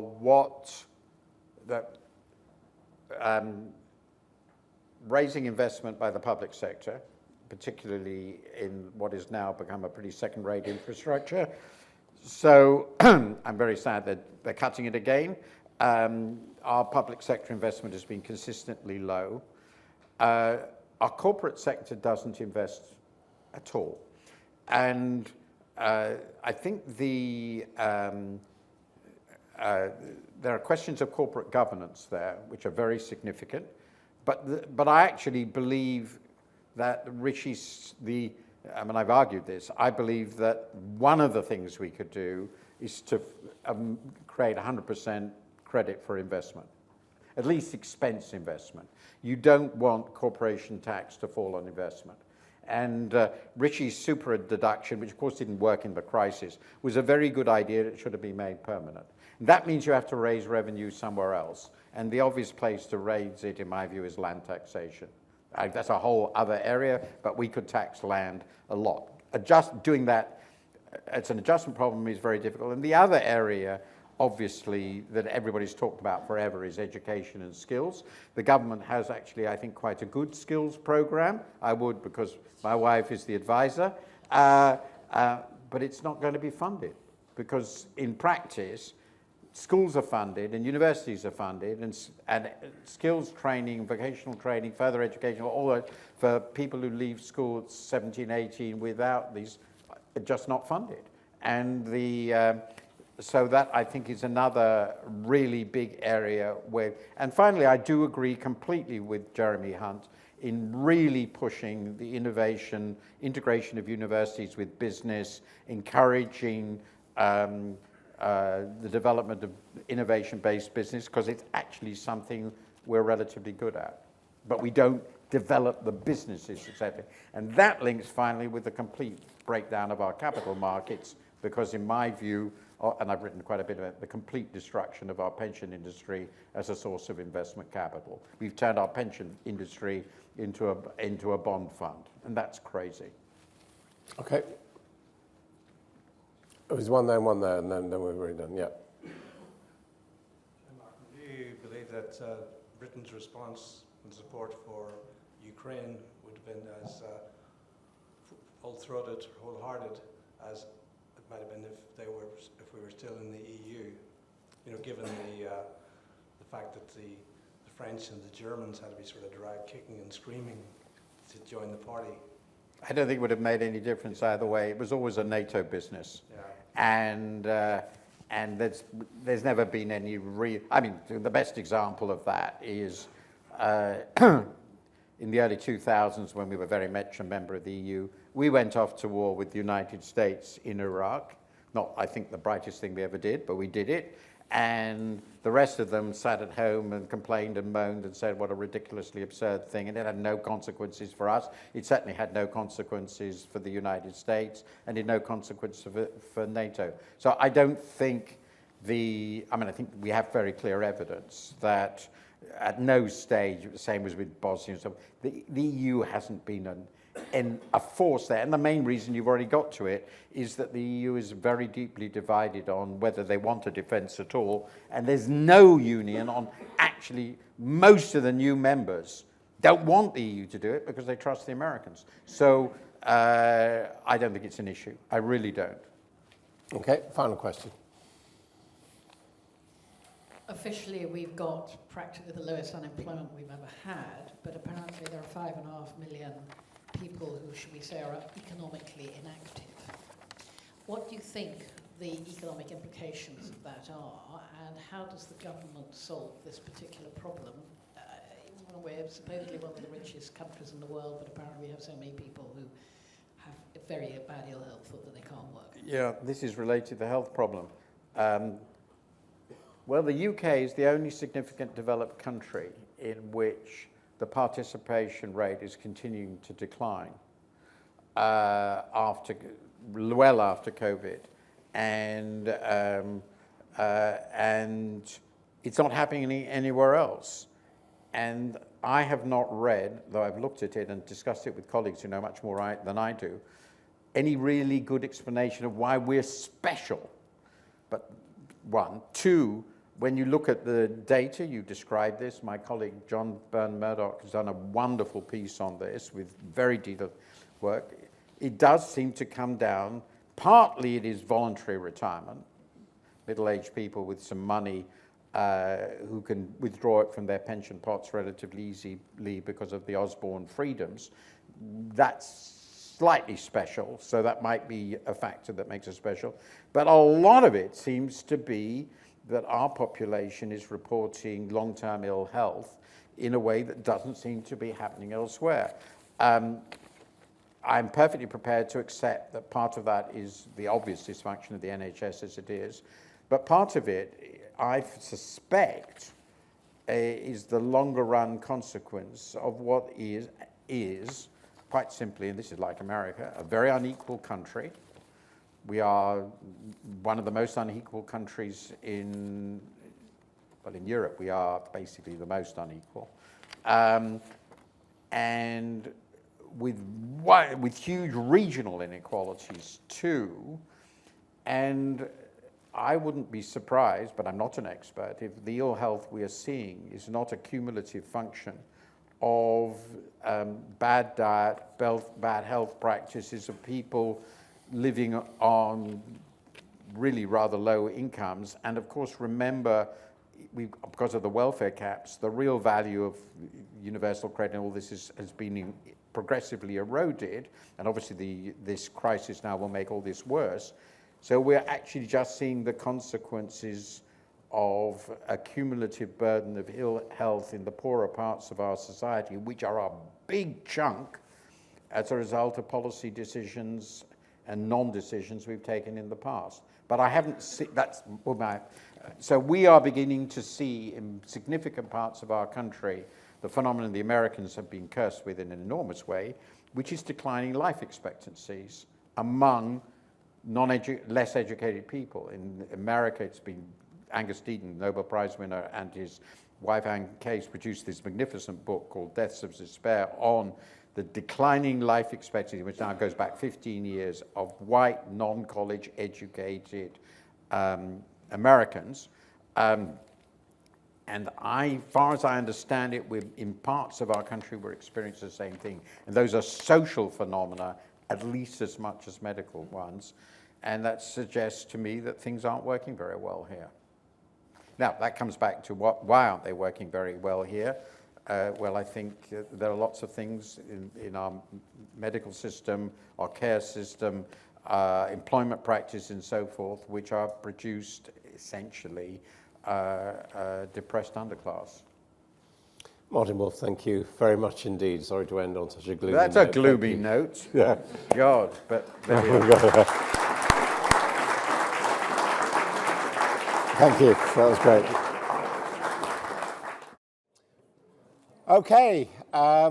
Thank you for that pause. I think we can now resume. Martin Wolf really set things up. This session is what's next in economics, future-proofing, and of course, all thinking in the context of the price of war, what's changed and what hasn't. And I'm joined now by closest to me, Alan Brown from Artemis. He's a chair of the management committee at that company. Next to him, we have Christian Oxner from CERGE-EI, one of the organisers and sponsors of this conference, and he is an assistant professor there and also a researcher at the Economics Institute of the Czech Academy of Sciences. And finally, Kate Andrews, very familiar figure on British media, who is the economics editor of The Spectator. Welcome to you all. We're going to talk about going for growth, but let's talk about what's going wrong in the British economy and indeed the global economy at the moment. Kate. Well, I think the very harsh reality is that even if the government were doing everything right, doing every growth agenda, finding those efficiencies, there would be still a lot to pay for in economic terms based on what's happened for the past 2.5 years. It was completely false, this idea that you could turn the global economy, not at all, that you could turn the global economy off and on multiple times for the course of 2 years and not have economic repercussions from that. And then, of course, on top of that, virtually nobody was expecting Russia to be so aggressive towards Ukraine. So, you know, the tough reality is that lack of energy independence and lack of supply hit us at a time where there was always going to be repercussions for those supply chains coming offline and for those shutdowns.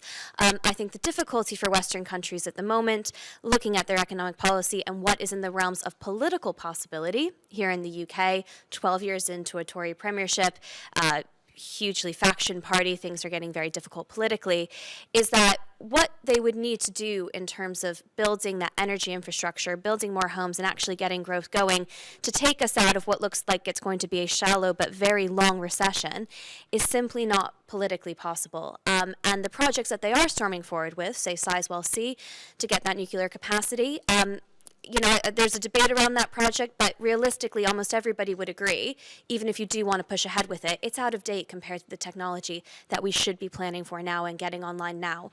I would say at the moment, there is no scope, Adam, for any of those projects to be signed off under this Tory coalition, I'm going to call it. Of course, they have a majority, but realistically speaking now, the Tory party is very fractured and disagreeing with itself about where those reforms are going to come from. Very hard to see how much gets done.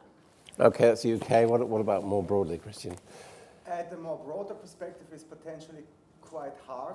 To answer, I would always say about the institution, I should be correct, so that if there are opportunities, then the incentives should be done at the right way.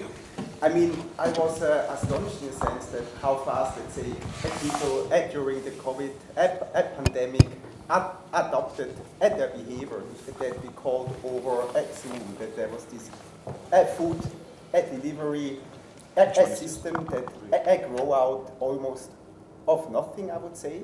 And potentially, if you have the right incentive, as something like a reduction of CO2 emissions and building up some alternative energy supply, can be done much faster if some institutions... So you see some positive impacts of COVID and the lockdowns and the pandemic? I wouldn't say that is a positive, but at least it shows how fast people can adapt and also how fast some of the governments over-adapted to the shocks for sure. But this is one of the takeaway potentially, that a good structured market economy, so that a good structured market economy sets incentives potentially, that people find opportunities to deal with the needs of the people. And Okay, we seem to be having a problem with the microphone, so everyone's got to hold their own this time around. Alan Brown, I suppose from your point of view, it's what would you invest in? Well, it is, and I'll get to that in a minute, but I think first it would be worth thinking a little bit about the inflation backdrop, both short-term and long-term. Actually, in the last 50 years, we've had 3 terms of trade shocks. We had it in the 70s, we had it in the 2000s, and we've had it now.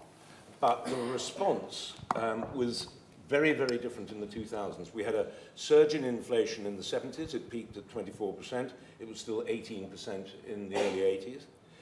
Now, of course, as everybody knows, it's gone to 10%. But during the 2000s, inflation in the UK stuck between 1 and 3.5%. Why? Except on Black Wednesday. Yeah. Sorry? Except on Black Wednesday. Except on Black Wednesday. Yeah. So why? What's the difference? Well, to my mind, the difference is this. In the 70s, we were heavily unionized. In the 2000s, we were not.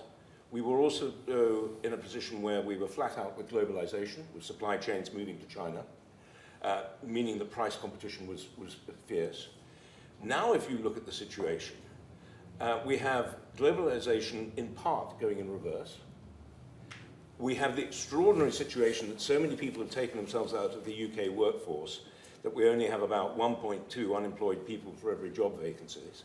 And of course, we're now seeing a lot of industrial unrest. So my fear in the short run is that we could get back into some kind of wage price spiral, not as bad as the 70s, but some kind of wage price spiral, which could lead the Bank of England's current forecast to be significantly optimistic. And if that's the case, we will have a very difficult time in, certainly in UK financial markets. And you, I mean, Martin Wolf was just saying that he felt that UK exceptionalism in terms of the economy being in a bad state has receded after the shock of quasi-Kwarteng, and that now we're in the same boat as most of our immediate competitors. Would you agree? I do substantially agree with that, and I think he was talking about comparing UK and French bond yields, and I completely agree with that analogy. Thinking about inflation, though, for the longer term, and thinking of it particularly in the context of war, we had debt at the end of the First World War was at 117% of GDP. At the end of 1945, it was 222%. And of course, right now, it's nudging 100%. Nudging 100%. If you look at how long it took to repay debt, the debts of the Second World War were repaid in, where we are, got it here now, 2006, I think it was, and war loan from the First World War was not repaid until 2015. Now, what is the impact of that to real-world funds? Well, interestingly enough, at a charity that I work with at the current time, we just went back and looked at this. And after the 70s bear market, in real terms, it took the endowment 13 years to recover. So what you're really saying is you think we're in for a longer period of high inflation? I think we may well be. I hope I'm wrong, but I think we may well be. Do you agree with that, Kate? I broadly do. I think it also depends on how you define high inflation, because we now have a generation of people who have come up believing that interest rates are never going to really be above 1.52%, who have never experienced any kind of meaningful inflation rise, and they were used to that. And so the idea of inflation actually being around normal levels historically is going to seem very high. I personally think the Bank of England's predictions around inflation are still very optimistic, because even if energy prices start to come down from the middle of next year, if you look at what's primarily driving inflation at the moment, energy is a chunk of that, but domestic services and food are a bigger chunk of that, and it's not totally obvious that those things will be under control come the middle of next year. But even if inflation starts to fall, if it falls to around 7.5%, 8.5%, which is where the markets think it's going, the Bank of England and the Office for Budget Responsibility are slightly more optimistic than the markets. In historical terms, it might be manageable, but in current terms, that's still really high for people, and wages in the private sector are rising by about 6.5%. Wages will still be behind what inflation is likely to be come the end of next year. People will still be feeling poor. Christian, what do you think? I mean, there are some assumptions saying, you know, the inflation will just be a spike and we'll get over it quite quickly. This is what the central banks are claiming. Potentially, I do not know how they come to this conclusion. One thing we have to think about is also that if we go back 2, 3, or 4 years, the central bankers and people and the politicians have been looking for higher inflation rates, at least if you go to Japan, if you go to the United States. It's probably much harder to motivate people to consume much more, so that prices will go up in a sense. Now, I would say that the tools by the central banks are still there to reduce inflation, even though I would say that this at 6% at least, as we observe in some of the countries, are not so high inflation rates. And inflation per se, I don't know, but it's also an opportunity for some kind of the people. It also fosters the structural change in a sense, because you then have only to increase at the wages of those people that are high in demand. And then you don't have to cut at the wages of those that are not so high in demand. So it's not only bad, it's also an opportunity maybe, even though something like at 10%, it's obviously destructive. I mean, 2% has been the sort of model in recent decades. Is that right going forward, do you think? Christian? In the long-term horizon, I would believe that the central banks can manage to go down, but I do not know whether it will be in 5 years or in 10. What do you think, Alan? So I think that, you know, before the financial crisis, in most of the developed world, monetary policy was set more or less in line with the Taylor rule. In other words, over the economic cycle, interest rates roughly averaged nominal GDP. For the last 12 years or so, we've been way below those levels. And the implications in financial markets have been profound. The so-called reverse yield gap, where bonds yielded more than equities, reversed again, and you had government bonds yielding a whole lot less than equities. Now, if you also think about the long-term consequences for inflation, how did the UK get out of its debt bind at the end of the First World War and the Second World War? Well, what it did was to effectively devalue the currency by keeping interest rates below inflation for decades. That has profound implications for the financial returns from not just cash, but for equities and bonds. And you'd expect the same thing to happen again? I think it's highly likely. Well, the governor of the Bank of England has heavily signaled that he would like to be as dovish as possible on interest rates. And the last hike of 0.75% was one that you could tell in the minutes from the bank they were very uncomfortable with. And the whole read was just trying to explain why, in their opinion, they had made this horrendous decision. It was the fourth time that the Federal Reserve had done it. It was the first time that the bank had done it, I think, in something like, it had been well over a decade. And so you can tell he would like to take a dovish approach if he can. The question, and some of this will come down to government policy, some of it comes down to international factors, is whether or not this peak of roughly 11.1% now is going to keep going up in the short term. And if it does, it feels impossible that the rate's going to stay around 3%. The market currently expects rates to go up to about 4.5%, which is below the 6.5% they were expecting when Liz Truss and Kwasi Kwarteng had their 44 days in power. And to that extent, what I think we've called at The Spectator the moron premium of the cost of borrowing and of interest rates going up has more or less been removed compared to other European countries. But that would still suggest that interest rates are going up, and I think the question is that 4.5% on the higher end of expectation, or actually if it looks like inflation is becoming embedded in the system because of the reasons we've already spoken about, does the bank have to go further? But Andrew Bailey is a dove. The MPC, the Monetary Policy Committee, is quite dovish at the moment. That they are very uncomfortable when they feel like they have to raise rates. So where does that leave central banks? I mean, are they basically, to use that dreadful phrase of John Reed's, fit for purpose? Are central banks doing the job properly? We only know it after something can be evaluated, of course. But my sense is based on, I would say, my expertise. So I'm actually not an expert on UK economic policy and so on. But based on economic historian perspective, I would say the central bank has been always more in fear of deflation than inflation.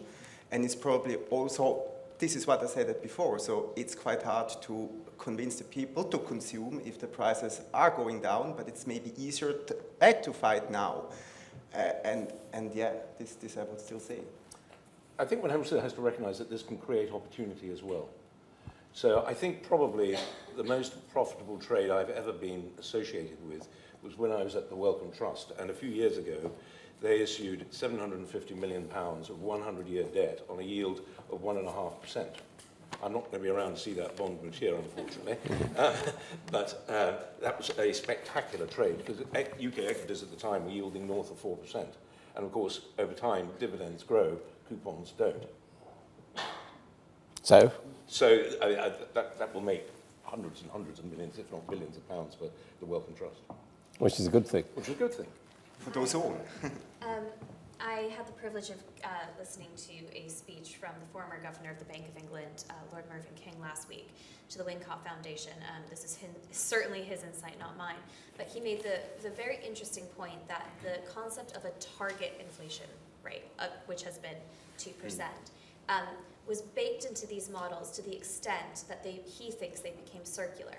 That they were convinced that as long as there was a target, the markets would respond to that target and things would roughly stay in line. But what that model never accounted for were huge explosions in terms of the economy, a global pandemic, a war in Ukraine, all happening at the same time.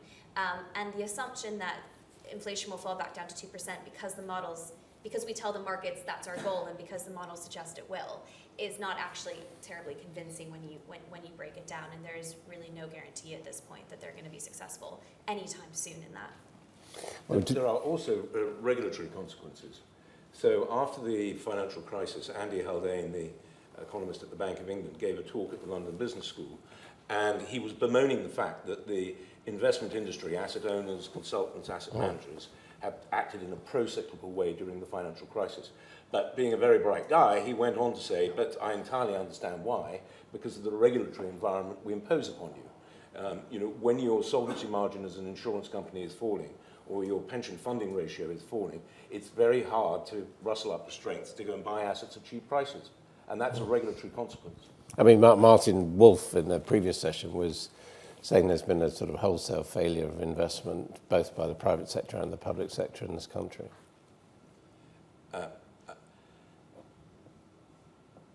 I'm not going to say wholesale, but there have been significant challenges, very significant challenges. But we're doing a lot worse than other countries. Oh, I wouldn't necessarily say that. And also, I personally believe that the press coverage that we had of the LDI debacle a few weeks ago was very unbalanced. I didn't read a single press article which mentioned the fact that the funding ratios of pension plans during that crisis improved. Okay. Now let's turn away from the UK a bit and think about Ukraine and the price of war for Ukraine. How can Ukraine rebuild and recover, assuming that it manages to maintain territorial integrity and a pro-Western stance at the end of this conflict? At the end of this conflict, I mean, the main challenge, and I would say a lot of people, economists are potentially, would agree on them that it depends on the people. So it's not, I mean, it's necessary that there are foreign direct investments potentially after the war. It's necessary to build up the infrastructure there. But if there are no people there anymore, this is not of a big use. I mean, it's potentially, we can look at that Germany after their reunification. A western part of Germany invests a lot of capital stock into the former GDR. But even though a lot of the population, and it's likely the younger people, the better educated one, they have left Eastern Germany, and Eastern Germany still today is much below the level of Western Germany. So the main aim should be to bring back those people that have left the country, because these are the fertile people, these are the better educated ones, and those that are potentially more likely to find good jobs also in Western Europe, I would say. So without people, I mean, this is probably the aim that should be done. But perhaps the analogy should be more with Germany after the Second World War, when devastation, it needed reconstruction on a scale. Yes, and there was a real global effort to make sure that the mistakes after the First World War weren't repeated. But I think that's a bigger question really for Russia and how the West responds to Russia at the end of this than it is for Ukraine, because I don't think there's any question that the world is going to want to do some direct investment into Ukraine. I had the opportunity to speak to one of Zelensky's economic advisors over the summer, and it was quite a surreal experience because he was still his economic advisor, and he was very much thinking about the future along with his team, but he was of course speaking to me from a completely white room with, so no one would have any idea where he was, and he was on the front line fighting at the time. he was speaking to this point about the loss of people, and not just the loss of people, but that there's been, because of what the Russians had been so desperate to target, which is the manufacturing that they had in Ukraine at the time, there has been so much destruction, and a big question for them is, do we rebuild that manufacturing sector, or do we decide to completely pivot to a more digital, more technological, exporting kind of economy? And there was a lot of talk about Estonia. They really look to Estonia and really more focus on the digital front. So when people do start to return to Ukraine, how they want to position them and how they want the economy to develop, I think could end up looking very, very different. I also thought it was interesting that you make the very important point, Adam, that they are going to want to pivot, and they are fighting this war because one of the many reasons is because those values of sovereignty and human rights are embedded within Western developed countries as well. But they are not shy from taking investment from all over the place. I asked specifically, would you take investment from China, given the fact that in the West, we're now looking at China with a very different perspective since Russia's invasion, and being much more hardline on what they might do in terms of Taiwan and the rest of it. And he said, yes, we would. Although it might become a problem if they're a serious applicant country for the EU, for example. There are lots of geopolitical reasons why the money may not end up flowing back and forth, but they are open to the idea of taking money almost universally to rebuild, and I suspect that money will be free-flowing. So, Kate, you think there won't be a Marshall Plan for Ukraine? Oh, sorry, no, I think there will be, but the kind of direct investment that's going to go into Ukraine, I think, is a very different conversation. When we talk about the Germany post-World War II experience, that is, in my opinion, more of looking at it from a Russia lens. I mean, what do you do to the aggressor? How do you treat the aggressor? That's very different from how you treat the victim. Well, you would think there would be some kind of Marshall Plan. I would hope so, yes. I mean, there is a difference in as much as the United States was party to some of the destruction in Western Europe in a way that it's clearly not this time. I agree there is a difference, and it may depend upon whether the Republicans are in power or the Democrats.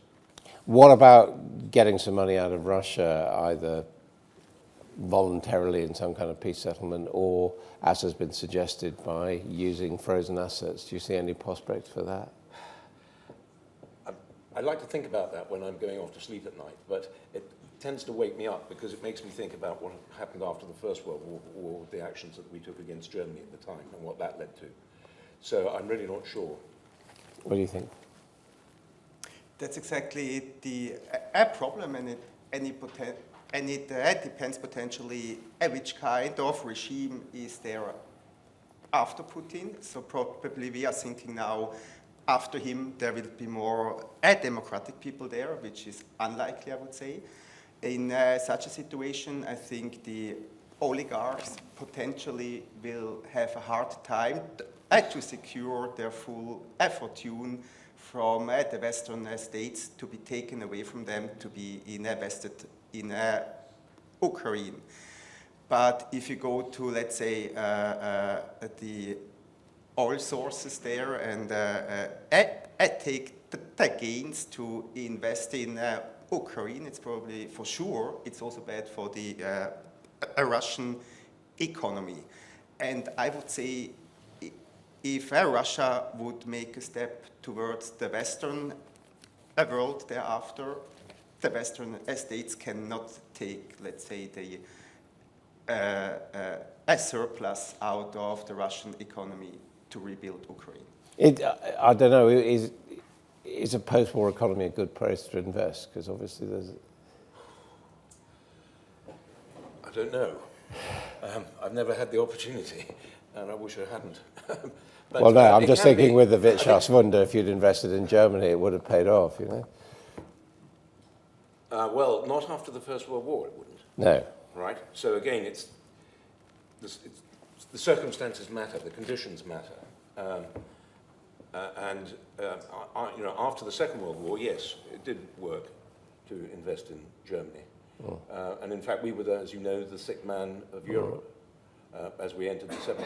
And by and large, the post-Soviet economies have also, had rapid growth, haven't they? Yes.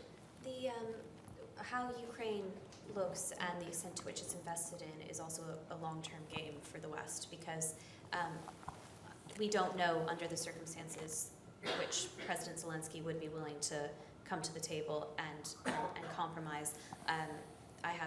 We have at The Spectator a Ukrainian refugee who's recently joined staff. She joined us over the summer, and she's fascinating insight into how people on the ground feel in Ukraine. And there's certainly a sense that they are not interested in the peace negotiations that are being discussed at the moment. So we don't know when that will come round, but when it does, I think there's a general sense that it is a long-term game for us to invest in Ukraine to make sure that nothing like this can happen again. And part of that will be military equipment, part of that will be beefing up the border, but a lot of that is going to be their economy as well, and making sure that they're in a good place. Questions? Yeah, question there. We can bring the mic and question there at the back. Let's go here first, if we may. Oh. All of the mics are currently on stage. Ah. We'll share. Yeah, pass them around, yeah.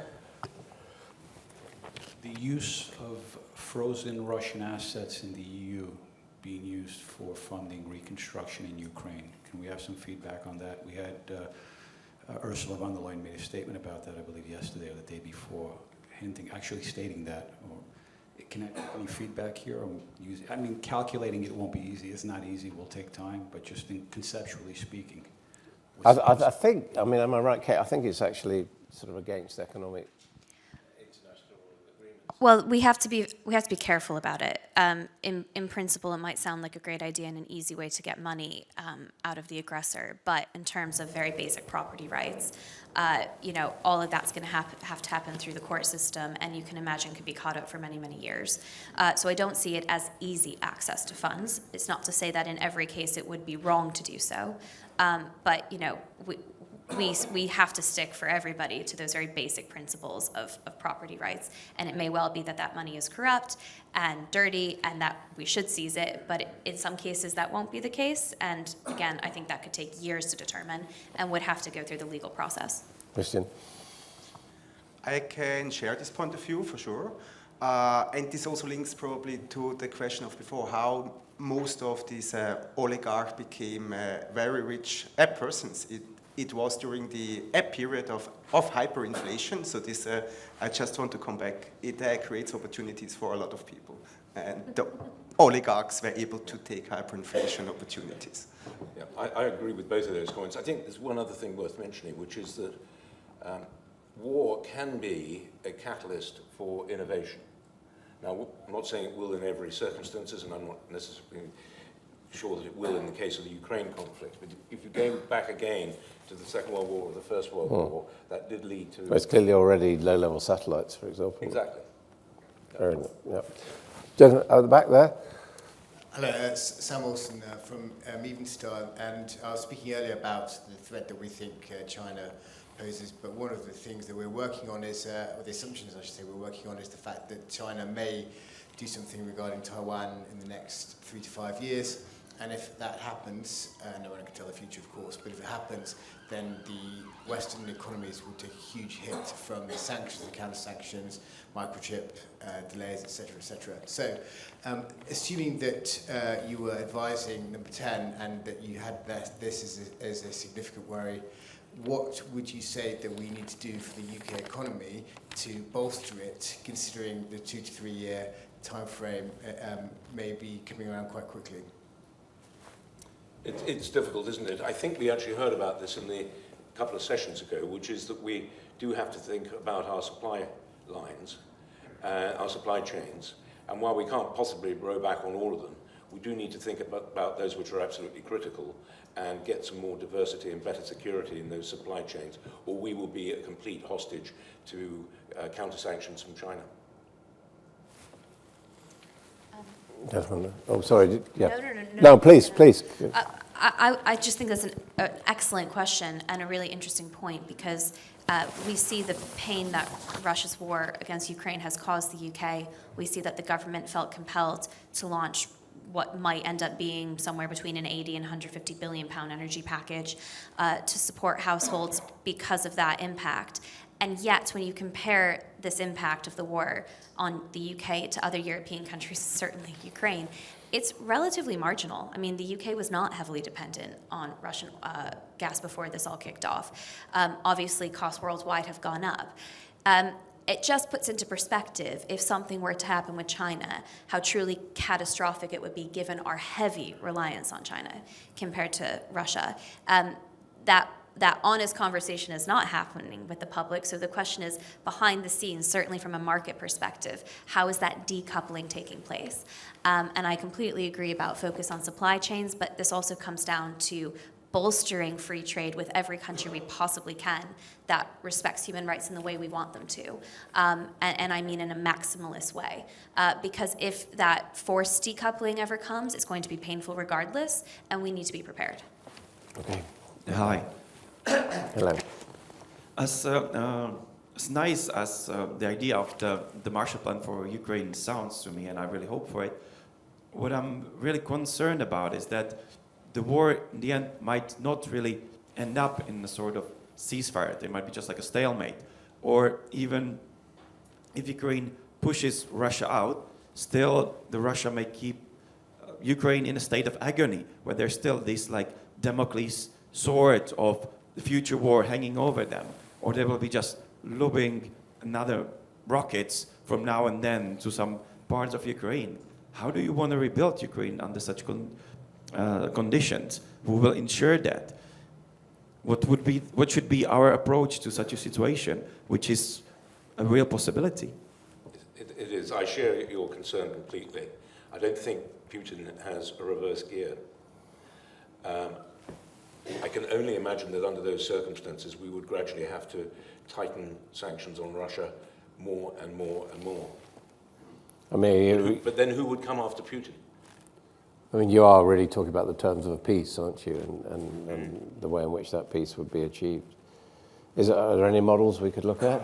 I don't know. I want to go back to the. I want to go back to the concept of the Marshall Plan here. So in fact, it was only a small share of GDP after World War II that was invested into the Western European economies, but was the much a bigger clunch of it was the integration of Western Europe and Germany into the world markets. And this should be even possible with Ukraine, even if there was still at the risk of a future war is going on after this peace settlement somewhere in the future. I mean, and that presumably will depend to a certain extent whether post-war Ukraine is treated seriously as an applicant to the EU to a certain extent. Partially, I do not know what the British government is thinking, whether they want to form a political union with Ukraine and hope that they stay outside of the European Union, but some integration into the world markets and so on, this is probably an important feature. It's more important, I would say, that as the coordination of investments, what people think was the Marshall Plan after World War II. I think I'm right in saying the UK government supports the entry of Ukraine into the EU. Not that it's any of their business, I suppose. But anyway. As of now, they do. Yeah. Any more questions? No, well, in that case, I would like to thank very much indeed our panel this morning for dealing with very knotty subjects. Welcome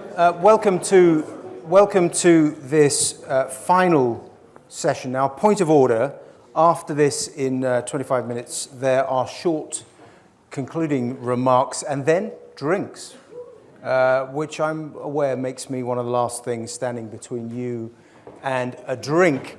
But happily, in the next 25 minutes or so, I know we're going to hear from one of the world's leading historians, Professor Stephen Kotkin, familiar to you all, senior fellow at the Hoover Institution at Stanford, biographer of Stalin and author of Magnetic Mountain.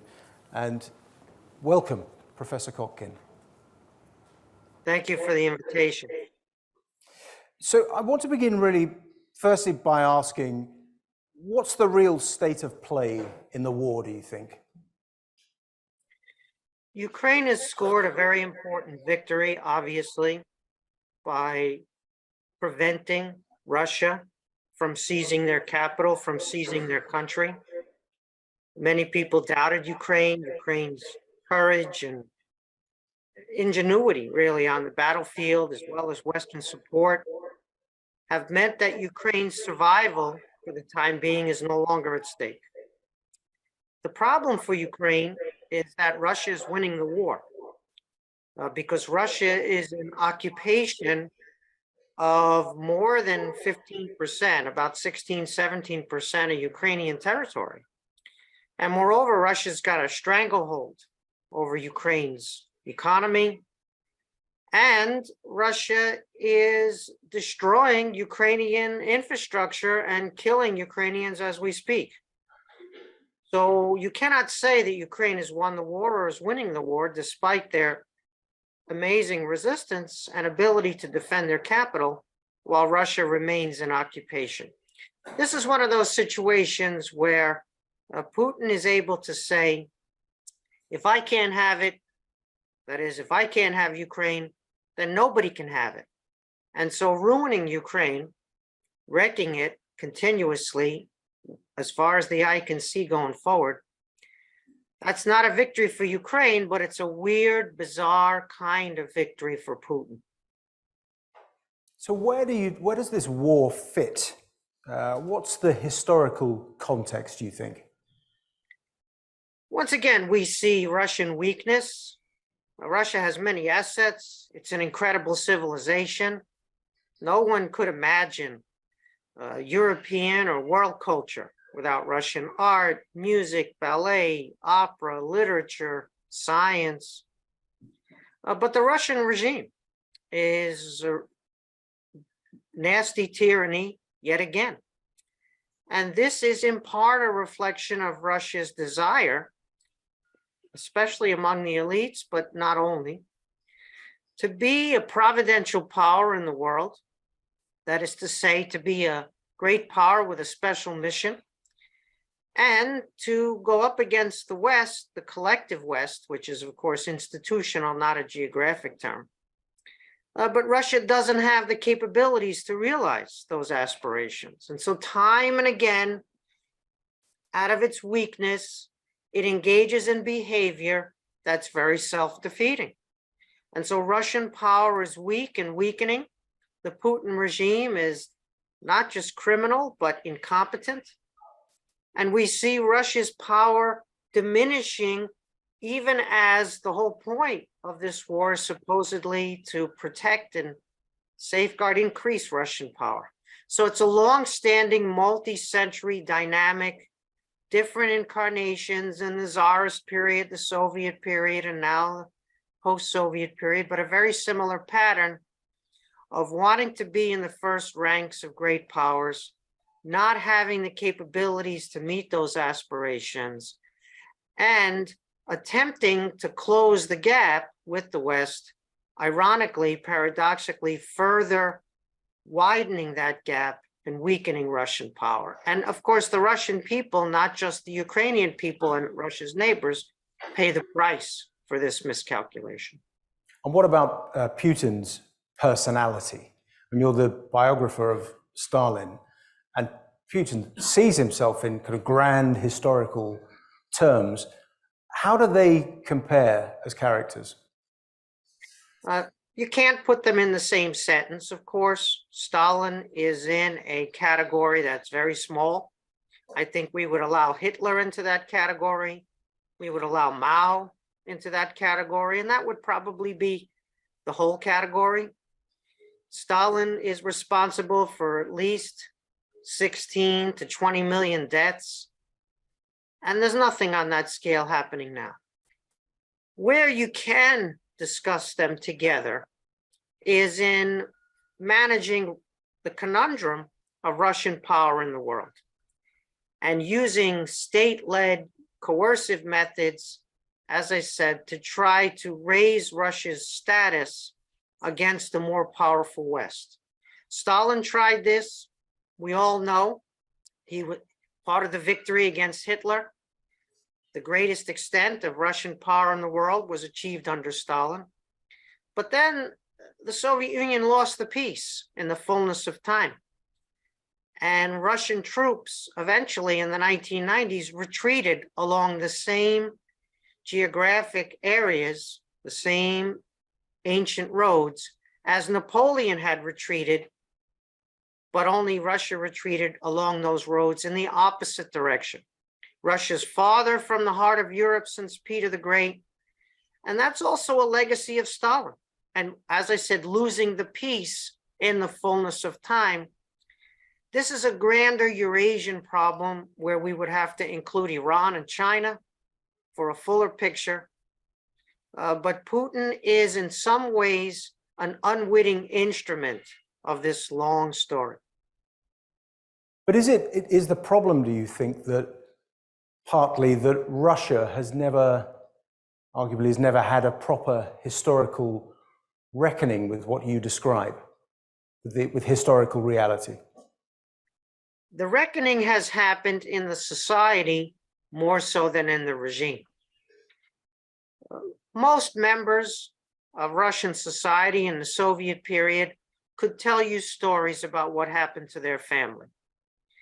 Certainly the secret speech, as it's called, by Khrushchev in '56, and the partial reckoning that happened then allowed people to understand the scale, the scope of Soviet horrors. And the people in Russia today, they know. They understand this history and they know it.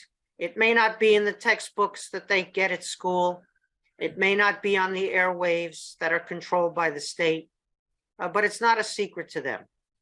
But yes, the regime occupies the same buildings with the same archives, with some of the similar practices.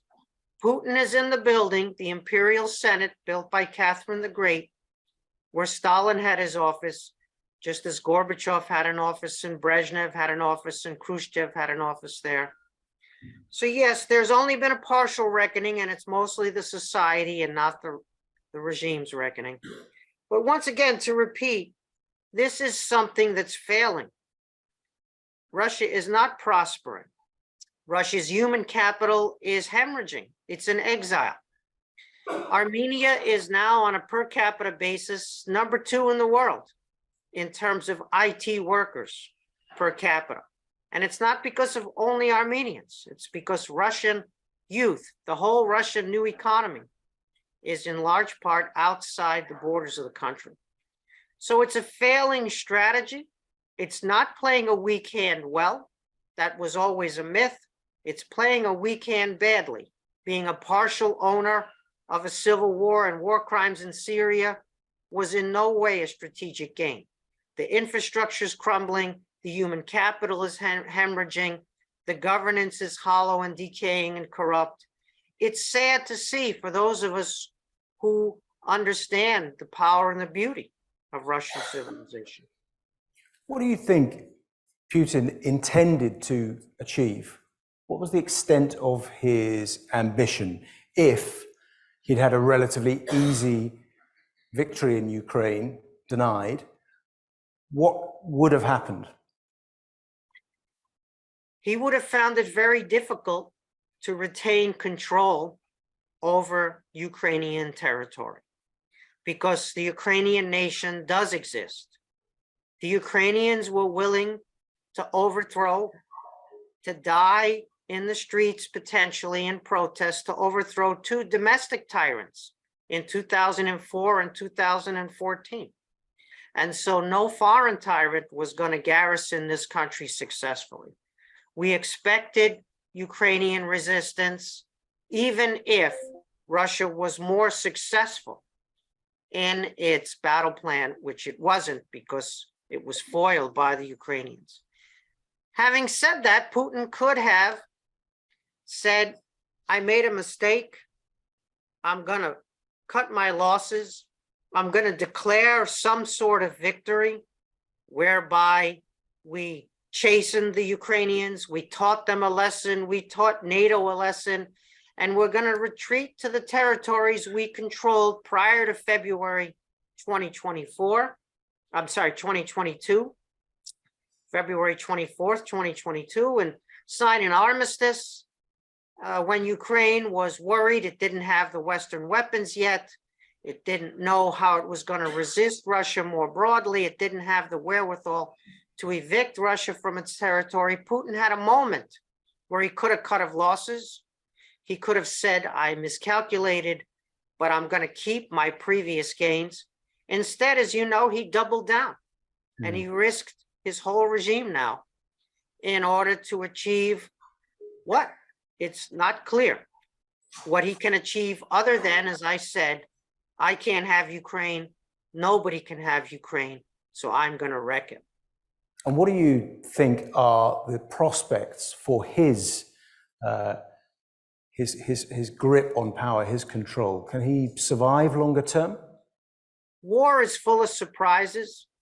Many people were surprised by the war. Many people were surprised by Russia's failure to achieve a battlefield victory, by Ukrainian successes on the battlefield. More surprises are to come.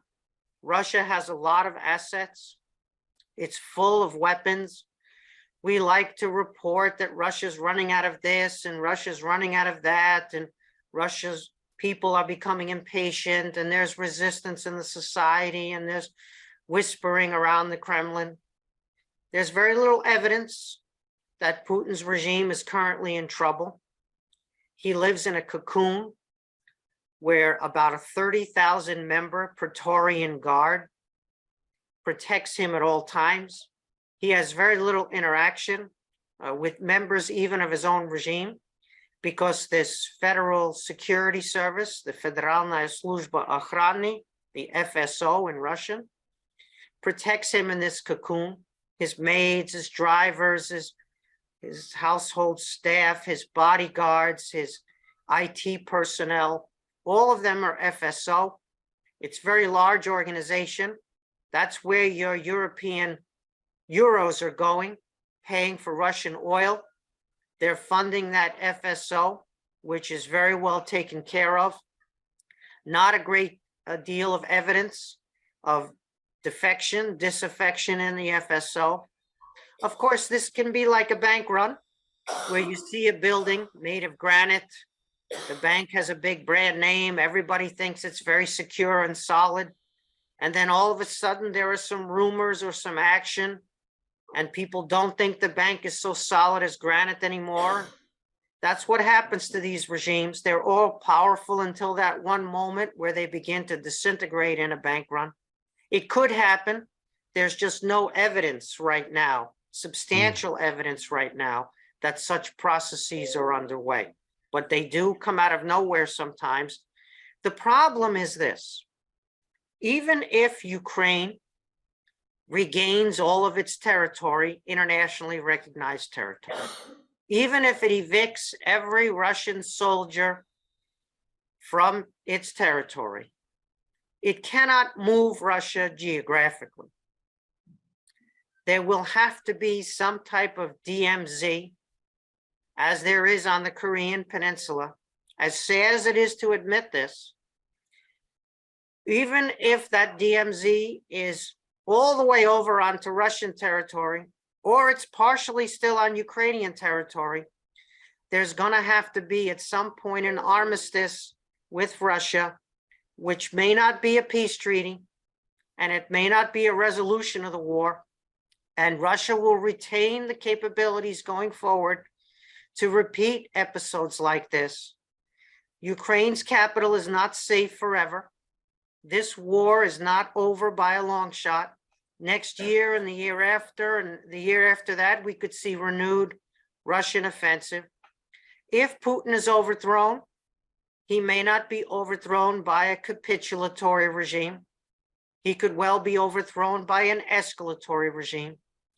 So victory for the Ukrainians is a combination of accession into the EU, accelerated accession requiring massive domestic reforms, joining the West institutionally, and some type of DMZ armistice with this neighbor next to Ukraine, which will always be there because of geography. But he's also succeeded, it's backfired. He succeeded, he attempted to force NATO back, to diminish NATO's influence, perhaps because he thought it was brain dead.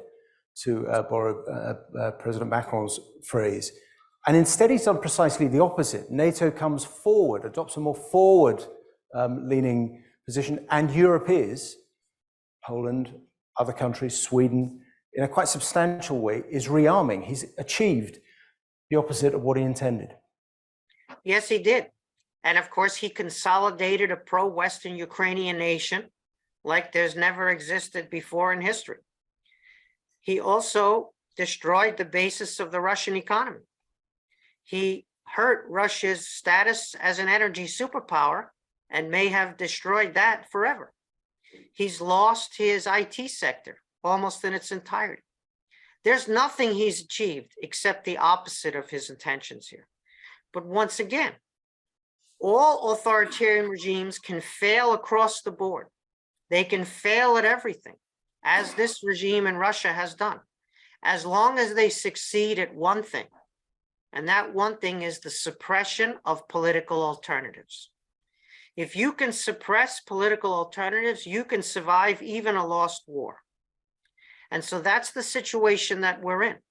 Failure across the board, galvanizing NATO, the West, galvanizing the Ukrainian nation and people, destroying, hurting in many ways Russia's long-standing strategic capabilities, and yet at the same time, still in power, still with this aspiration to be a great power of the first rank, still with a lot of capabilities that can cause tremendous damage, not just in Ukraine, but also beyond, as we saw with the pipelines underneath the sea, not far from Denmark and Sweden, as we saw with the undersea cables, the communications network undersea cables, not far from the British Isles.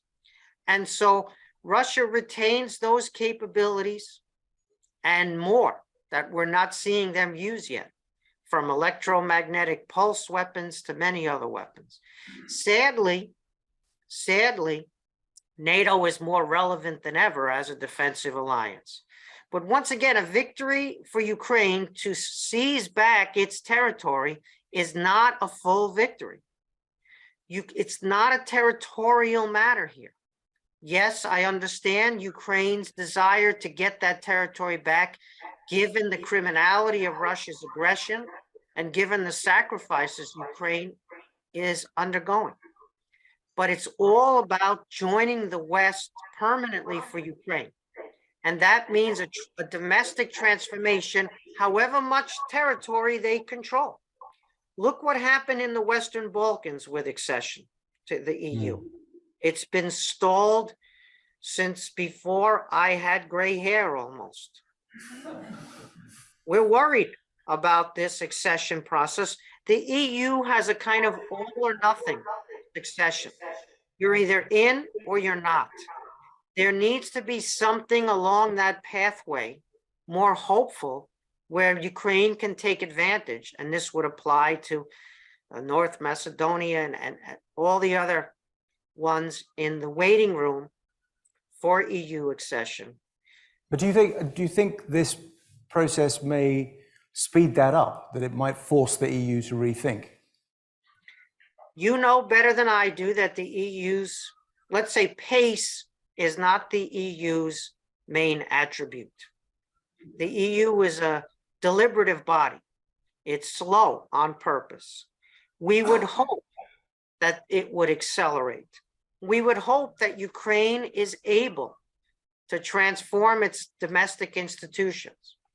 We talk about a reconstruction fund for Ukraine. The numbers being thrown about are 350 billion and up. Ukraine's entire GDP prior to the war was only about 180 billion at exchange rates. So you're talking about a reconstruction at a minimum, which is twice GDP. How does a country with weak institutions prior to the war and now war-torn, how does it absorb that kind of money successfully without corruption, without money not being, let's say, assigned to where it's supposed to go?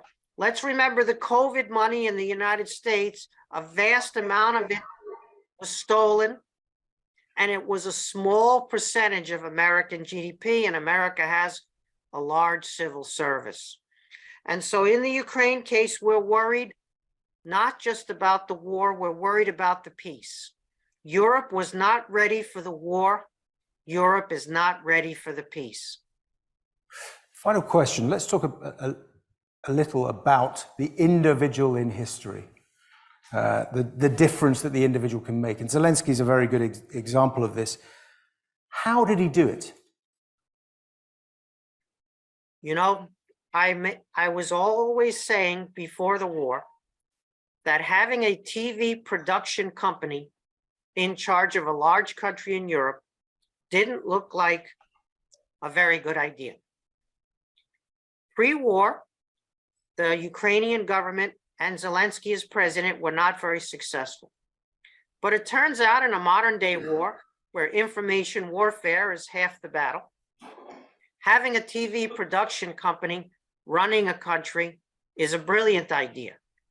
And Zelensky is just a marvelous character, able to galvanize domestic opinion, European opinion, Asian opinion, global opinion, and he's able to galvanize it authentically with speaking of the truth, not manipulating, making things up, fake news, etc. And so his skills as an actor and the skills of those people around him who came to power with him, his TV production company staff, are very, very impressive. Ultimately, it's courage, valor, ingenuity, but also media skills. Information war is a huge part of war in the modern age. War is software now, and it's imagery, and it's hearts and minds more so than ever before. And he turned out to be a master at it, full credit, switching from the battlefield to the reconstruction, to the peace, to the EU accession.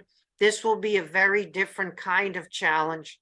And we hope he and his team and the Ukrainian society, so impressive, they rise to the occasion there too.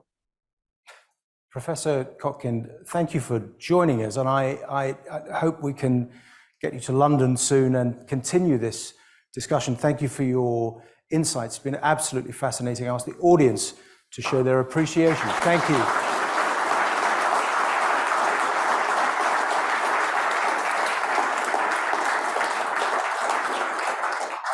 And I just want to say a quick thank you to all of you for joining us today. I've certainly learned a lot. It's been a fascinating conference. We've had fabulous panelists, really smart questions. I have to say one word on reaction. It's been great working with CERGE-EI Foundation on this conference, but I have to, the editor of Reaction, Maggie Pagano, asked me to point this out and say, if you're not a subscriber to Reaction, and I can't believe there are people in the room who are not subscribers to Reaction, please become a subscriber. And I'm going to, just before we go off downstairs, I think, for drinks, I'm going to hand over to Tony and Susan. Thank you.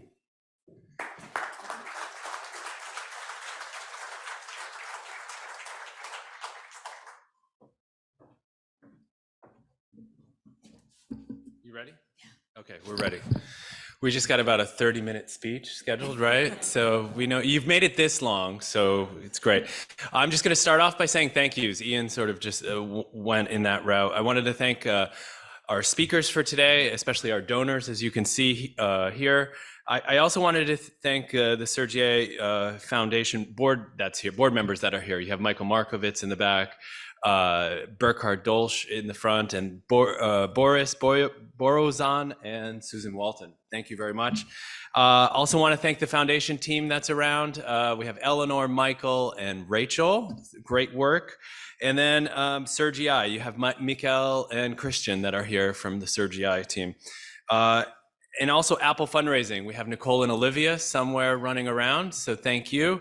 And lastly, to Reaction, they've been a great partner. And so I want to especially thank Ian, Fiona, Maddie especially, and Julia for running the show today. So that's all the thank yous I have. Great.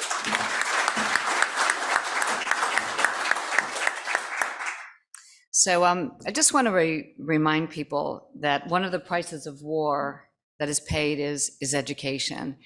And that's part of the reason why what we do and the work we do in the region is so terribly important. And we talked a lot about supply chain today. And it occurred to me that actually CERGE-EI is a supply chain of economic literacy in Central and Eastern Europe and the Central Asian republics. I think that's a pretty good way to look at it.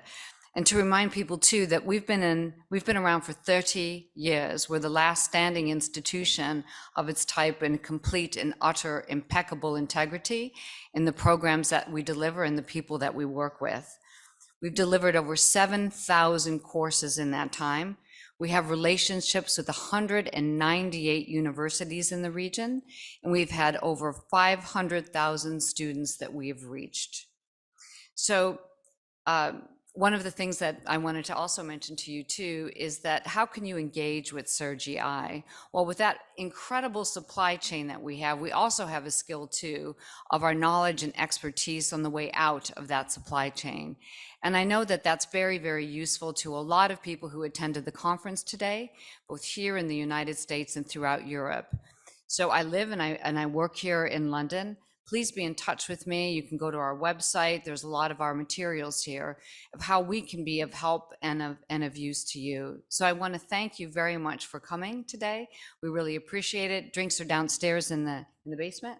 Yes. Is that right? Okay, that's wonderful. And I'll see you downstairs. Thank you very much.